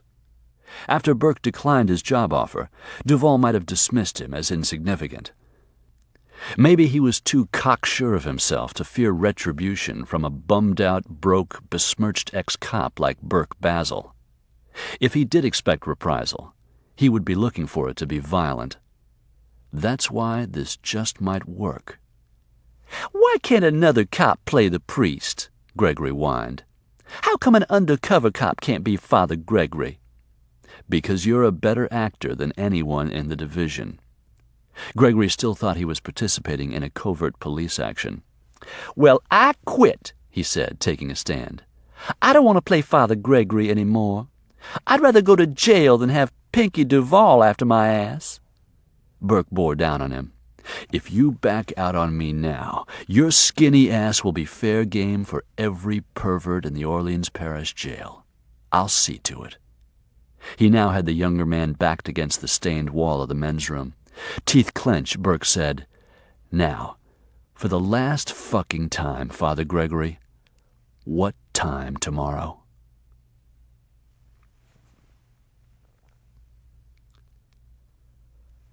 What a pleasure it is to meet you, Mrs. Duvall.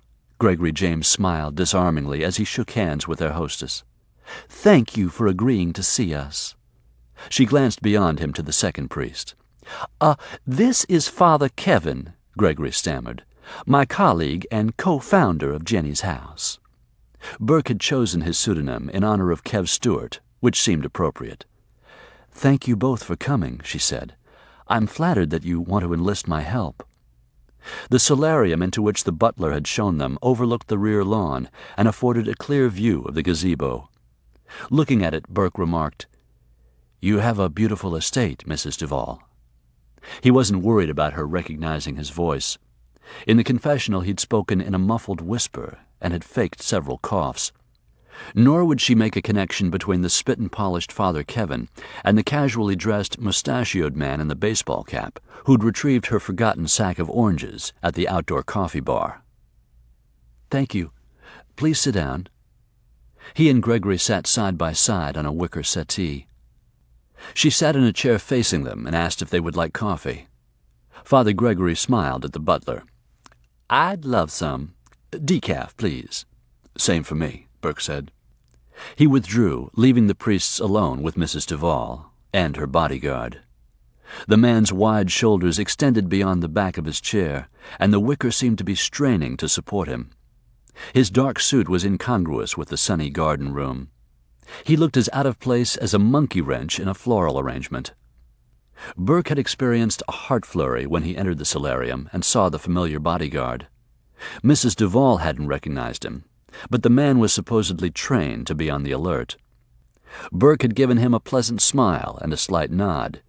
He'd grunted a greeting, his eyes registering no recognition. Whatever Duvall was paying the dullard, it was too much. Mrs. Duvall addressed him as Errol. "You don't have to stay. I'm sure you'll be bored with this discussion." He thought it over, gave each of the priests a look that could have passed for a stern warning, then stood. Okay, but I'll be right outside if you need me." When he left, Father Gregory turned to their hostess. "Is he always like that, or is he sometimes dour?" She laughed spontaneously. Burke silently thanked Gregory for putting her at ease. So far the young man was doing an exceptional acting job. They chit-chatted easily until the butler, whom she referred to as Roman, returned with a large silver tray and set it on a wheeled cart, from which Mrs. Duvall herself served them coffee and small cakes frosted with pastel icing. Her motions were fluid, effortless, natural. She handled the heavy silver coffee pot as gracefully as she handled her spoon, with which she stirred a single dollop of cream into her coffee. "I'm anxious to hear all about Jenny's house." Father Gregory cleared his throat and inched forward on his seat. "The concept came to me." Burke tuned out as Gregory launched into a flowery speech about a homeless children's refuge that didn't exist. While pretending to hinge on every word coming from Father Gregory's mouth, he watched Remy Duvall's face. She listened intently, responding as anticipated to the buzzwords Burke had told Gregory to incorporate. Her questions were insightful and intelligent. When Gregory retold the fictitious story of little Jenny, tears came to her eyes. "It's so tragic." Because her sadness seemed sincere, it would be easy to start feeling badly about this gross manipulation of her emotions. But then Burke reminded himself of how cozy she'd been with Bardo in the gazebo. Any woman who would willingly consort with Bardo didn't deserve compassion. He set his cup and saucer on the table at his elbow and abruptly stood up. "Pardon me for interrupting, Father Gregory, but I need to be excused." Gregory swiveled his head around so fast his neck popped. He looked at Burke with bald panic. They hadn't rehearsed this part. It wasn't in the script. Burke had omitted it intentionally because he hadn't wanted to increase Gregory's anxiety. Since he seemed to be comfortable in his role-playing, Burke felt he could safely leave Gregory alone with Mrs. Duvall for a few minutes, which was all he needed. "There's a powder room behind the stairs in the entry," she told him. "Thank you. Would you like Errol to show you?" "No, thanks. I'll find it." He strolled out of the solarium, but once he'd cleared the doorway, he pulled up short and looked for the bodyguard. He wasn't just outside the room, as he'd said he would be. Instead, Burke found him in an adjacent den, watching television. His back was to the door. Apparently, he didn't consider Father Gregory and Father Kevin much of a threat. Burke went into the powder room and closed the door, but only for a moment. Coming out, he took the stairs 2 at a time, wincing whenever one of the treads creaked. The first door past the landing opened into another small bathroom. 3 seconds max, and he was out. How many servants were in the house? He had no way of knowing, but a safe guess was several. At any moment he might bump into a militant housekeeper demanding to know what the holy hell the Holy Father was doing snooping around Mr. Duvall's house. She would raise a ruckus, which would summon Errol, who would restrain him until Pinkie arrived. By this time tomorrow, his body would be a buffet for carnivorous fish grazing on the bottom of the Gulf. He opened the second door along the hallway and found what he was looking for. A grand bedroom with separate baths on either side, and a wide balcony overlooking the front lawn. Burke knew nothing about antiques, but each piece of furniture in the room looked like the genuine article. Drug money would go a long way at highbrow auctions. One of the pieces, a cheval glass in the corner that stood at least 12 feet tall, reflected a man wearing unnecessary eyeglasses and the trappings of a priest. "You're way over the edge on this one, Basil," he muttered. He peered into what was obviously Pinkie's dressing room, but the maid had been there since the master of the house left that morning. Everything was in order. Nothing was lying out. In the bedroom, the nightstands were easily distinguishable. Pinkie slept on the left side. On his nightstand were a pair of reading glasses, a copy of Newsweek, and a cordless telephone. Burke checked it for a number, but the plastic sleeve that held the label provided by the telephone company was empty. Probably an ultra-private, unlisted number. He opened the drawer, hoping to discover a personal telephone directory, a journal, a bank book. But Pinkie was too smart to have anything in his nightstand drawer except a bottle of Maalox, a leaky ballpoint pen, another pair of glasses, and a notepad on which nothing was written. On Mrs. Duvall's nightstand was a rosary, a bowl of potpourri, and a crystal carafe of water with the small inverted glass capping it. In the drawer, nothing except a box of note cards. But there was no address book. Whom did she write to? How long had he been out of the solarium? Suspiciously long to be taking a leak? What if during a commercial Errol poked his head into the solarium and, seeing only one priest, asked where the other one was? Get on with it. He crossed into Mrs. Duvall's dressing room. The maid hadn't been here, not since Mrs. Duvall had dressed for her meeting with Father Gregory and Father Kevin. A blouse was lying across the satin vanity stool. Apparently it had been considered, but discarded in favor of the one she was wearing. Burke picked it up, rubbed the fabric between his fingers. Silk. He replaced it across the stool, exactly as it had been. Noticing the seam in the mirrored wall above the countertop, he depressed it, and a section of mirror swung out, revealing a medicine cabinet. Toothbrush and toothpaste, Visine, stress tabs, Q-tips, tampons, aspirin, oral contraceptives. No other prescriptions. He closed the cabinet and was about to turn away when he noticed that the marble surface of her dressing table was lightly dusted with talcum. The body powder was stored in a round crystal box topped with an ornate silver lid. Beside it was a luxurious lamb's wool powder puff, which he picked up and sniffed. The fragrance was unmistakably familiar. He brushed his fingertips across the fuzzy surface of the powder puff, conjuring up tantalizing speculations as to the exotic spots it had last visited. "What the fuck are you doing, Basil? Get the hell out of here." He returned the puff to its place beside the crystal box and left the dressing room as though the devil were at his heels. At the bedroom door, he paused to listen. Hearing nothing, he eased open the door and stepped into the hallway. He was midway down the stairs when Errol appeared in the entry.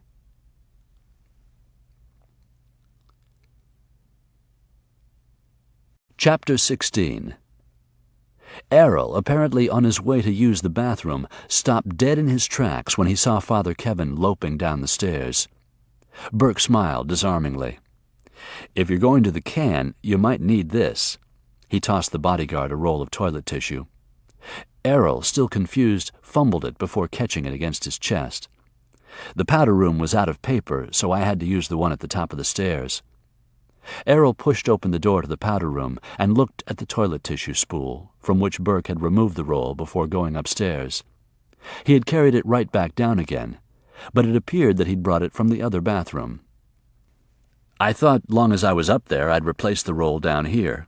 Never know when someone might need it." He grinned, man to man. "Of course, it depends on what you have to do." "Yeah," Errol said with uncertainty. "Thanks." Burke started off in the direction of the solarium before he came back around as though an idea had just occurred to him. "Say, if Mr. and Mrs. Duvall become involved in Jenny's house, maybe you'd like to participate too, helping out with the boys, organizing games, something like that." "I don't think so. Mr. Duvall keeps me pretty busy." "Well, it was just a thought." Burke turned away and this time didn't stop until he was back in the solarium, where Gregory was still talking. "Father Kevin and I think it's essential that the children who stay at Jenny's house are given chores. That will make it seem less like a charitable facility and more like a normal home." "Excellent idea, Father." Gregory glanced at Burke with evident relief. "Father Kevin and I agree that giving the children a sense of responsibility and praising even the smallest achievement is the first step toward reversing the negative effects they've suffered thus far and building self-esteem." Mrs. Duvall turned to Burke for confirmation. He nodded in agreement, but at that moment he would have agreed to the theory that the moon was cream cheese. It was damn near impossible to maintain a godly expression so soon after handling her body powder puff. He tried to keep his gaze above the cross hanging from the chain around her neck, but it was a battle royal of wills between his id and his ego. "God has blessed this visit, Father Kevin." Gregory held up a check for $10,000 made out to Jenny's house. "You're very generous, Mrs. Duvall. God bless you." God bless your mission, Father Kevin. Burke stood. "We shouldn't take up any more of your time." Of course, we wouldn't want to do that. Gregory also came to his feet. Once I start talking about Jenny's house, there's no stopping me. "I've enjoyed it," she said. Can't you stay until my husband gets home? I know he would like to meet you." No, we've got to run, Gregory said. More calls to make. Some other time, perhaps. Burke passed her a business card. "I'm sure you'd like to hear progress reports. Please call any time." Thank you, I will. In fact, you might enjoy seeing the facility for yourself. The suggestion rendered Father Gregory mute. He gaped at Father Kevin with dumbstruck disbelief. Mrs. Duvall, on the other hand, was delighted at the prospect. Would that be possible? No! Of course. Gregory and Burke answered at the same time, but Burke's reply overrode Gregory's. Sheepishly, he said, Naturally, whatever Father Kevin wishes, I merely thought we would wait to have a formal open house once the facility is completed. You know, invite all its supporters at once, he added lamely. I'm sure Mrs. Duvall would prefer a private tour, Burke said, looking deeply into her eyes. I don't expect preferential treatment, she said, but I would very much like to see the work in progress. Maybe I could help out. Your contribution is help enough, I assure you, Father Gregory said, sounding a bit desperate. But a favorable report from me might urge my husband to contribute even more. Burke smiled. All the more reason for you to make a personal visit. Call whenever you'd like to go. We'll make ourselves available to fit your schedule. Make ourselves available? Fit your schedule? Jesus, we're gonna die. Will you stop that caterwauling? You're giving me a headache. What have you got me into, Basil? I don't like this. I agreed to do you a favor, and I came through, didn't I? Not once, but twice. But this is it. Finny. Applause, applause, curtain down, lights out, and everybody goes home. No encore. I've performed my last scene with you. You keep changing the dialogue. Where did you go when you left the room? To pee. Oh, sure you did. I think you went snooping is what I think. That's one of your main problems, Gregory. You think too much. You'd do better to simply go with the flow. If I go with the flow, I'm liable to wind up floating face down in the mighty Mississippi. My life is hardly studded with accomplishments, but I'm not ready to die. Consider me out, as of now. The argument continued all the way to Gregory's townhouse. Burke leaned across the other man and opened the passenger door. Go in, put your feet up, have a glass or two of wine, and calm down. I'll be in touch. I'm out. O-U-T. They don't serve Pinot Noir with dinner in prison, Gregory. You can't keep threatening me with jail. You've got nothing on me. Maybe not today, but give it a week or two. I'll stay on you like a duck on a June bug. Sooner or later, you'll act on those impulses that, by your own admission, you can't control.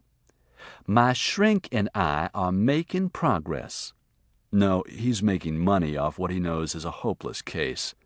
You're a psycho sugar tit, and he's latched on. Gregory slumped in his seat. You're a bastard, Basil. We've established that.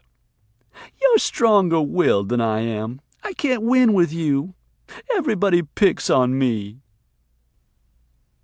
Burke reached across the car, grabbed Gregory by the hair, and turned his head toward him. Listen to me, you sniveling, spoiled little shit.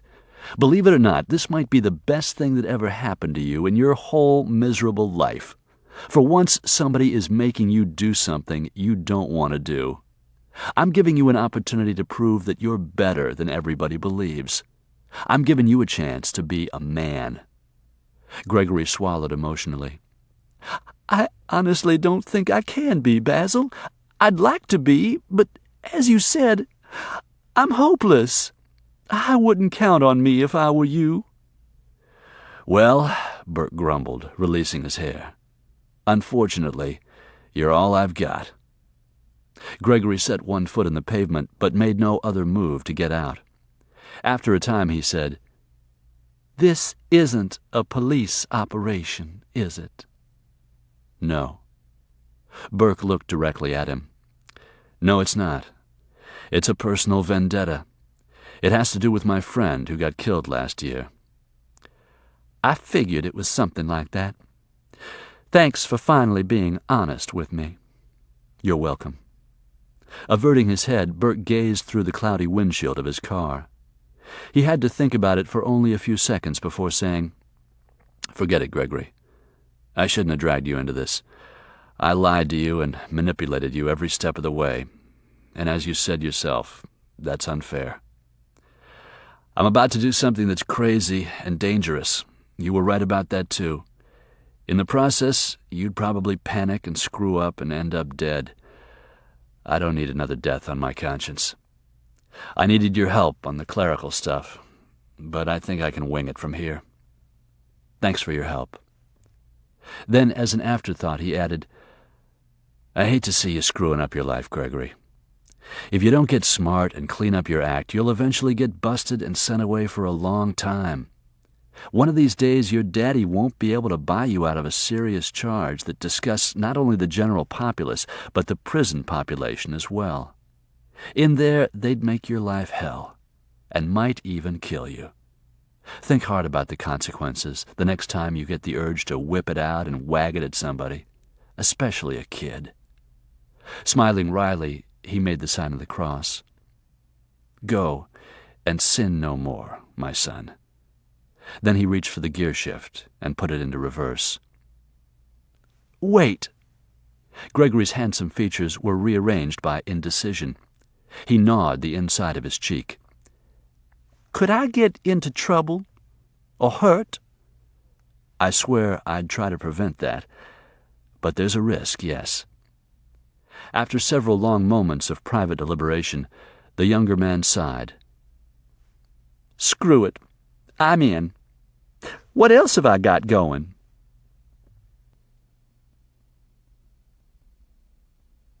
Chapter 17. "What do you mean he's disappeared?" Bardo shrugged. "Just what I said, Pinkie. Nobody's seen him around. When I went back to that shithole he was living in, he moved out. I came down pretty hard on the landlord, but he swore to me that Basile left in the middle of the night, dropped his rent and key in the mail slot. This isn't the kind of place where you leave a forwarding address. It's like he's vanished. One of our guys in the NOPD has been sniffing around. He says nobody has heard from Basile since he surrendered his badge." "You should have had someone tailing him." "Yeah, well, who knew?" Basile's seeming disappearance made Pinkie uneasy. Basile hadn't declined his job offer with a polite, "No, but I'm flattered that you asked." He had refused in a way that left no room for negotiation. This bothered Pinkie for two major reasons. First, it pissed him off that a nobody ex-cop had insultingly refused a well-meaning offer. This was the first time Pinkie had tried to lure Basile to the other side of the narcotics business. But it wasn't the first time he had considered throwing out some bait to see if Basile would bite. What better way to eliminate an enemy than to enlist him in your camp? And Basile was an enemy. Within the narcotics division, he'd been a constant nuisance, insisting that a post-mortem be conducted on every operation, successful or not. He was a crusader, demanding accountability for mistakes, seeking out the whys and wherefores of every screw-up. He was a nagging conscience that kept the department reasonably honest, although not entirely so. Worse, he appeared to be incorruptible. Pinkie had commissioned purveyors of every conceivable vice to try to find a weak spot in Basile's moral armor. None had been successful. Not the bookies, not the drug dealers, not the women. All had tried to compromise him. All had failed. So for years Basile had plagued Pinkie Duvall's operation. He was a self-appointed general in the war against drugs, and he had the ability to rally the troops. When Kev Stewart was killed, the conflict had turned personal. Basile was still bitter over that, and despite the Bardo verdict, was not going to let the matter drop. He wasn't going to rest until he had avenged Stewart's death. Quitting the NOPD had been a smokescreen. Which brought Pinkie to the second reason he had hoped Basile would sign on with him. He could keep a closer watch on him if he were an employee. As long as Basile was with the police department, his activities were easily monitored. Now he had vanished, and no one seemed to know his whereabouts or his intentions. Pinkie didn't like it. A man didn't ascend to the powerful position Pinkie held without cultivating a legion of enemies along the way. He couldn't begin to count the threats, real and implied, that he'd received over the years. He paid dearly for protection against people with grudges. He felt secure. Even so, he was smart enough to know that for all the precautions he took, he couldn't be 100% protected, 24 hours a day. No one, not even a head of state, was invulnerable. Burke Basile was out there, a loose cannon with a short fuse, harboring a lot of hatred for Pinkie Duvall. He'd be a fool not to be a little edgy about that. The system in which Basile had placed his trust had failed him, so he'd thumbed his nose at it and walked away. His actions were no longer governed by the rules and regulations of law enforcement, which made him doubly dangerous. Of course, Basile couldn't harm him without tarnishing himself, but that was small comfort. Just how crazy was the man? How far was he willing to go to get his revenge? What did he have to lose? Not a career, not a wife and family. Nothing in the way of material possessions, not even his integrity or good reputation, which the media had trampled. That's what disturbed Pinkie most. Experience had taught him that the less a person had to lose, the more of a threat he posed. "I want him found," he told Bardo emphatically. "What do I do when I find him?" Pinkie gave him a pointed look. Grinning, Bardo nodded. "It'll be a pleasure." Pinkie's secretary knocked. He beckoned her into his private office. "Pardon the interruption, Mr. Duvall, but you asked for this information as soon as I obtained it." Having given Bardo his assignment, Pinkie dismissed him and took from his secretary the typed memo regarding Jenny's house. When he had arrived home last evening, Remy was behaving more like her old self. She was excited about the charity, spearheaded by this Father Gregory, who had invited her to visit the facility. Pinkie had promised to think about it. It seemed harmless, especially if it lifted her out of the doldrums she'd been in. He had questioned Errol at length about the priest's visit, and had been surprised to learn that there had actually been two who attended the meeting. One, he was told, was older and more businesslike. The younger one was handsome, but probably gay, according to Errol. It was he, Father Gregory, who'd done most of the talking. Errol said that he had remained in the room for the duration of their visit, and that the two churchmen had discussed nothing except a refuge for kids. Fingering the business card the priest had given Remy, Pinkie asked his secretary if she had called the number printed on it. "Yes, sir. The phone was answered by a woman." "How'd she answer?" "Jenny's house." "So it's legit?" "Oh, yes, Mr. Duvall. I asked to speak with Father Gregory. She told me that neither he nor Father Kevin was in, but she would be pleased to give them a message." The secretary then laughed. "She thought I was calling to make a donation. She gave me much more information about the facility than I asked for. I didn't get it all down verbatim, but as you can see by the memo, I took extensive notes." "Very nicely done, Dixie." Burke took the telephone receiver from the girl and hung it up. The payphone was in the second-story hallway of a flophouse that stank of poor plumbing. "It was worth $40. Although he had paid her beforehand, Dixie followed him into the room he was renting by the day under an assumed name. She climbed onto the bed, digging the stiletto heels of her white patent boots into the stained bedspread. When she smiled, he could see her chaw of apple-green gum stuck between her molars. "You really think I sounded like a nun type?" "Could have fooled me. Drink?" "You bet." Burke fished a canned soft drink from the styrofoam ice chest. The room didn't come with a refrigerator, and passed it to her. "When you said drink, I thought you meant—" "Nope. You're below legal drinking age." Finding that very funny, she popped the top on the drink and sipped the fizz that spewed out. "Did you mean what you said?" "About what?" "I sounded like a nun. Maybe I missed my calling." "Maybe." "But when you think about it, I'm sort of like a nun." Burke raised his eyebrows skeptically. She propped herself up on her elbows, a position that thrust her breasts almost out of the black lace demi-bra beneath her open denim jacket. "I'm serious." "Nuns don't wear red vinyl miniskirts and heavy perfume, Dixie." Her gardenia scent was her trademark. When Vice went looking for her, they sniffed her out, literally. In this small room, where no doubt 1,000 sordid transactions had taken place, the sweet fragrance was as thick as a gumbo and slightly nauseating. "Nuns serve their fellow man. Isn't that what I do?" "I think the distinction lies in the manner in which you serve." "Well, sure, if you're going to get technical." She slurped her drink. "You Catholic, Basil?" "Raised that way." "Hard to imagine you praying and stuff." "It's been a long time," he murmured. It had been a sure bet that Pinkie would check out Jenny's house, especially if his wife had asked permission to visit it. Working under that hypothesis, Burke had paid a starving artist $20 to sketch a phony logo for the bogus children's refuge. He then went to a self-service print shop and made up a dozen business cards with the logo and the number of the pay telephone across the hall from his room. He'd left one of those cards with Mrs. Duvall. Earlier today, he'd gone in search of a secretary and had bumped into Dixie. She was a good whore and an even better snitch. The former he had no personal knowledge of, but he had bought information from her several times, and it had always proven to be valid. She'd been working the streets since she was 13. It was a marvel to Burke that she'd lived to the ripe old age of 17.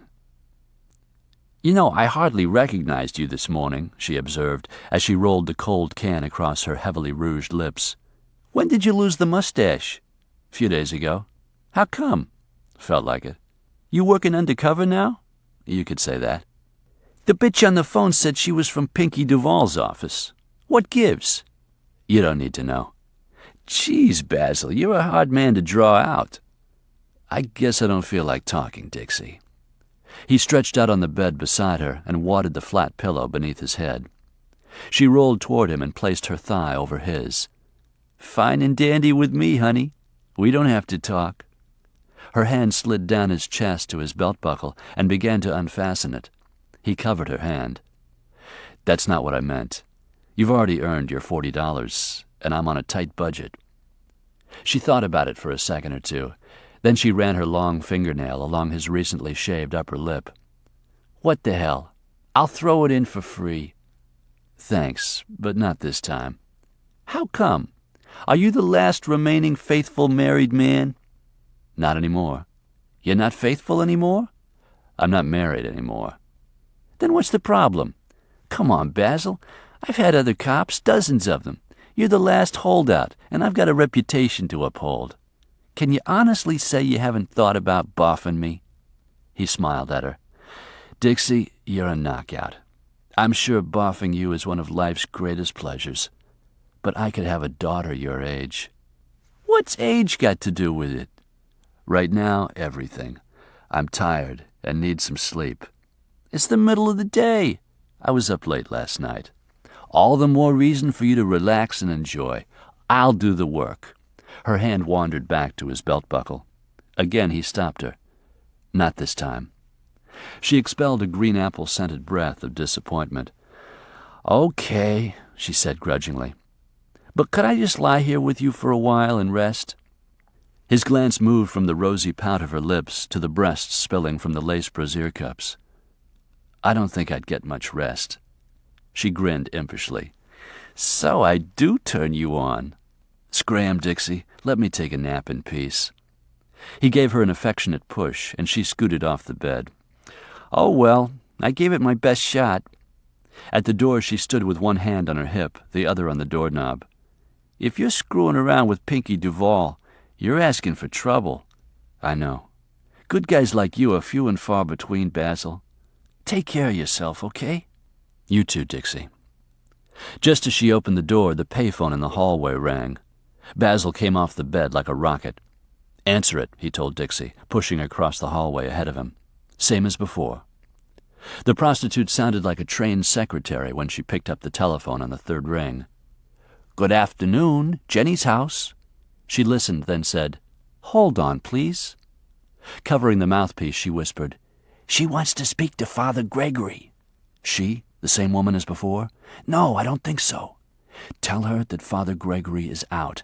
Ask if she wishes to speak to Father Kevin. And that would be me. Dixie eyed him suspiciously, but she relayed the message. After a moment, she handed the receiver to Burke. You're on, Padre. Hello, this is Father Kevin. Hello, Father, it's Remy Duvall. His eyes closed momentarily. So far, it was working. Oh, yes, hello. How are you, Mrs. Duvall? Fine, thanks. Is the invitation to tour Jenny's house still open? Certainly. When are you available? The day after tomorrow? After lunch? Day after tomorrow, after lunch, barely 48 hours. Could he make all the arrangements by then? That would be fine, he heard himself say. 3 o'clock? Perfect. What's the address? Actually, Mrs. Duvall, it's rather hard to find. Instead of giving you directions, it would be much simpler if Father Gregory and I picked you up and took you there. Oh, I don't know. Sensing her hesitation, he said, Your contribution was a direct answer to our prayers. We used your check to purchase a much-needed van. We'd like to show it off. Dixie was giving her chewing gum a vigorous workout and watching him with amused wonder. I'm so pleased you were able to put our donation to good use, Remy Duvall said. So, shall we pick you up? Well, I suppose that would be all right. Then, more definitely, yes, pick us up here. Us? My, Errol, he'll be coming along. Fine. Then I'll see you the day after tomorrow at 3. He agreed to the day and time and hung up, but kept his hands around the receiver. He was standing still, staring vacantly into near space, but his mind was racing. After a moment he realized that Dixie was still there, leaning against the wall with her arms folded, observing him shrewdly. What's with you, Basil?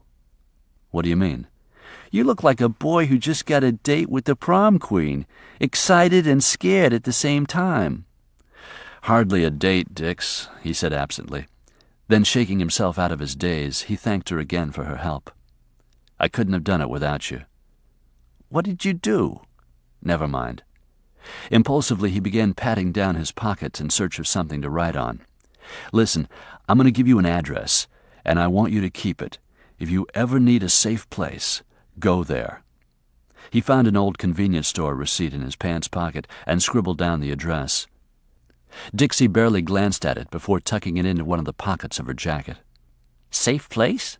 Nothing's going to happen to me. Don't be stupid. Girls like you have a short lifespan. He tapped the pocket where she'd placed the slip of paper. Don't forget.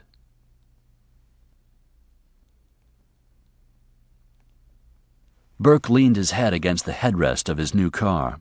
Well, hardly new, just different from the Toyota. Although it was difficult, he resisted closing his eyes. If he did, exhaustion might claim him, and he would fall asleep and miss something. He hoped that after all the trouble he'd gone to placing it, the damn bug would work. Duvall probably had the house swept daily for listening devices, and while he wouldn't have known it was Burke Basile who'd placed the tiny wireless microphone beneath his nightstand, the 2 visiting priests would be among the suspects. Since state-of-the-art equipment was costly, and Burke's budget wouldn't stretch that far, he'd called in a favor from a cop who worked the evidence room. A few years back, his son had got mixed up with a bad crowd. One of Basile's squads had busted him for possession. With the cop's blessing, Basile had come down on the kid pretty hard, scared him into a more receptive frame of mind, and turned him around. The family still felt indebted. The dime store caliber rig had been seized in a raid. Nobody would miss it, so the cop had heisted it. He and Basile had tried it out. It worked, but the quality wasn't great. Thus far tonight, he hadn't had an opportunity to test it. After an hour and a half of surveillance, the master bedroom had remained dark. He checked his wristwatch. 12 minutes past 11. How long could he wait? He was exhausted. Since hearing from Mrs. Duvall earlier today, he'd been busy. Father Kevin had no trouble cashing Duvall's check from the bank he'd written it on. The money had enabled him to pay an individual cash for an inexpensive van advertised in the classified ads. He'd driven the van straight to a cut-rate paint and body shop, where he asked for a rush job. It would be ready by tomorrow afternoon. He then returned to his room and cut out a stencil of cardboard which he would use to apply the Jenny's House logo to the doors of the freshly painted van.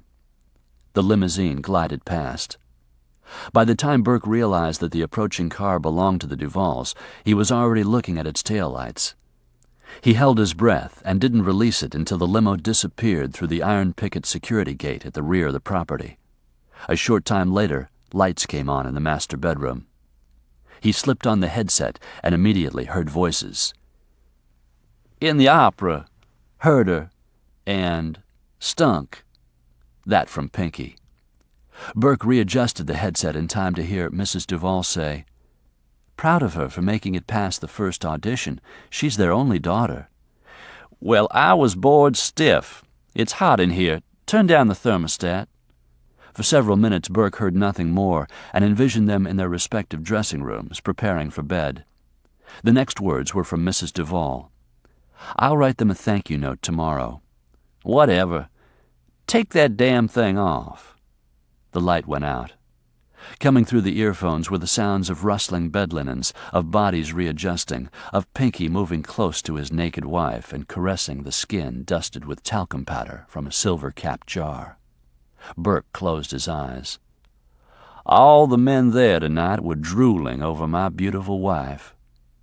"Thank you." Burke told himself not to listen anymore. They weren't going to talk about Duvall's sideline business. He wouldn't learn anything by continuing to eavesdrop on what was obviously a private conversation. But he listened anyway. "I caught old man Sally looking at your tits. I glared at him. He blushed up to the roots of his toupee." Duvall chuckled. "By dessert, he and every other man around the dinner table was using his napkin to hide a heart-on." "Don't say that." "Why not? It's true." "I don't believe that." "Believe it, Remy. When a man looks at you, all he can think about is pussy." More rustling, the readjustment of limbs. "See what I mean?" She murmured something so softly the microphone failed to pick it up. Whatever she said pleased Duvall, because he chuckled with self-congratulations. "You know what to do with it, sweetheart." A moment later, a satisfied grunt from Duvall. Burke bowed his head and rubbed his eye sockets hard. After what seemed like an eternity to Burke, Duvall groaned. "Jesus, baby, that's making me crazy. Come here." Then, "What's the matter with you? How come you're not wet?" "Let me up, and I'll get something." "Never mind. Pull your knees. Yeah, like that. Like Pinkie taught you." Burke threw his head back against the headrest. He continued to listen. He listened to Duvall's chant of vulgarities, to his grunts and groans. He listened through it all, until Duvall climaxed, swearing in loud gasps. Then there was nothing transmitted into the earphones except a faint electronic hiss. He listened for several more minutes. When his jaw began to ache, Burke realized that his teeth were clenched. His fingers were wrapped so tightly around the steering wheel they were white. Slowly he pried them off. Removing the headset, he irritably tossed it onto the empty seat beside him. He wiped his sleeve across his sweating forehead. Eventually, he started his car and drove away.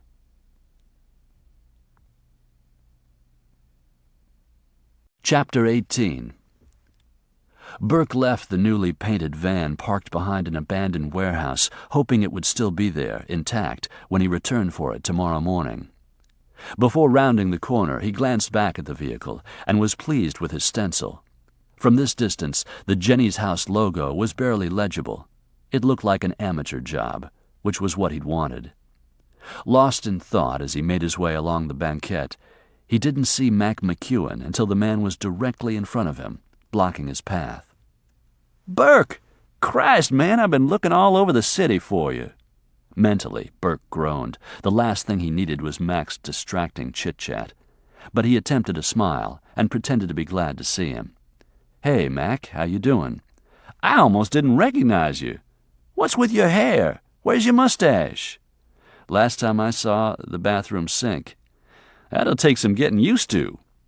Then, changing pace from reflective to charged, he asked what the hell Burke had been up to. Not much. How'd you find me? It wasn't easy. I started asking around a few days ago, but nobody knew where you were at. Either that or nobody was talking. Then I thought of Dixie. She remembered seeing you. How much did that cost you? $10. I paid her 20 to forget it. Well, Mac said with a philosophic shrug, you know whores. Yeah, he knew whores. Some would sell out a friend for $10. Others held out for limousines and mansions. Knowing that Mac wouldn't be easy to shake, Burke bit the bullet and offered to buy him a beer. To his surprise, Mac declined. I'm in a hurry now, but the reason I've been looking for you is to invite you to dinner, tonight, sort of a retirement party. Burke couldn't think of an occasion better avoided. I appreciate the thought, Mac, but no thanks. Relax. Dozens of people aren't going to pop out from behind the furniture and yell surprise. Nothing like that. Just you, me, and Tony. She wants to cook. Sounds nice, but Mac, being his irrepressible self, poked his index finger into the center of Burke's chest. I won't take no for an answer. $5 says you got no other plans for tonight. So be there, 7 o'clock. Know where I live? I wrote the address on the back. He pressed a business card into Burke's reluctant hand. Even for Mac, who was always overeager and hyperactive, this was strange behavior. As he turned to leave, Burke caught his sleeve.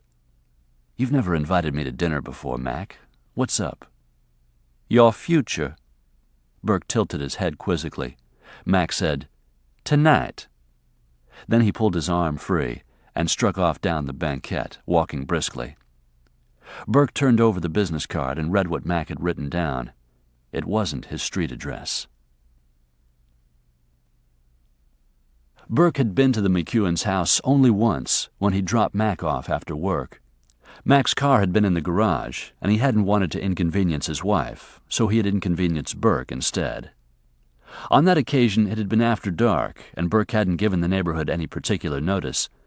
Now, as he arrived at dusk, he was surprised to see how well the McEwens lived, which was much more affluently than he and Barbara had, or the Stewarts. The houses on Mac Street were spaced far apart, separated by clipped hedgerows and manicured lawns. Cars and driveways were expensive, late models. Mac opened the front door before Burke reached it. Glad you're here, Burke. Come meet my wife. Smiling, shaking hands, and slapping Burke on the back, Mac pulled him into a wide vestibule. There was no trace of mystery in his bearing, none of the nervousness evinced earlier that day. Burke had brought with him a six-pack of imported beer and a bouquet of flowers.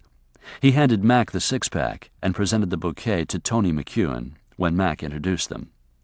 She was a petite blonde who was as good-looking as her proud husband had boasted. She thanked Burke for the flowers in a heavily accented Deep South sugar-coated voice that was genuine. I'm so pleased to finally meet you. To hear Mac tell it, Burke Basile is a living legend. Hardly. It's a pleasure to meet you, Tony. It's nice out tonight. Why don't y'all take your beer out on the patio? I'll call you when dinner's ready. It shouldn't be too long now. As they moved outside, Mac showed him where they were planning to install a swimming pool. I gave Tony a choice, a pool or a baby. She chose the pool. Mac winked. Course, I'm still doing my best to knock her up. Bet you 10 to 1 she'll be pregnant by the time the swimming pool is in. But what the hell? The patio furniture wasn't the kind bought cheaply in the hope that it would last at least one summer season. The barbecue setup was the Rolls-Royce of outdoor cooking. By the time Tony called them to dinner, Burke had deduced that either the McEwens were living way beyond their means on credit, or that Tony had brought a sizable dowry into the marriage, or that Mac's gambling was providing a substantial second income. One thing was certain. They couldn't live this high on the hog on a cop's salary. After a superb dinner of pork tenderloin with all the trimmings, the charming Tony shooed them out of the dining room so she could clean up.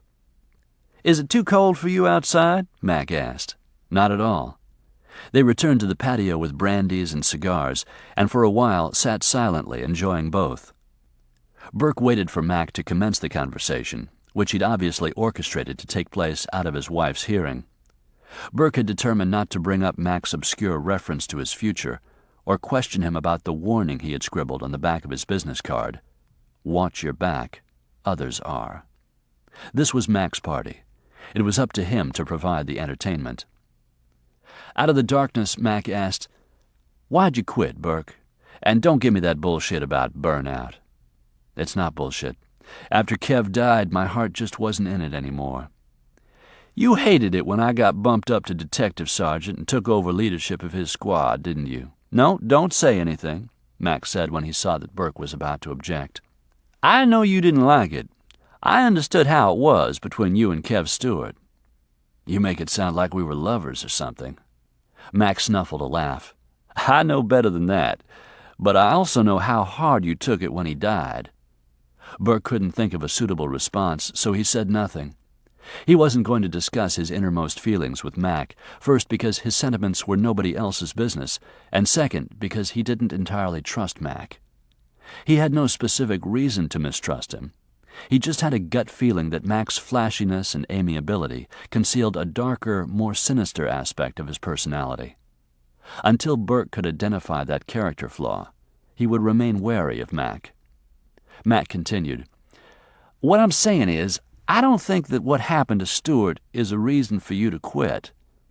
"That wasn't all of it." "I know about the split with your wife. News travels fast, especially when it's about a legend." Burke cursed. "That's the second time tonight I've heard that crap. Keep it up and it's going to piss me off. I'm no fucking legend." Mac chuckled, but his laughter didn't quite ring true. He leaned forward, placing his forearms on his knees and focusing on the fiery tip of his cigar. "Was Kev the one, Burke?" "The one what?" Mac lifted his gaze and gave him a direct look. "The leak in our division." If Mac had offered him the alluring Tony for a night of amorous frolic, he couldn't have been more stunned. Then his shock turned to anger. "Is that what you think?" "I don't think it, no," Mac said. "It's just that people talk." "What people?" "You know," he said, lifting his shoulders. "People within the division. And IA has been asking questions, too." Internal Affairs was asking questions? Did that mean that the probe he had campaigned for had finally come about? He'd raised the hackles of everybody from Doug Patu right on up to the commissioner by insisting that a covert investigation be conducted within the department until the mole was exposed and eliminated.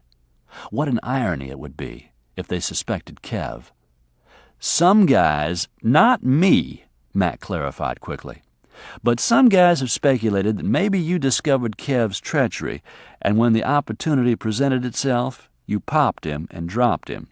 Is that the way it went down?" "No," Burke said tersely. "Or—" When the other man stalled, Burke pressed him. "Come on, Mac. What else are they speculating?" "That it was you."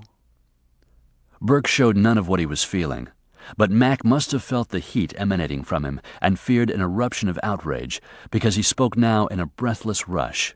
"Well, look at it from their standpoint, Basil. We pulled down a hell of a raid the other night." "I read about it. Congratulations." "So it looks mighty suspicious that things start turning around in the division's favor the minute I got out?" "It would look a hell of a lot better if you'd come back." "Not a chance." "Then tell me they're wrong," Mac said, raising his voice to an argumentative level. "I never asked to be your goddamned idol, Mac. I didn't ask to be anybody's." "Who was selling us out?"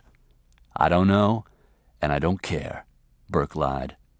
"You may not know, but you care. You care a hell of a lot. I'd stake Tony's ass on that, and I'm very attached to her ass." "With good reason." He tried to smile, but it didn't quite work, and Mac continued to glare at him, demanding an explanation. "Okay, Mac, I care. I care because the son of a bitch got Kev killed. But the harder I tried to root him out, the more unpopular I became around the NOPD. After the business with Satchel and Ray Hahn turning up dead, I reached a saturation point of disgust, thought, screw this, and got out. I've breathed easier ever since and haven't regretted my decision." Mac thoughtfully puffed his cigar. "That's your official line. Give it to me unofficially." "Unofficially?" "When I find out who was working both sides, I'm going to kill him." Burke and the younger officer exchanged a long stare. After a moment, some of the tension went out of Mac's broad shoulders. "It makes me feel better to hear you admit it. How can I help?" "No." Burke adamantly shook his head. "Kev was my key man and my friend, and he died by my gun. It's my problem." "Okay, I understand where you're coming from, but I don't think you can do it on your own, and it'll be much harder to do from the outside. Come back to the department and work it from the inside." "Can't do that." "The time to resign is when everything is going right," Mac argued, "not when everything's in the shit can. Your friend dies bloody, your marriage collapses, you're under a lot of pressure within the division. Everybody knows you're bummed out. So if something happens to one of the guys in narcotics and vice, who are they going to suspect first?"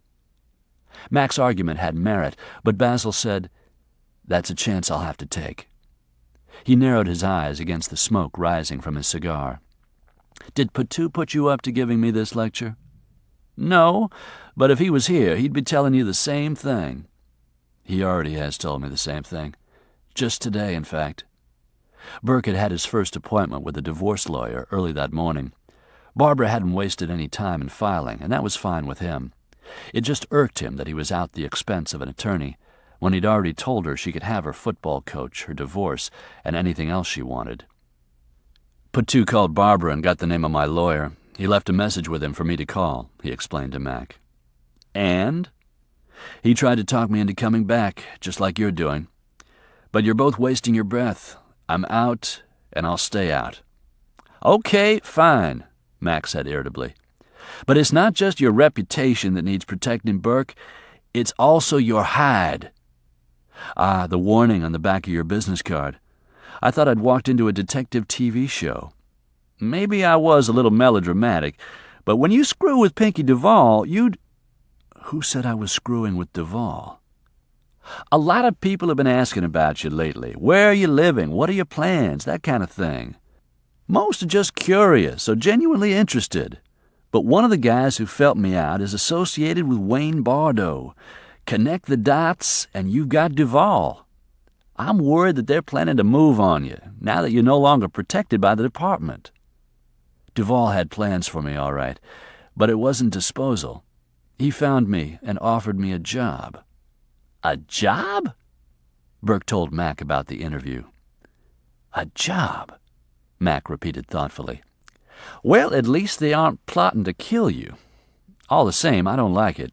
If IA heard that you had dealings of any kind with either Bardo or Duvall, it would look bad for you." Burke ground out his cigar. "No cause for you to worry, Mac. I've gone on record with my opinion of Duvall." He stood up. "It's getting late. I better shove off." Mac also came to his feet. "Where are you living now?" "Why?" "In case I hear something, I need to know how to reach you." "I haven't found a permanent place yet." "Let me know when you do." "Sure." "What are you going to do?" "About what?" "About what we've been talking about," Mac replied impatiently. "Do you have any money? Gossip is that Barbara is cleaning you out." "I'll manage. In fact, I was thinking about going away for a while." "When?" "Soon." "For how long?" "I don't know. Long enough to sort things out, make some decisions." "Where are you going?" "I haven't decided yet." "Out of the country?" "I haven't decided yet," he repeated testily. If he'd told Mac that he had buried Kev's memory and was going to leave it alone, Mac would have known he was lying. So he had vowed vengeance, which had appealed to Mac's idealism and enhanced his image of Burke Basile, the legend. But this barrage of questions put Burke on guard again. Was Mac's interest as sincere and innocent as he wanted him to believe? He glanced toward the house, where he could see Mac's young, pretty wife through the windows, moving around in the kitchen. A playmate of the month who could cook and clean, and obviously liked the role of wife and homemaker. The kid had it all. Which left Burke to wonder why Mac appeared so hungry all the time. He was like an alley cat, anxious and on the prowl, not like a satisfied cat who had a bowl of cream that never ran empty. As though sensing Burke's suspicion, Mac smiled his infectious grin and slapped him on the shoulder. "Whatever you decide to do, the odds are definitely in your favor. You'll come out on top. Bet you 100 to 1. In all seriousness, Burke replied, That's one gamble you might lose, Mac. The temperature began to drop significantly, but Mac sat out on the patio long after Burke had thanked Tony for the dinner and departed. Burke Basile already had an established reputation when Mac joined the police force. Basile didn't win any popularity contests because he didn't accept graft, but he was respected. He used his brain in preference to his pistol, although anybody who called him a coward was a fool. Basile liked to outsmart the drug dealers, not outshoot them. He considered the most successful operation to be one in which nobody got hurt. Nevertheless, Mac believed him when he'd said that if he ever uncovered the traitor in their division, he would kill him. "Mac?" Tony approached on bare feet. "Aren't you cold out here?" He took her hand and kissed it. Basile was impressed. Great meal. "Thank you. Coming in?" "In a minute." "Don't forget to lock up." She withdrew, but on the threshold of the patio door she hesitated. "Is everything okay?" "Sure, honey. Everything is fine." "I like Basile." "So do I." "He's nicer than I thought he'd be. By the way you described him, I expected him to be sort of scary." Burke Basile was scary. To his enemies, he was real scary. Right now, his future was scary. But no scarier than Mac's.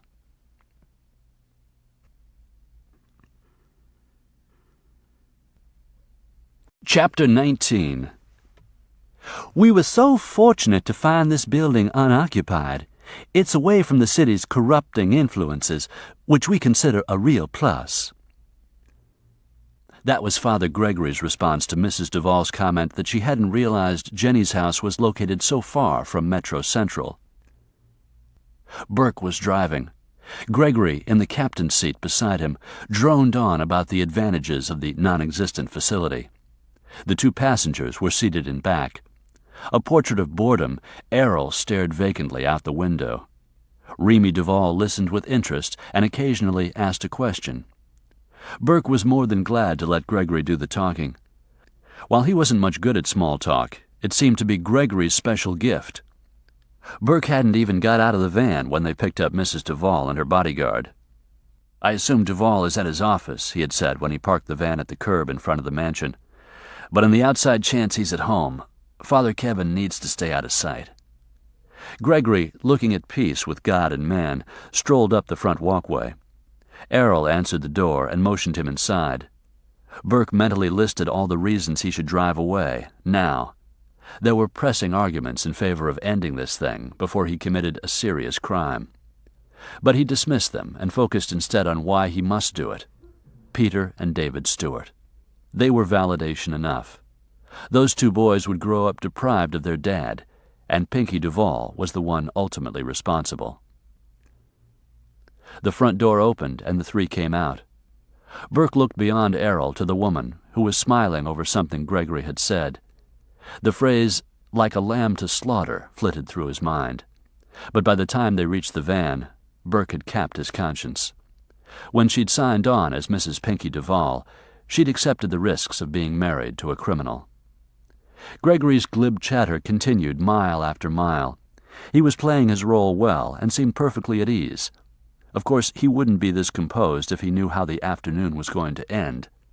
Not wanting to make him nervous, Burke hadn't discussed the details with him. He assured him only that he wouldn't be harmed and that he wouldn't get into trouble. If all went according to Burke's plan, that promise would be kept. "Excuse me, Father Gregory," Remy Duvall said, interrupting his ceaseless discourse. "Father Kevin, is that smoke coming from beneath the hood?" Burke had wondered when someone else was going to notice what he'd been seeing for the last couple of miles.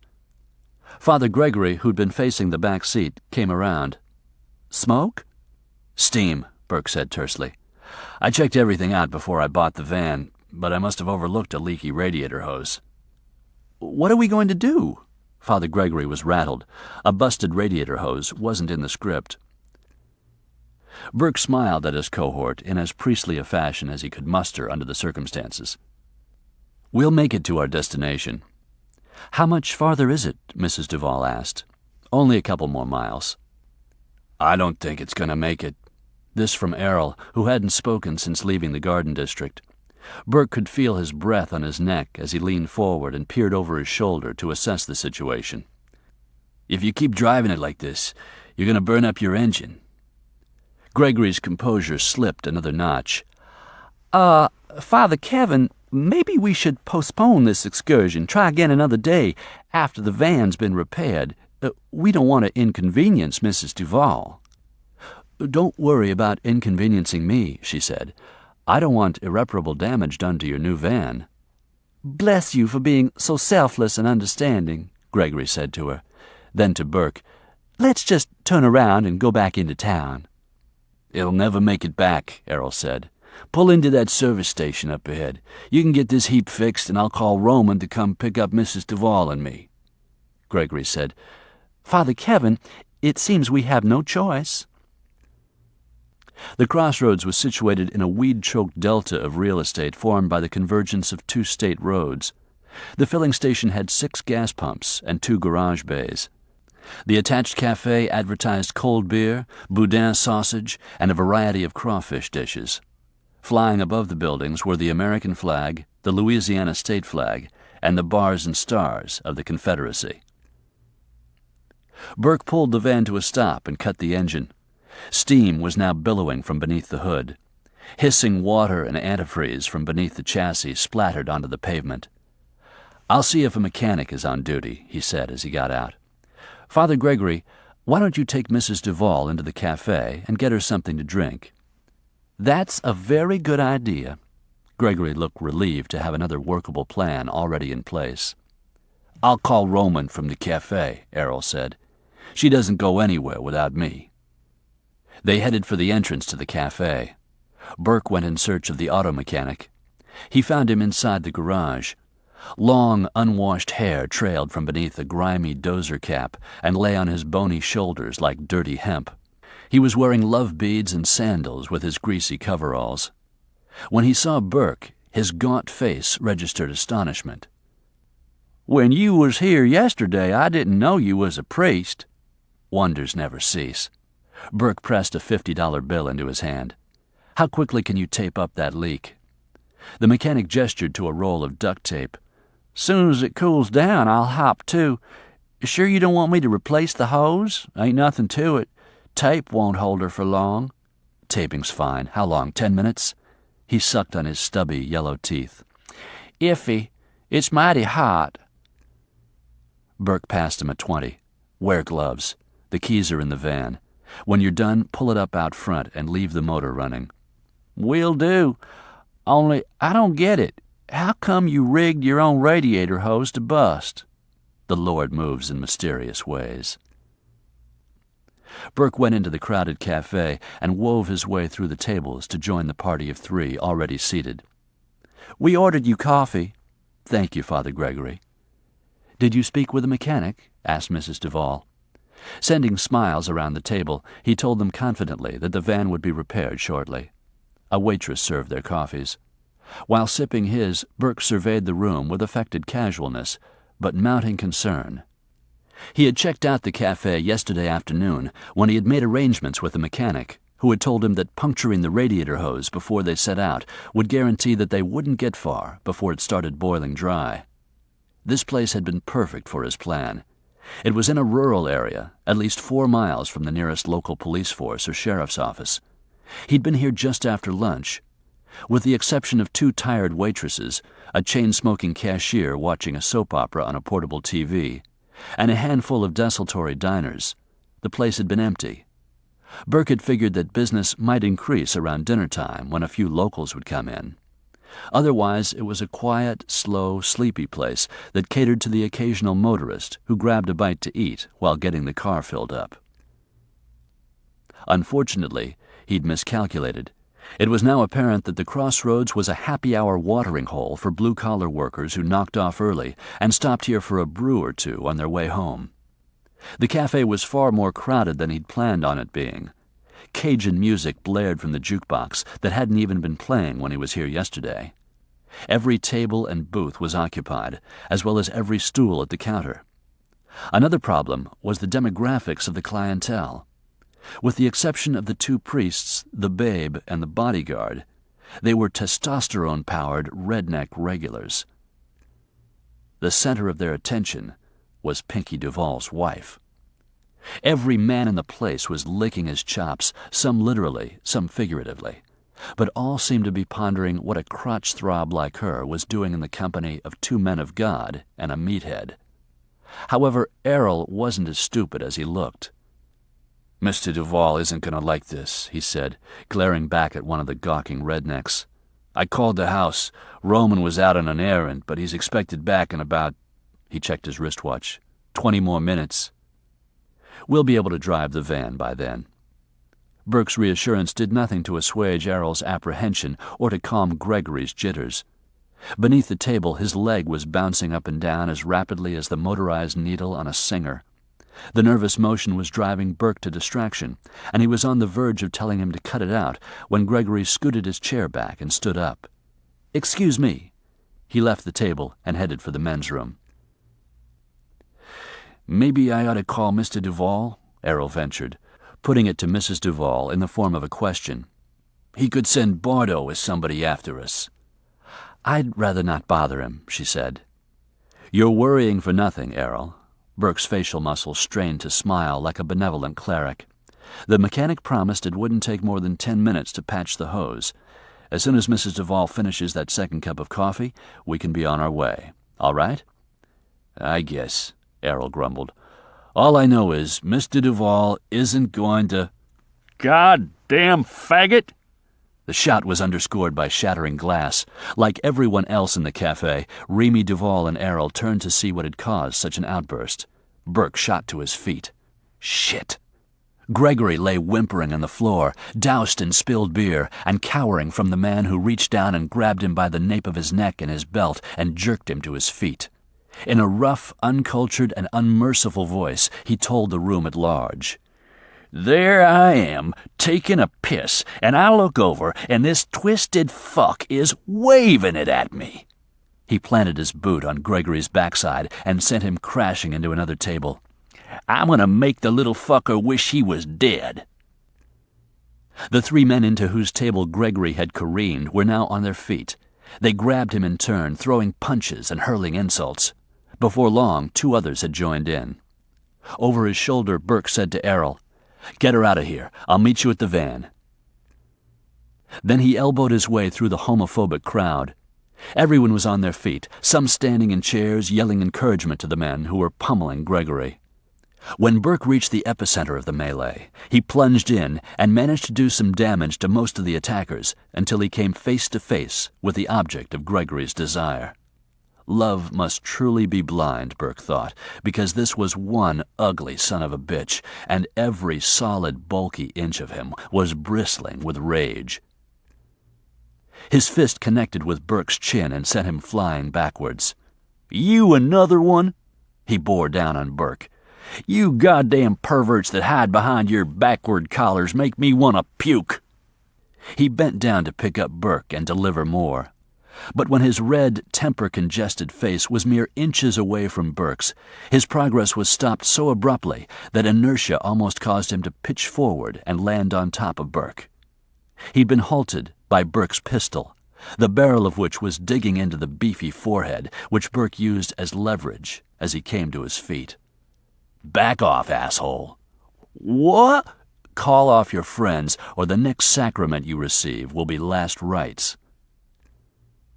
By now several of the others had noticed that the priest was holding their friend at gunpoint. Shock, more than fear, immobilized them. Within moments, all activity ceased, and the only sound in the room, except for the lively music coming from the jukebox, was Gregory's blubbering. "Move over there." The redneck obeyed Burke instantly, stumbling over his own big feet, his arms raised. Speaking calmly to the ring of hostile faces, Burke said, "Don't anybody do anything stupid." He inched toward Gregory and nudged him with his foot. "Get up." Gregory covered his head with his arms and began to sob even louder. Burke was tempted to lay into the young man himself. Instead, he gritted his teeth and said, "So help me God, if you don't get up and move toward the door, I'm going to leave you here for them to do with as they please. Before they're finished, you'll be begging to go back to jail." The warning worked. Still whimpering, Gregory pulled himself to his feet. "I'm sorry. Shut up. Okay, just don't leave me."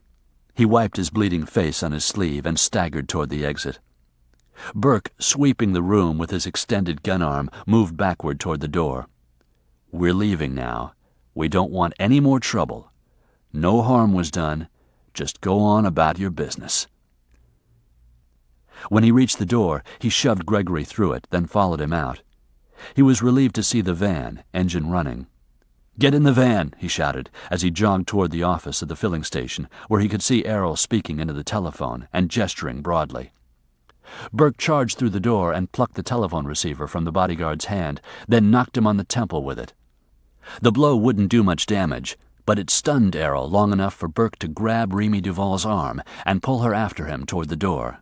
She struggled to free her arm. "What are you doing?" A woman customer who'd been paying for her gas let go an ear-piercing scream. The attendant reached behind the counter for what Burke knew must be a weapon. "Don't!" he shouted. The attendant froze. The aging hippie mechanic, standing in the open doorway that connected the office to the garage, was wiping his hand on a shop rag and saying repeatedly, "Far out." Burke backed out of the office. Pinkie Duvall's wife was fighting to get free. He wrapped his arm around her waist and hauled her backward toward the van. She dug in her heels and flailed her arms, but she was no match for him, although her high heels connected solidly with his shin several times and caused him to curse in pain. She raked her long fingernails over the back of his hand. "Stop it!" Tightening his grip around her midriff, he said close to her ear, "You can fight all you want, but it won't do any good. You're coming with me." "Why are you doing this? Let go of me." "Not a chance. My husband will kill you." "More than likely, but not today." He opened the driver's door of the van and boosted her up, then scrambled in behind her. As he pulled the door shut, he shifted into drive and stamped the accelerator to the floor. The tires laid rubber on the pavement as the van lurched forward. Burke took a hard right turn onto one of the state roads and directly into the path of an oncoming tanker. The rig missed the van by a hair. Gregory was screaming, praying, and cursing in noisy cycles. Burke shouted at him to shut up. "God damn it, what were you thinking? You could have gotten us all killed." "This is your fault, not mine," Gregory sobbed. "What are you doing with a gun? You didn't say anything about a gun." "You should be damn glad I had it so I could save your sorry ass. Although why I did, I don't know." Suddenly, Mrs. Duvall, who was still sharing the driver's seat with Burke, raised the armrest and dove between the two captain's chairs. She lunged for the handle of the sliding panel door on the right side of the back seat. "Stop her!" Burke yelled. Gregory was in bad shape, but too afraid of Burke not to do as he was told. He plunged between the seats and threw himself on top of Remy, grabbing a handful of her hair. I'm sorry. His lips were already grotesquely swollen, and his nose was a bleeding, pulpy mess. "He's mean. I don't want to hurt you, but if I don't do what he says, I'm afraid he'll kill me." "I understand," she said with amazing composure.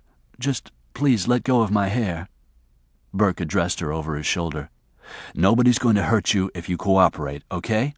She gave him a terse nod, but he doubted her sincerity. "At this speed, you'd kill yourself," he said, warning her of the danger if she tried to leap from the van. "I understand." "Good. Gregory, let her go and get back in your seat. You," he said to her, "sit here between us on the floor."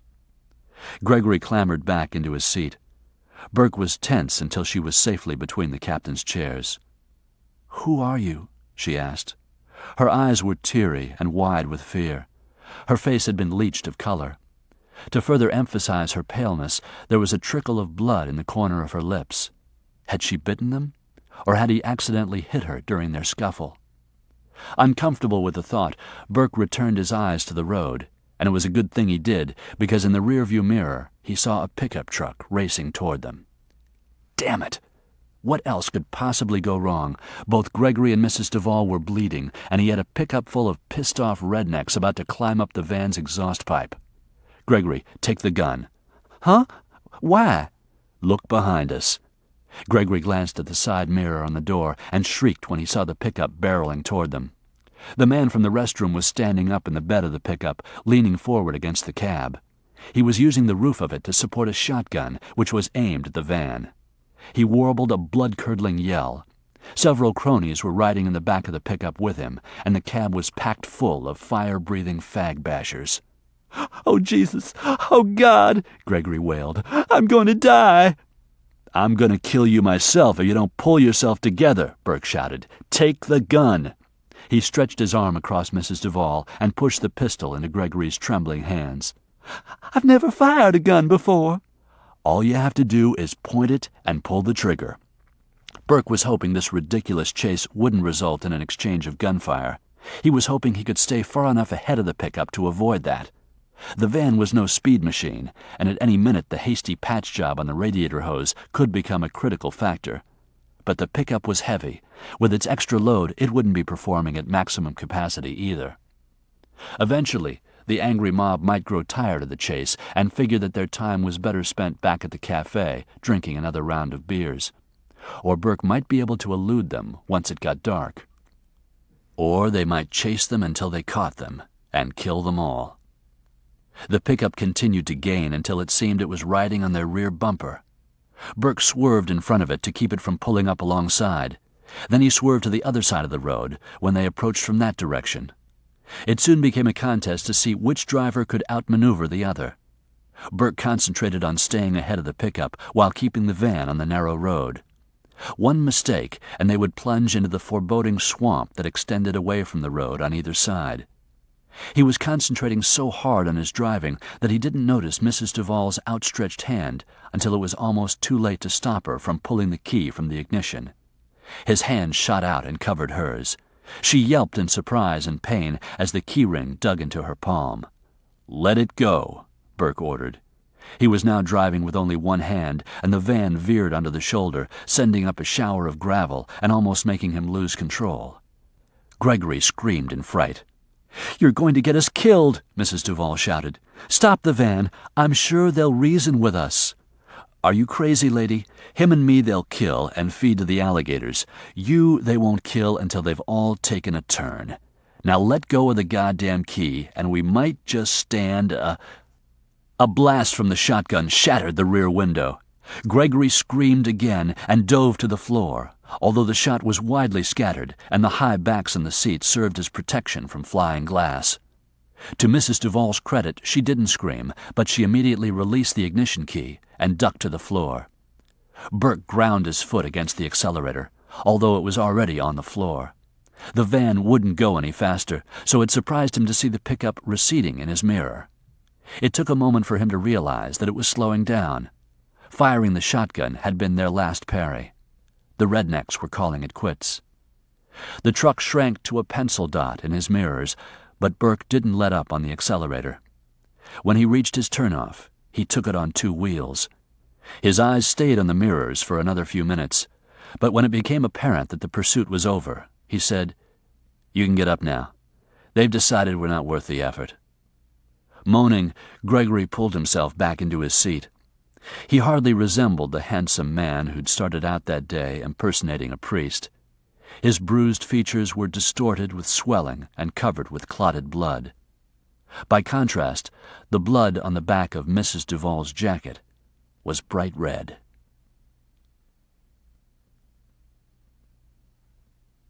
Chapter 20.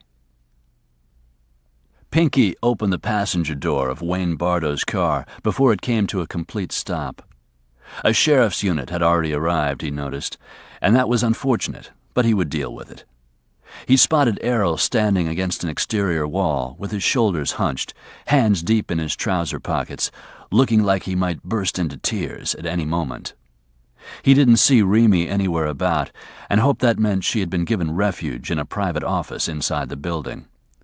That his wife had been even remotely involved in a barroom brawl was unthinkable. The newspapers would have a field day. As he made his way toward Errol, he ordered Bardo to locate Remy and get her to the car. "The sooner we're out of here, the better." Bardo angled off in the direction of the filling station office, where the sheriff was questioning witnesses. Pinkie confronted Errol. "What happened?" The van broke down. I told him to stop here." "Told who?" "Father Kevin. He was the one driving." Pinkie nodded and urged him to continue. Errol stammered out his story, emphasizing that he never let Mrs. Duvall out of his sight, not even when he used the payphone to call Roman to come get them. "You should have called me." "I suggested it, but Mrs. Duvall said not to bother you. I didn't like it, but she—" "How'd the fight start?" Pinkie listened with increasing disbelief. "This is the priest my wife has received in our home?" "I told you I thought he was a faggot," Errol said in his own defense. "You didn't tell me he was likely to make a move on a guy in a public toilet." "Jesus!" "I told you like I saw it, boss." "Okay, what happened next?" "These guys start knocking Father Gregory around. I hustled Mrs. Duvall toward the door as soon as the fighting broke out. I brought her over here to the filling station. That's where I called your office from. I was explaining to your secretary when—" "Okay, I can hear the rest later. Let's collect Remy and get the hell out of here." Mr. Duvall." "Pinkie!" Duvall turned toward Bardo's shout. He was running toward him, obviously agitated. "Your wife's not here. They took her." "What? Who took her? The sheriff? Where?" "That's what I didn't have a chance to explain before, sir."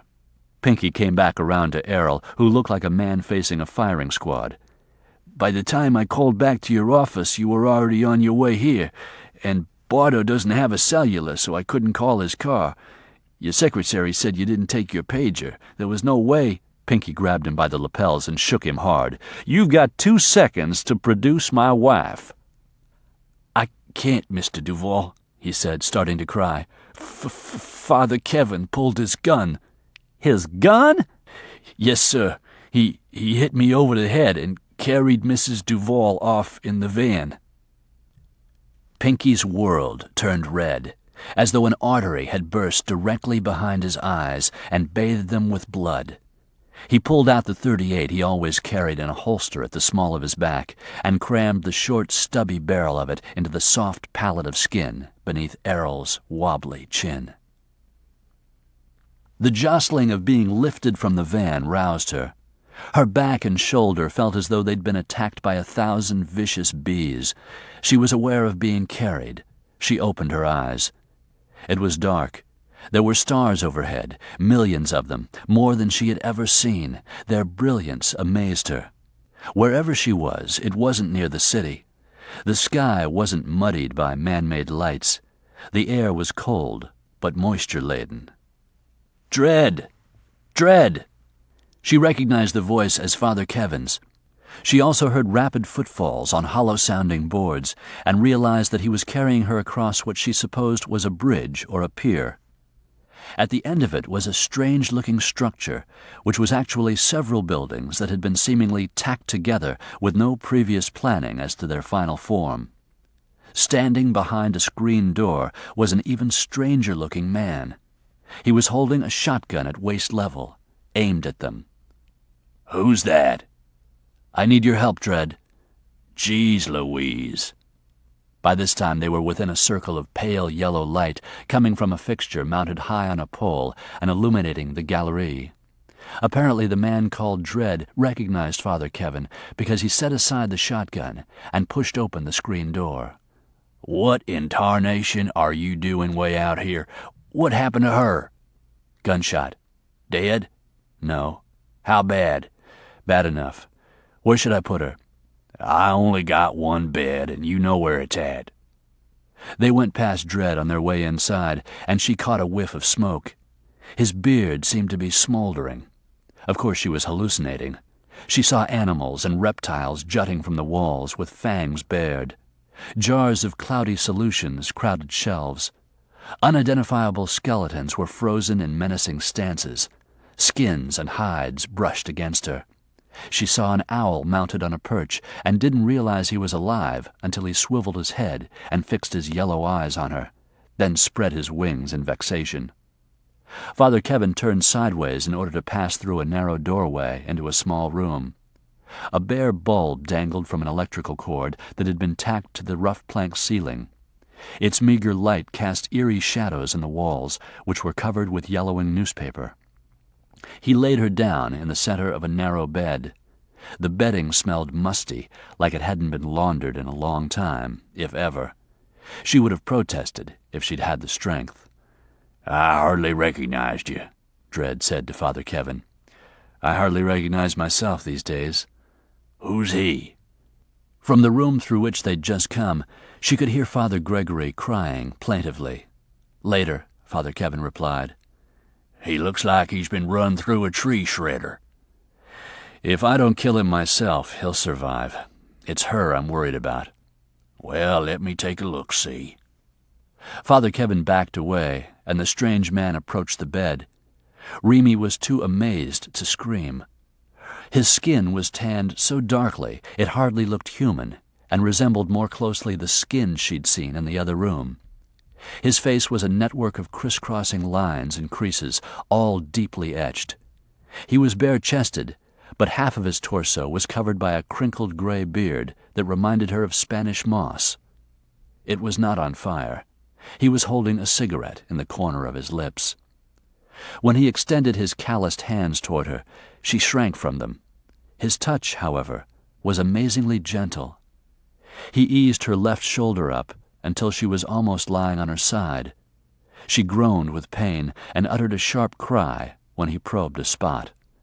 "Sorry, sir," he said gruffly.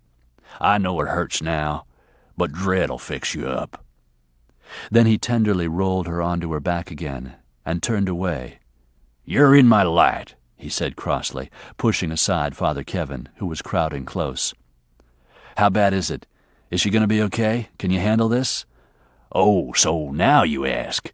After you come barging in here with a woman who's gunshot and only half conscious, and a priest who's busted up about as bad as I've ever seen anybody.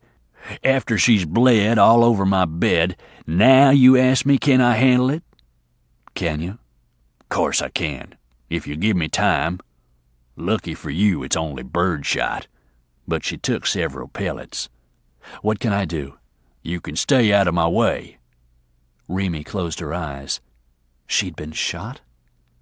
Then, her mind working backward, she remembered everything, the van breaking down, the cafe, the fight, the gun-wielding priest. Her eyes sprang open.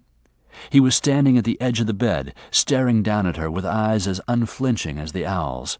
His profanity, his fighting skills, and general demeanor belied that the priesthood was this man's chosen profession. With a detached part of her mind, she wondered how she could have been so naive. Upon close inspection, there was nothing about him that suggested piety. He radiated an intensity that was incongruous with the grace and peace promised to those who walk with the Lord. His mouth wasn't designed for prayer. It was too hard, too cynical, better suited to coarse language. He was passionate, but not in his love of God or mankind. Even though he was standing perfectly still, he seemed to vibrate with an inner heat that frightened her, not only for herself, but also for him. The man he called Dredd returned, bringing with him a glass of liquid. Father Kevin reached for it and sniffed it suspiciously. "What's that?"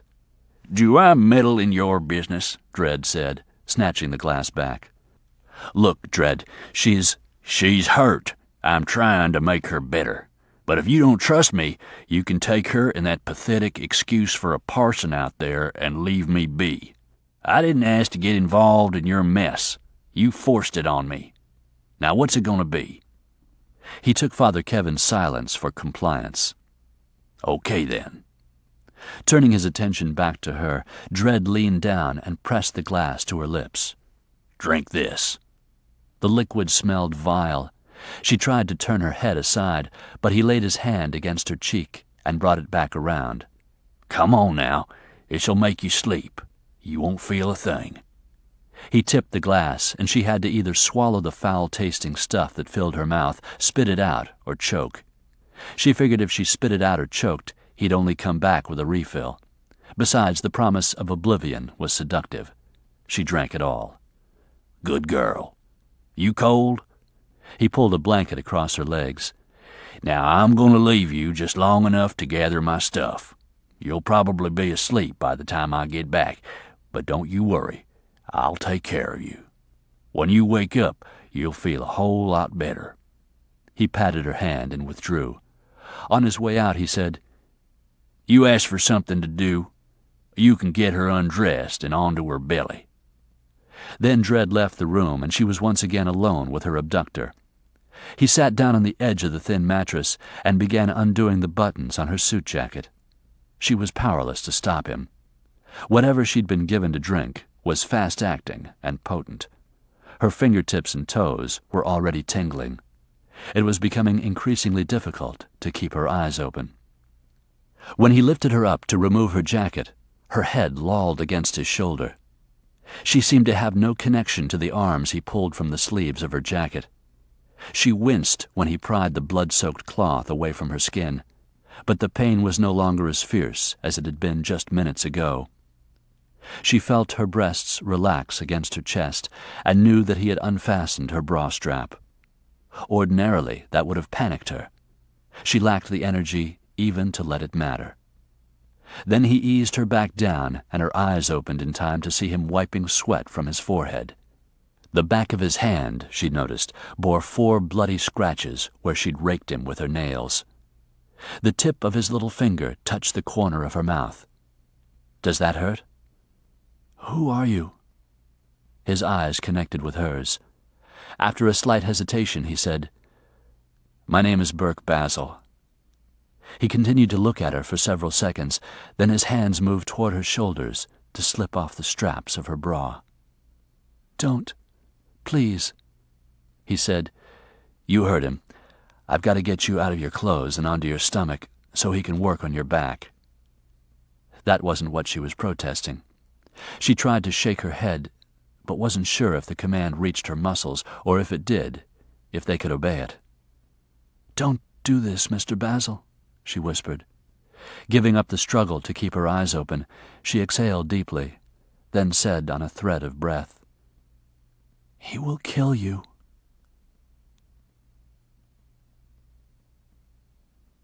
Chapter 21. "So, you see, Sheriff," Pinkie said expansively, "Father Kevin used my wife's pistol to protect her. Funny when you think about it, a priest with a handgun." The sheriff didn't seem to find it all that amusing. "What's your wife doing with a handgun?" "Over the course of my career, I've made a lot of enemies, which should come as no surprise to you. Even though Mrs. Duvall has a bodyguard, I encourage her to carry a weapon in her purse. Good thing she had it today." The sheriff massaged his chin. "I don't know, Mr. Duvall. These witnesses claim she was fighting him." Pinkie chuckled affably. "Sounds like her. My wife is headstrong and doesn't like to be told what to do. Father Kevin was trying to remove her from the scene, but she wanted to stay and defend Father Gregory. She feels a lot of compassion for him because of his, let's be kind and call it a weakness. That's the way she is, always looking out for the underdog and ready to take on a bully. Frankly, I'm grateful to Father Kevin for jumping in the way he did. It was quick thinking on his part to get her out of here. I have a lot to thank him for." "You sure they're taking her on back home?" "Certain." Pinkie stuck out his hand. "I can't say that it's been a pleasure, but it's good to know that over here in Jefferson Parish y'all know how to respond quickly to a crisis situation." "Thank you, Mr. Duvall. We try." "Good night." Pinkie headed for the car. "Say, one more thing, Mr. Duvall. How come the priest bopped your man there in the head?" "I'm sure Father Kevin was frustrated with him for letting things get out of hand." He glanced toward the car, then added tightly, "A matter I intend to address immediately." He waved once again as he climbed onto the front seat. "Where to?" Bardo asked. Pinkie was tempted to strike out in the direction the van had taken, but after dark, without knowing where they were going, they could drive for hours on these back roads and accomplish nothing except to get hopelessly lost. "My office." Bardo took off in the direction of the city. "What did you tell Barney Fife back there?" I made up some bullshit story. And he bought it? I didn't give him a choice. If I'd have let him treat this like a kidnapping, he would have called in the FBI. Bad for our business. Very. Besides, those feds usually can't find their ass with both hands. I'm better off handling this myself. Bardo glanced over his shoulder into the back seat. At least you weren't charged with murder. I stopped you just in time. Errol was hunkered in a corner of the back seat, still looking shaken from his recent brush with death and a post-traumatic bout of vomiting. Pinkie had been within a blink of pulling the trigger when Bardo stopped him. He'd wrestled the .38 from Pinkie's hand and reasoned with him until his temper was under control. "Not that I don't want to kill you," he'd shouted to Errol, who was by then heaving into the dead weeds at the side of the building. "The only reason I'm sparing your life is because I need your help to find them." It was then that the sheriff had approached Pinkie and introduced himself. He shared what his investigating officers had learned. "The clerk was so shaken he could hardly communicate with the 911 operator, so my boys didn't know what the hell they were walking into. Once they got talking to these folks, they soon realized it was more than a routine disturbance call. Bad as I hate to tell you this, Mr. Duvall, looks like your wife's been kidnapped." After an hour of debate, Pinkie had finally convinced the sheriff that the witnesses were hysterical and hadn't actually seen what they had claimed. That was one of Duvall's specialties. He'd mastered the technique in hundreds of criminal cases. Witnesses who first swore to one thing recanted their entire testimony after being cross-examined by Pinkie Duvall. "What about the mechanic?" the sheriff had asked. "He says the priest showed up here yesterday dressed in ordinary clothes and asked how he could rig a hose to bust." Pinkie drew the sheriff aside and pantomimed smoking a joint. "Get my drift?" The sheriff did, and acknowledged that the testimony of the mechanic, a reputed pothead, might not be reliable. The woman who'd been paying for her gas when the incident occurred was also adamant about what she'd witnessed, but she too eventually wound up doubting her own eyes and ears. The clerk, confused by the alternative possibilities that Pinkie introduced, conceded that the priest had seemed more concerned about getting Mrs. Duvall away from the scene than about harming her. As for the rednecks who had tried to pursue them, they dispersed as soon as they returned and saw the sheriff's car at the crossroads. Those remaining in the cafe didn't know nothing about nothing or nobody. Pinkie Duvall was a living legend. The first thing the sheriff had said to him was, "A real honor, Mr. Duvall. I've seen you on TV." Having one's face on TV worked powerful voodoo on the minds of common men. He'd taken advantage of the sheriff's awe. The law officer's powers of deductive reasoning and sense of duty were outshone by the radiance of Pinkie Duvall's son. Pinkie had achieved the desired result, to prevent an investigation and all-out manhunt. But the exercise had been time-consuming. Consequently, his wife's abductors had a long head start. He turned around to address Errol. "Who were they?" Errol swallowed hard and raised his meaty shoulders to his earlobes. "They were priests." "Don't tell me they were priests," Pinkie said, speaking in a voice so soft it was sinister. "Hasn't it penetrated that lump of shit that passes for your brain that these two men weren't who they claimed to be?" Seemingly impervious to the insult, Errol said, "All I know is they were the same two men who came to the house a few days ago." "What do they look like?" He was about to say priests when he saw Pinkie's eyes narrow. "Like I told you before, Mr. Duvall, Father Gregory is young and good-looking, slender, dark hair and eyes, faggy. The guy never shuts up. Father Kevin doesn't talk much, but he's the one in charge, no question." "What's he like?" "Smart and shifty. Right off, I didn't trust him. He's the one I caught." What?" Errol nervously glanced at Bardo. He wet his lips. He rubbed his hands up and down his thighs. "He's the one you caught doing what?" Pinkie asked, enunciating each word. I was on my way to the bathroom, the one there by the front door, and I caught Father Kevin on the stairs. He was coming down." He'd been upstairs. He was upstairs at my house, and you didn't mention it to me?" Bardo whistled softly through his teeth. "He said he used the bathroom up there 'cause the other one was out of toilet paper. I checked. The thingamajig was empty." "You're a regular detective," Bardo remarked with a snort. "You and Nancy Drew." "Shut up," Duvall snapped. "What does this son of a bitch look like, physically?" Errol described a man who was taller than average height, slim but strong, regular features, no visible scars or distinguishing marks, no facial hair. "Eyes?" "Hard to tell. He wears glasses." "Hair?" "Dark, comb straight back." The description fit 100 men in Pinkie's wide circle of acquaintances, friends, and enemies. "Whoever he is, he's not going to live long." Nobody took something belonging to Pinkie Duvall and got away with it, and this bastard had taken his most prized possession.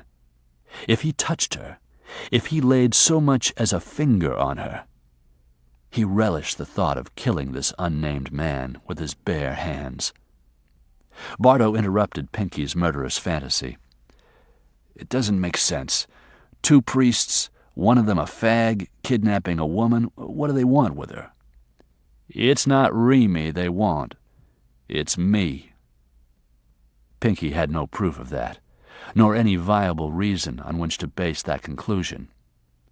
But he knew it with certainty.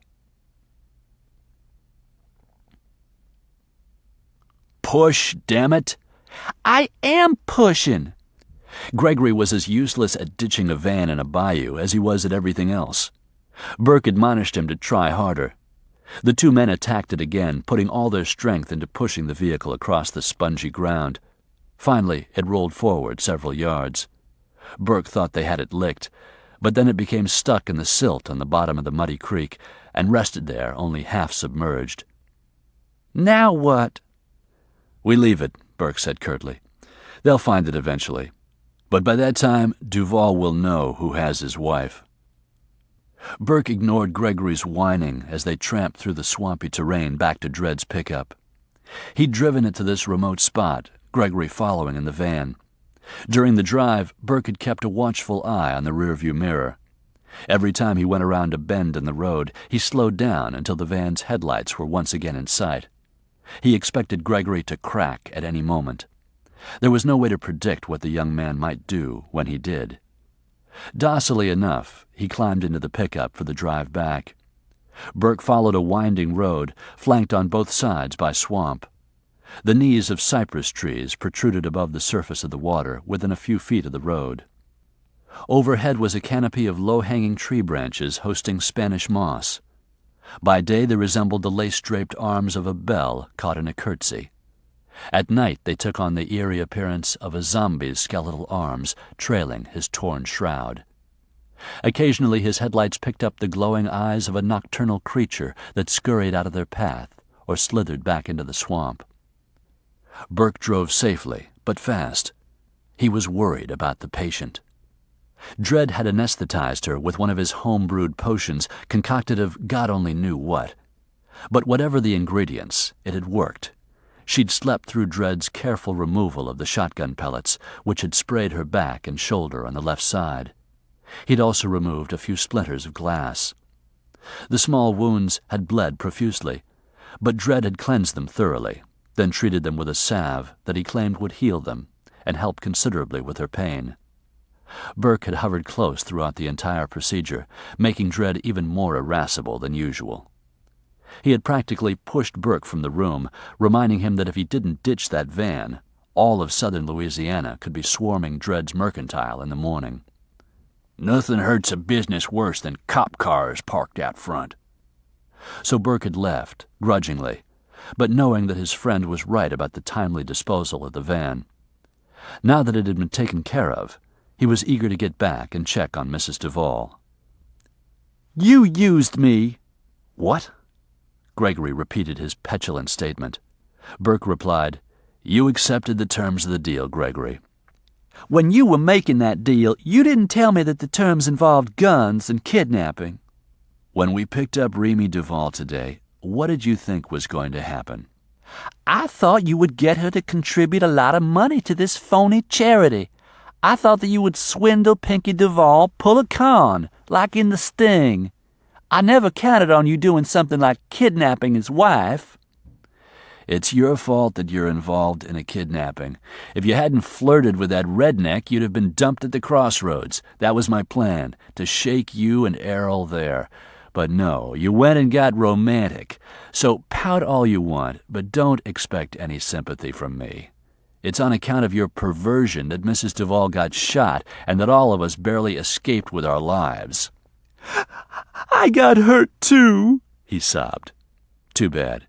If I hadn't been otherwise occupied, for what you did, I would have throttled you myself. Now shut up, or I still might. You're mean, Basil. Mean. Burke uttered a harsh laugh. Gregory, you haven't seen my mean side yet. The younger man hiccuped another sob, and Burke felt a twinge of pity. Gregory was in over his head. What at first had seemed like a movie script to him had quickly turned into a living nightmare. Burke planned to have him safely transported back into the city tomorrow. If he kept a low profile for a while, long enough for his face to heal, he would be fine. No one knew his true identity. He would never assume the Father Gregory role again. No one would suspect the third son of a prominent family of taking part in a daring kidnap. Besides, Duvall would be after him, not Gregory. Gregory would be fine. He continued to sulk and mumble miserably until he fell asleep. Burke shook him awake when they reached Dred's place. Want Dred to do something for your face? Are you serious? I wouldn't let that troll touch me. He glanced toward the structure at the end of the pier and shuddered delicately. Suit yourself, Burke said, getting out. There's a recliner in the front room. I suggest you get some rest. Gregory was slow getting down from the cab, Burke noticed. Despite his refusal of help, he would ask Dred to give Gregory something to relieve his discomfort. He found their host still at Mrs. Duvall's bedside. How is she? Sleeping like a baby. Burke winced, the word reminding him of her confession and the baby she lost. Dred had turned off the electric light, but a single candle flickered on the unpainted bureau. She was lying on her stomach, one cheek turned up, the other buried in the pillow. Her hair had been smoothed away from her face, positioned on the pillow just so. Dred was good at what he did. The wounds had stopped bleeding. For all the pain they'd given her, they were superficial. Burke wondered, though, if they would leave scars. That would be a pity, because her skin was unblemished and looked almost translucent. He thought back to the first night he'd seen her in the gazebo. She didn't look any more real to him now than she had then. C'est une belle femme. Yes, she is. Does this vision have a name? Burke turned and looked into Dred's wizened face. Mrs. Pinkie Duvall. There was no outcry regarding Burke's sanity, no exclamation of disbelief, no barrage of questions or demands for an explanation. He merely stared long and hard at Burke, then nodded. There's a bottle of whiskey in that cabinet. Help yourself. He headed for the door. The man out there is in pain. Dred waved, indicating he'd heard, but he didn't turn around. Burke availed himself of Dred's whiskey, grateful to see that it was a brand name and not rotgut out of a jug. The only chair in the room had rickety wooden legs and a rush seat, which had been snacked on by rodents, but Burke pulled it near the bed and gingerly lowered himself into it. He hadn't eaten since breakfast almost 24 hours earlier. He should forage in Dred's kitchen for something, but he was so tired he talked himself out of it. For a time he just sat there, watching the woman sleep, watching the gentle rise and fall of her back with each breath, and feeling like a creep because he was thinking about her breasts mashed flat beneath her. He'd undressed her with chivalry and reasonable detachment. Reasonable detachment. That didn't mean he didn't notice. God, how could he not? A guy has an opportunity to see the object of his fantasies naked, he's going to look. He's going to check out her breasts and note that the nipples are firm but very pale. Who could expect him not to notice thigh-high stockings get real, and panties so sheer she might just as well not have bothered? He drank 2 shots of whiskey in quick succession. They hit his empty stomach like fireballs. Her right arm was lying along her side, her hand palm up. He saw the red impressions the key ring had made in her skin when he squeezed her hand around it. He couldn't resist reaching out and tracing the cruel marks with his fingertip. Her fingers responded reflexively and curled in toward her palm. Guiltily, he snatched his hand back. The 3rd shot went down without burning so badly. His gaze moved back up to her face. Her eyelids were perfectly still. Her lips were relaxed and slightly parted. Saliva had trickled from one corner of her mouth, and it was tinged pink with blood from the cut on her lip. He touched it as he had before with his little finger, then left the moisture there on the tip of his finger to dry naturally. He took another swig from the whiskey bottle. Well, he'd done it. He had committed a felony, a federal offense. His life was irrevocably changed. If he were to return Mrs. Duvall to her husband tomorrow, Burke Basile couldn't resume his life where it had left off. There was no turning back now. All escape hatches were nailed shut. He supposed he should feel more guilty, ashamed, and scared than he did. Maybe the whiskey was making him drunk. Maybe he was just too plain stupid to fear the consequences that lay in store for him. But as he fell asleep, listening to Remy Duvall's soft breathing, he felt pretty damn good.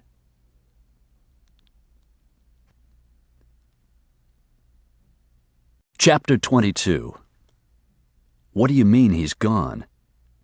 After only a few hours of sleep sitting up in Dredd's uncomfortable chair, Burke's neck was stiff, his back felt like an army had marched across it, the whiskey had left him with a dull headache, and daylight had focused the cold light of reality on the fact that he had crossed the line between enforcing the law and breaking it.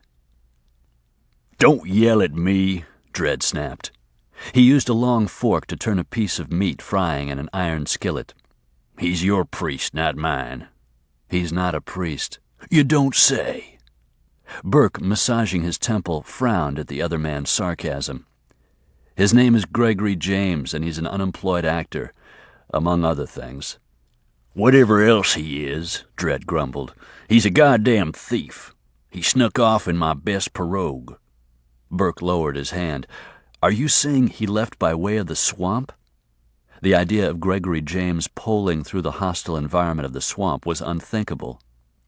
The closest he'd ever come to the swamp was last night when we tried to sink the van. He'll never survive out there alone. "Probably not," Dredd said with a shake of his long gray ponytail. Impervious to the season, he was wearing ragged denim cutoffs, no shirt and no shoes.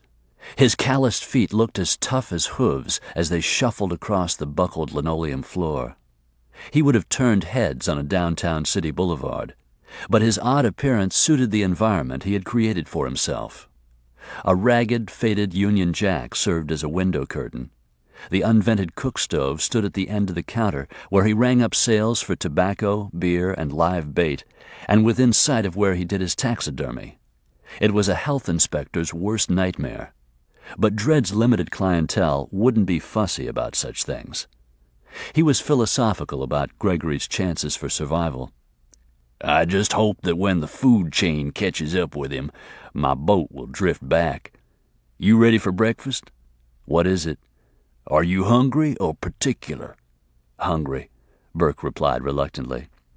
Dredd dished up the fried meat and ladled over it a gravy he had made with the meat drippings, a handful of flour, and a little milk. He served it with plain white bread and strong New Orleans-style coffee with chicory. "While you were washing up, I checked on Remy," Dredd mumbled through a mouthful. Burke stopped eating and looked at him quizzically. "She told me her name." "She's awake?" "In and out." Burke mopped up the last of the gravy with a crust of bread, actually surprised to see that his plate was empty. The unidentifiable meat had been incredibly tasty, but then Dredd was as good with seasonings as he was with the roots and herbs that went into his home remedies. Scooting his empty plate aside, he reached for his coffee. I don't think she stirred all night. The effects of the sedative began to wear off while I was applying more salve to her wounds. I dosed her up again. She should sleep through most of the day. When can I move her? Dredd had finished his own meal by now and went in search of cigarettes. He found a pack, lit one, took a drag, and held the smoke in his lungs for an extended time. Not that it's any of my business, but what the hell are you doing with Pinkie Duvall's wife? I kidnapped her. Dredd harumphed, took several more drags on his cigarette, and picked breadcrumbs from his beard. At least Burke hoped they were breadcrumbs. Any particular reason why? Vengeance. Burke related his story, beginning with the night Wayne Bardo tricked him into shooting Kev Stewart, and ending with their hair-raising escape from a mob of angry men. When I saw she was hurt, I thought of you first. I didn't know where the nearest hospital was, and we were only a few miles away from here. I know how you value your privacy. I hate like hell involving you, Dredd. Forget it. The thing is, I know I can trust you. You trust me, huh? Do you trust me enough to tell you like it is? Burke knew what was coming, but he motioned for Dredd to speak his mind. You must have gone plumb crazy, Basile. The authorities could throw the book at you, but that threat's nothing compared to Duvall. Do you know who you're up against? Better than you. So it doesn't bother you that Pinkie Duvall will gut you like a hog and leave your carcass for the buzzards? Burke grinned wryly. Ouch. Dredd, however, didn't find any humor in the remark. He shook his head with annoyance as he lit another unfiltered smoke. Before this is over, somebody will be dead. I'm aware of that, Burke said, no longer smiling. I'd rather it not be me, but if it is... He raised one shoulder eloquently.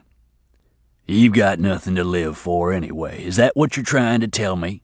You killed your own man, your career is over, your marriage went to hell, so what's to live for? Does that about sum up your view of things? Something like that. Bullshit. He divided the expletive into two distinct words as he spat a flake of tobacco off his tongue. Everybody's got something to live for, if it's nothing except to see another sunrise. He leaned across the table and shook the cigarette at Burke's face as though it were a mother's remonstrative finger. You killed Stewart accidentally. You quit the NOPD. It didn't quit you. You had a miserable marriage. It was past time you got shed of that woman. I never did like her. I didn't confide the details of my personal life with you so you could throw them back at me now. Well, tough titty. I'm overstepping my bounds. I earned the privilege when you came busting in here last night and dumped a bleeding woman on me. Besides, he added grumpily, I sort of like you, and I'd hate to see you get yourself killed. His reproving expression turned softer, although compassion contrasted with his ogreish appearance. I know what I'm talking about, Basile. Believe me. Things can get fucked up real bad, but life is life, and dead is dead. Forever. It's not too late to cut bait and back out of this thing. Dredd was one of the few men Burke truly respected, and he knew that his respect was reciprocated. Valid advice, Dredd, and I know you're well-intentioned, but whatever the consequences, I have to punish Wayne Bardo and Pinkie Duvall, or die trying. I don't get it. Why? I told you why. For revenge. Dredd stared hard at him. I ain't buying it. Sorry. Burke picked up his coffee mug and sipped, with that gesture closing the topic to further discussion.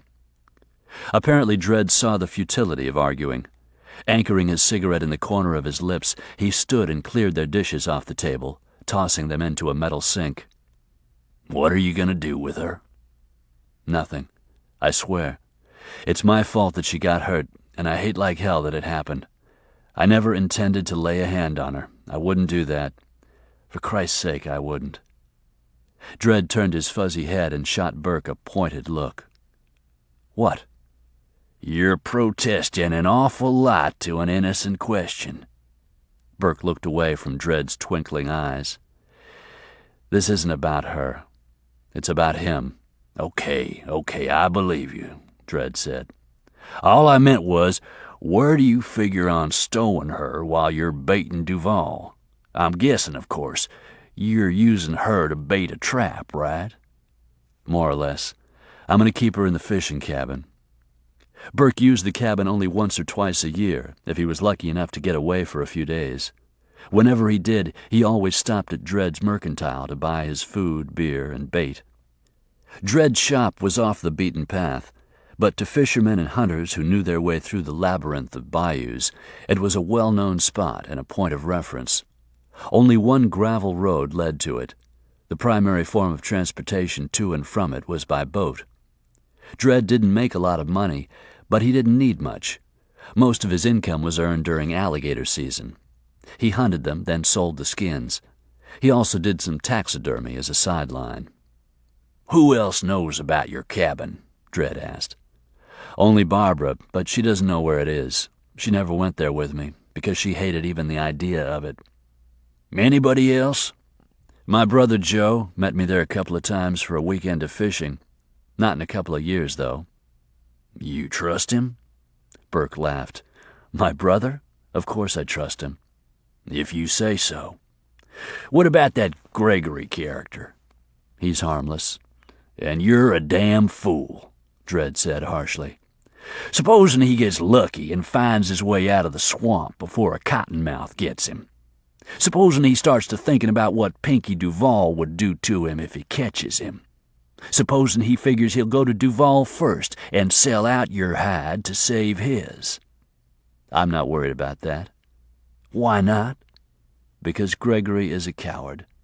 He was brave enough to steal my pirogue and go into the swamp.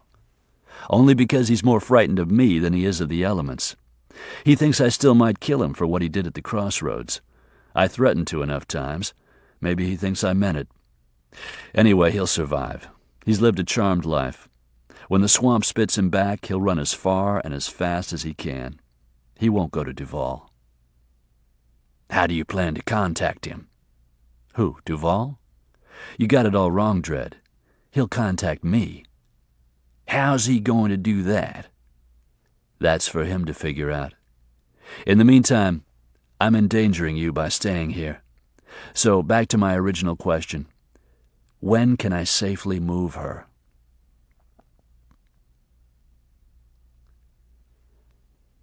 Doug Patu slowly lowered his feet from the corner of his desk and set them on the floor.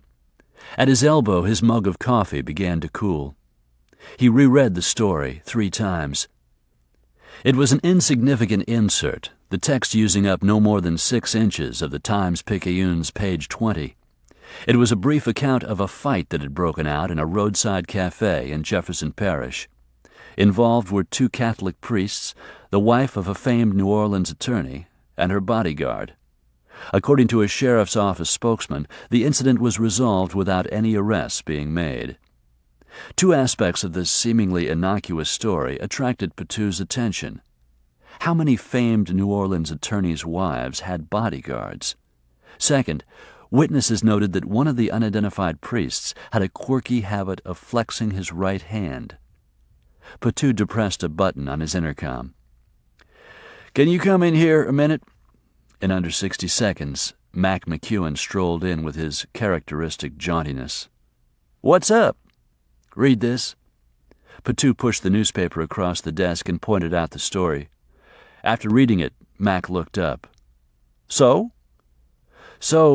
do you know somebody with a quirky habit of flexing his right hand?" Mac lowered himself into the chair facing his superior's desk. He scanned the story again. "Yeah, but he for damn sure isn't a priest." "When was the last time you saw him?" "I told you about it, remember? A couple of nights ago. He came to my house for dinner." "How did he seem?" "The same old Basile." "The same old Basile carrying the same old grudge against Pinkie Duvall?" McEwen glanced down at the newspaper. "Oh, shit." "Yeah."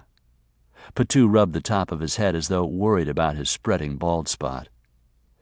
Did Burke drop any hints about what he's been doing since he resigned?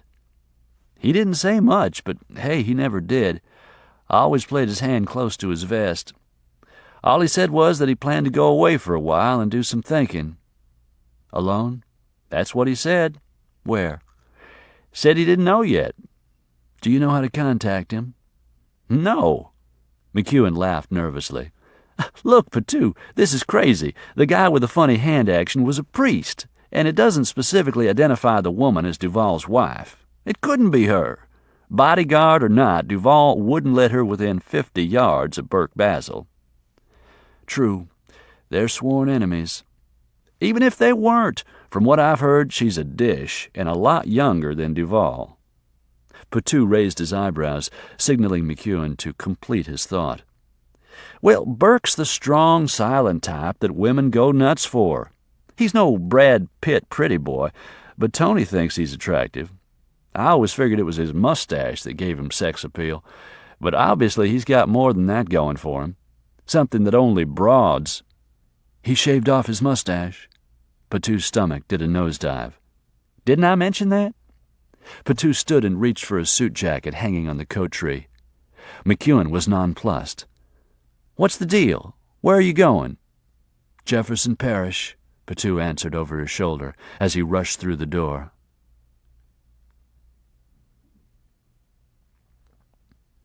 Dirty gutter water soiled the tires of Bardo's car as he pulled up to the crumbling curb. This is it. Pinkie looked at the building with distaste. It was the same caliber neighborhood, the same caliber flophouse in which he'd found Remy living with her mother and infant sister. Squalid was an inadequate adjective. He had been brainstorming all night, trying to identify the two kidnappers who'd masqueraded as priests. His underground network was humming with news of the abduction. He had offered a sizable reward to anyone who came forward with information. During one of his repeated recounts of the incident, Errol remembered something previously forgotten. The guy calling himself Father Kevin was ready to hammer the other one himself. I heard him say something about jail. Jail? Yeah, I can't remember his exact words on account of I was busy doing my duty and getting Mrs. Duvall out of there. Whatever he said made me think Father Gregory had been in jail for doing something like that before. The bodyguard was so desperate to win back his favor that Pinkie wondered how reliable this information was. It was feasible that an ex-con with a grudge was trying to avenge a long-forgotten slight, but it was just as feasible that Errol was making it up in order to get his ass off the firing line. But Pinkie couldn't discount any clue, so he had one of his snitches in the NOPD working up a list of repeat sex offenders. A telephone company employee who was working off a legal fee was tracking the number on the business card bearing the Jenny's House logo, which Pinkie now knew was a fake.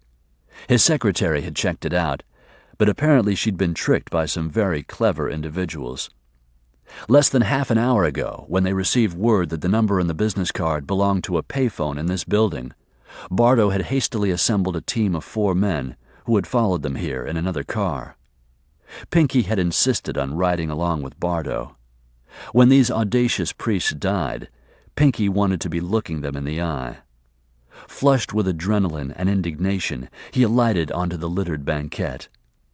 Bardo stationed 2 of the men at the front door and signaled the other 2 to go around to the back of the building in case the kidnappers tried to hustle Remy out a rear exit.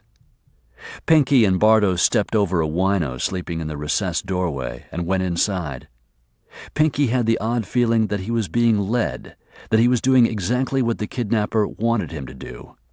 Tracking the phone number had been too easy. For having planned such an elaborate kidnapping, the perpetrator shouldn't have overlooked something so elementary. It left Pinkie wondering if the oversight had been intentional. On the other hand, he knew from experience that even the cleverest crooks got trapped by the stupidest mistakes. To the left of the entrance was a reception desk, but no one was attending it. Bardo moved across the seedy lobby to the public telephone mounted on the wall and checked the number. He shook his head.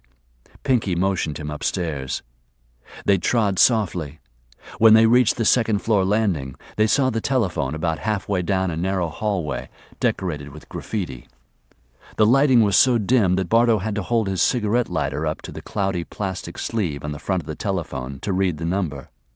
He gave Pinkie the thumbs up. Pinkie's blood pressure soared. He hitched his chin toward the door at the end of the hallway. When Bardo's low command to open the door met with no response, he kicked it open. Inside was a man sprawled across a bed, deep in a drunken stupor. No Remy. They determined from his condition and the number of empty rye bottles surrounding him that he wasn't their culprit. Furthermore, he was pudgy, pink, and 60-ish, and didn't fit the description of either priest. The second room was empty and bore no signs of recent occupation. In the third, a woman cowered from them in terror and began a lament in loud, rapid Spanish. Bardo backhanded her across the mouth. "Shut up, bitch," he ordered in a nasty whisper. She shut up and clutched several hungry-looking children against her to keep them from crying. The fourth and last room was also unoccupied, but on the bed a white envelope was propped against the pillows, and on that envelope was printed Pinkie Duvall's name. He snatched it up and ripped it open. A single sheet of paper drifted from it onto the grimy rug. He retrieved the paper and read the typewritten message. Then he uttered a roar of rage that shook the window panes. Bardo took the note from him. He cursed when he read the message. They wouldn't dare. Pinkie rushed from the room and bounded down the stairs, Bardo on his heels. Bardo's men were ordered to follow. They piled into the second car and raced to catch up as he sped away. Pinkie could barely contain his fury. His eyes were hot and murderous. "I'm going to kill them. They are dead men. Dead." "But who are they?" Bardo asked as he swerved to avoid hitting a delivery truck. "Who would do that to Remy?" Remy. His Remy. His property, snatched from him. Whoever these motherfuckers were, they had nerve, he'd give them that. Too bad such courage was squandered on someone who was going to die so soon. And they would die, slowly, painfully, begging for mercy, then pleading for death. For taking from him what was his, what he had created, they would die. When they reached Lafayette Cemetery, the two cars screeched to a halt and disgorged 6 men. Duvall and Bardo were in the lead as they entered through the tall iron gates. Pinkie didn't wait for Bardo or the other men. He went in search of the row specified in the note, weaving his way through the avenues of tombs until he reached the one he was looking for. He ran along the path, the crushed shell gravel crunching beneath his shoes, his breath fogging in front of him. What he would find, he couldn't guess. Remy's remains zipped into a body bag and dumped here? A recently opened tomb, her blood sprinkled on an altar of stones? A shoebox with ashes inside? A voodoo sacrifice? Once he'd ordered Bardo to cut off a woman's face and deliver it in a pizza box to her husband, who had ignored previous, more subtle warnings. Pinkie expected this message to him to be just as jolting. No longer would he underestimate this unnamed enemy. The man was smart, devious, and he knew Pinkie Duvall well enough to know the right buttons to push. He'd sent Pinkie on this macabre treasure hunt that would end with his finding... What? His feet skidded in the gravel as he came to a sudden stop, recognizing it the instant he spotted it. It wasn't a body or blood he found, but the message was just as bold. Temples throbbing, hands balling into fists, he read the name engraved on the tomb. It was the resting place of Kevin Michael Stewart.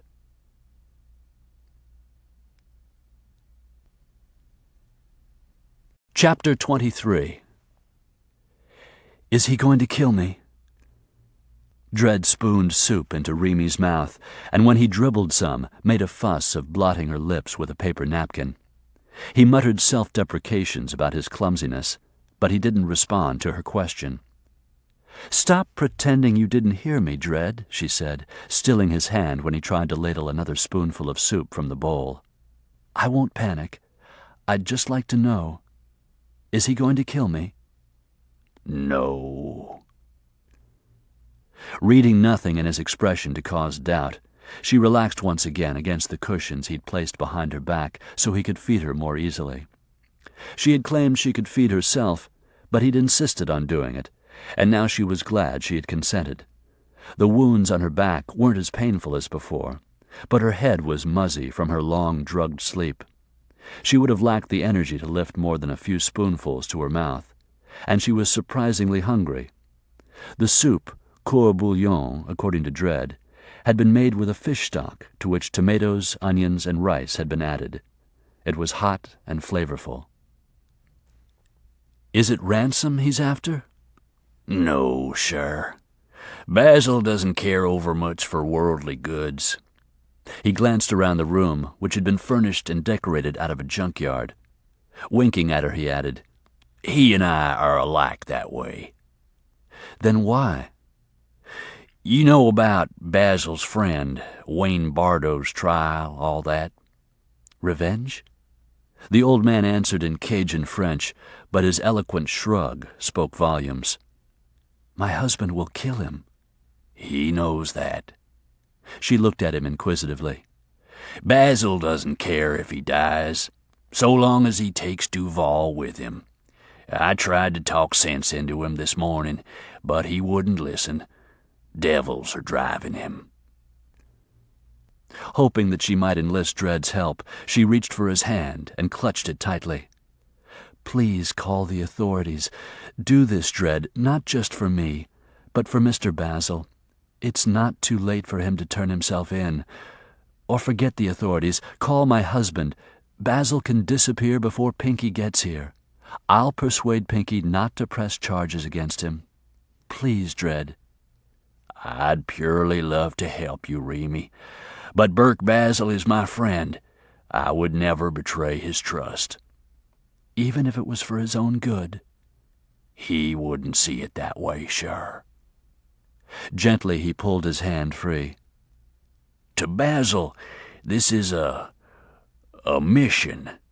He made a covenant with himself to avenge Kev Stewart's death. Nobody could talk him out of it now." "You know him very well." "As well as anybody, I guess. He's not an easy man to know." "What kind of a man is he?" Dredd thoughtfully scratched his chin through his dense gray beard. "This old boy up in New Orleans used to beat his wife and 3 kids. I mean, he really worked them over when he was drunk, which was most of the time. But his white trash family and friends finagled him out of jail every time he was arrested.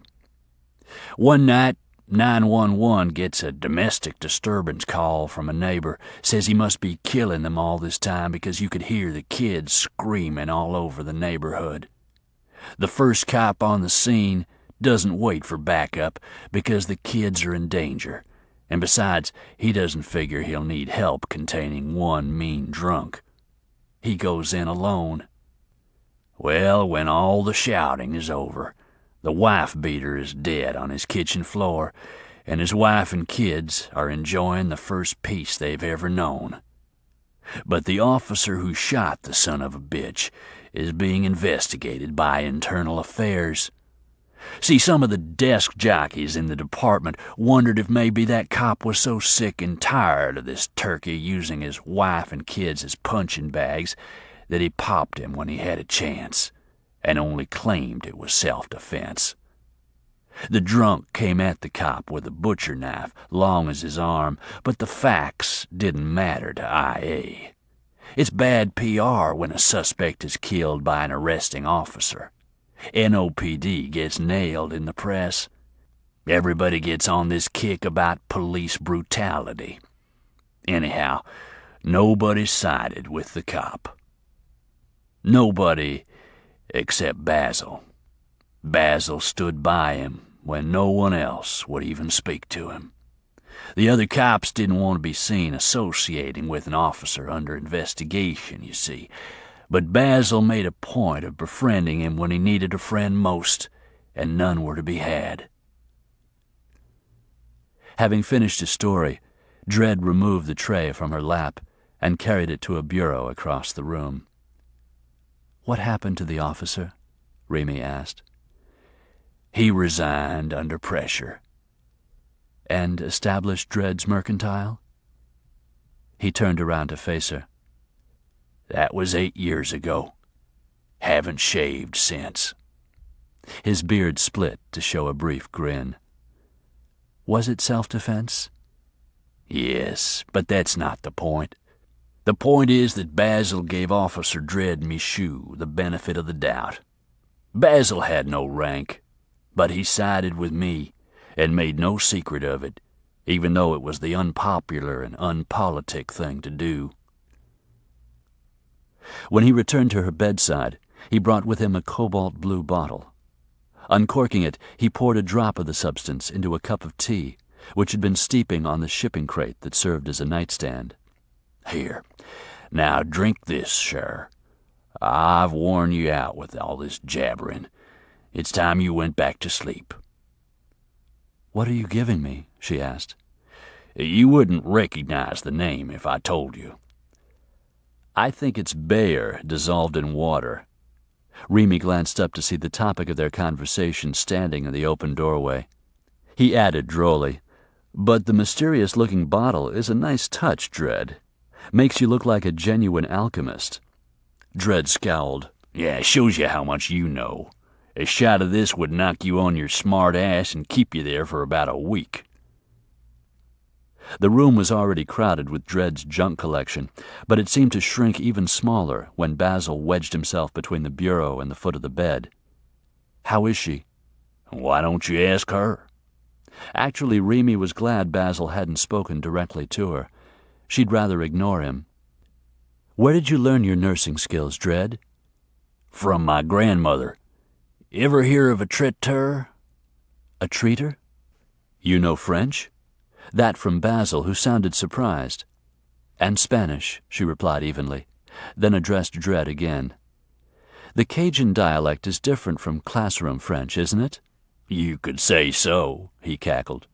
"When we're talking among ourselves, other folks can't tell a word we're saying, and that's the way we like it."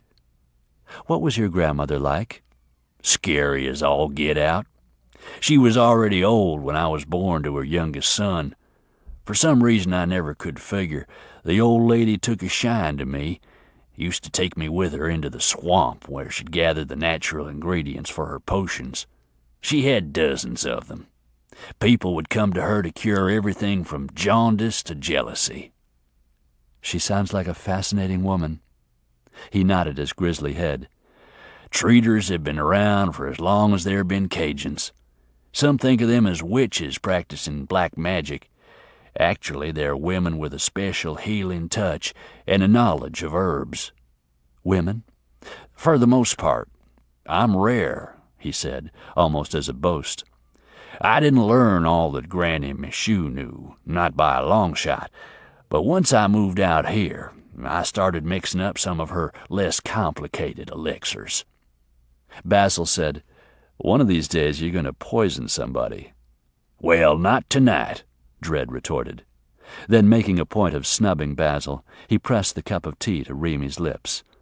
"Drink up, sir." Basile could be right. The tea could be toxic, and she would sleep so deeply she would never wake up. But she felt an instinctual trust for Dredd, so she drank until the cup was empty. He added it to the supper tray and carried it as far as the door, where he paused and growled to Basile. "Don't bother her." Once they were alone, Remy avoided looking at him.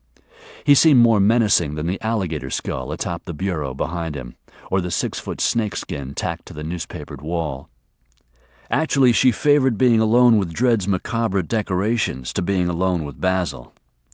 A welcome drowsiness was already stealing over her, but she felt vulnerable lying there with her eyes closed while he stared at her. Above the hem of the dingy sheet, her shoulders were bare. She didn't remember how she had come to be undressed. She didn't want to remember. "If I really thought he could poison you, I wouldn't have brought you to him." He spoke quietly, but in the small room his voice seemed unnaturally loud, the sound waves palpable. More likely, Dredd's homemade sleeping potion had dulled her mind, but sharpened her senses. She fought the impulse to look at him, but her eyes were inexorably drawn to the foot of the bed. His hands were folded around the iron railing of the footboard. He appeared to have a very tight grip on it, and he was leaning into it, bearing down, as though he feared it might begin to levitate. "If you hadn't brought me here, Mr. Basile, what would you have done with me? Dumped me on the side of the road?" "I never intended for you to get hurt." "Well, I did." He remained stubbornly silent, but it didn't surprise her that no apology was forthcoming. "Your disguise was very good." "Thanks." "Is Father Gregory genuine?" "No, he's an actor I bullied into helping me pull this off. It's his fault you got hurt. You and I were supposed to leave the crossroads alone." "What have you done with him?" "I haven't done anything with him," he snapped. "When I woke up this morning, he was gone. He took off sometime before dawn." She didn't know whether or not to believe him, but she supposed that if he had wanted to dispose of Father Gregory permanently, he would have done so yesterday when he was so angry with him. "You'll never get away with this, Mr. Basile." "I don't expect to." "Then what do you hope to gain?" "Peace of mind." "That's all?" "That's a lot." She gave him a long look, but his expression was unreadable. "What about me?" "You'll live to tell about it." "Pinkie will kill you." He stepped around the footboard and moved to the side of the bed. His hand, still bearing the 4 vicious scratches her nails had made, reached toward her. "No!" she cried. Despite her lassitude, she grabbed his wrist. "Let go." "What are you going to do? Don't hurt me." "Let go," he repeated. She dropped her hand because she didn't have the strength to fight him. Her eyes fearfully followed his hand as it moved to the side of her head. His fingers touched her hair. Then he pulled his hand back, and she saw it, being twirled between his thumb and finger, a feather, white, downy, curling upon itself, an escapee from Dred's musty-smelling pillow. "Are you frightened of me?" Her eyes were fixed on the slowly swirling feather as though it were a hypnotic talisman. Slowly she looked away from it and up at him. "Yes." He assimilated that, but didn't hasten to assure her that she had no reason to fear him. "Are you in pain?" As though reminded that she'd been sedated, her eyes closed. "No." "Anywhere?" "No." "Does your mouth hurt where you bit your lip?" "Did I?" "It was bleeding last night." "Oh, I remember now. No, it doesn't hurt." "Did Dred's medicine make you sick to your stomach?" "Not at all." "I've been thinking that maybe you shouldn't be drinking that stuff. It might not be good for... What I mean is, should I tell him about the baby you lost?" "If I was still pregnant, maybe, but..." She was jolted into sudden awareness, but her eyes were slow to open, and even then it was a struggle to bring Burke Basile into focus. He was still standing at the bedside, unmovable except for his right hand, which was flexing, his stare unflinching and seemingly able to read her mind and see into her soul. "How did you know about my baby?" When Doug Patou returned to his office, he wasn't surprised to see Pinkie Duvall waiting for him. Before he was completely inside, Duvall launched his offense. "Where have you been all day?" Patou, reading his guest's mood and knowing the reason for it, dispensed with customary pleasantries. He shrugged off his coat and hung it up, then sat down behind his desk. "Jefferson Parish. Curiously enough, it's been a hot spot during the last 24 hours. As I understand it, you were over that way yourself last evening." "So you know." "Yeah, I know. What I don't know is why you put on that dog and pony show for the sheriff. Why didn't you let the authorities take over while the trail was still hot?" "I handle my problems my way." "This is significantly more than a problem, Duvall." "You were out of your jurisdiction, Patou. Where did you leave it with those hicks?" "The same place you left it, but I spent a couple of hours in the sheriff's office. Out of professional courtesy, they let me read the statements of the eyewitnesses. I talked to the deputies who were first on the scene. Although you convinced them that the incident was nothing more than a bizarre sequence of misinterpreted events, It appears to me that your wife has been kidnapped." He finished by asking testily, "Don't you think the FBI should know about it?" "No, because when I catch Burke Basile, I'm going to kill him myself." His arrogance appalled and angered Doug Patu. "You've got your goddamn nerve, coming into my office and announcing that?" He yanked open his bottom drawer and took out a bottle of Jack Daniels.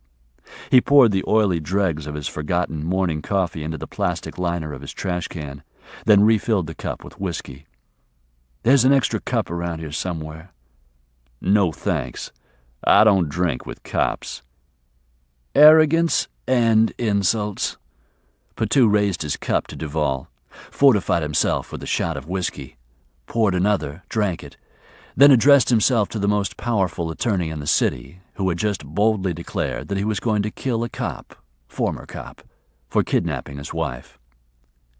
How'd Mrs. Duvall become involved with these so-called priests? Duvall told him everything he knew about the Jenny's House scam and admitted to his own detective work earlier that day, which had led him to the flophouse. When Patu heard about the cemetery, he smiled wryly. "That sounds like Basile. That also explains his motive for doing this." Shaking his head with remorse, he muttered, "Jesus, he must be crazy."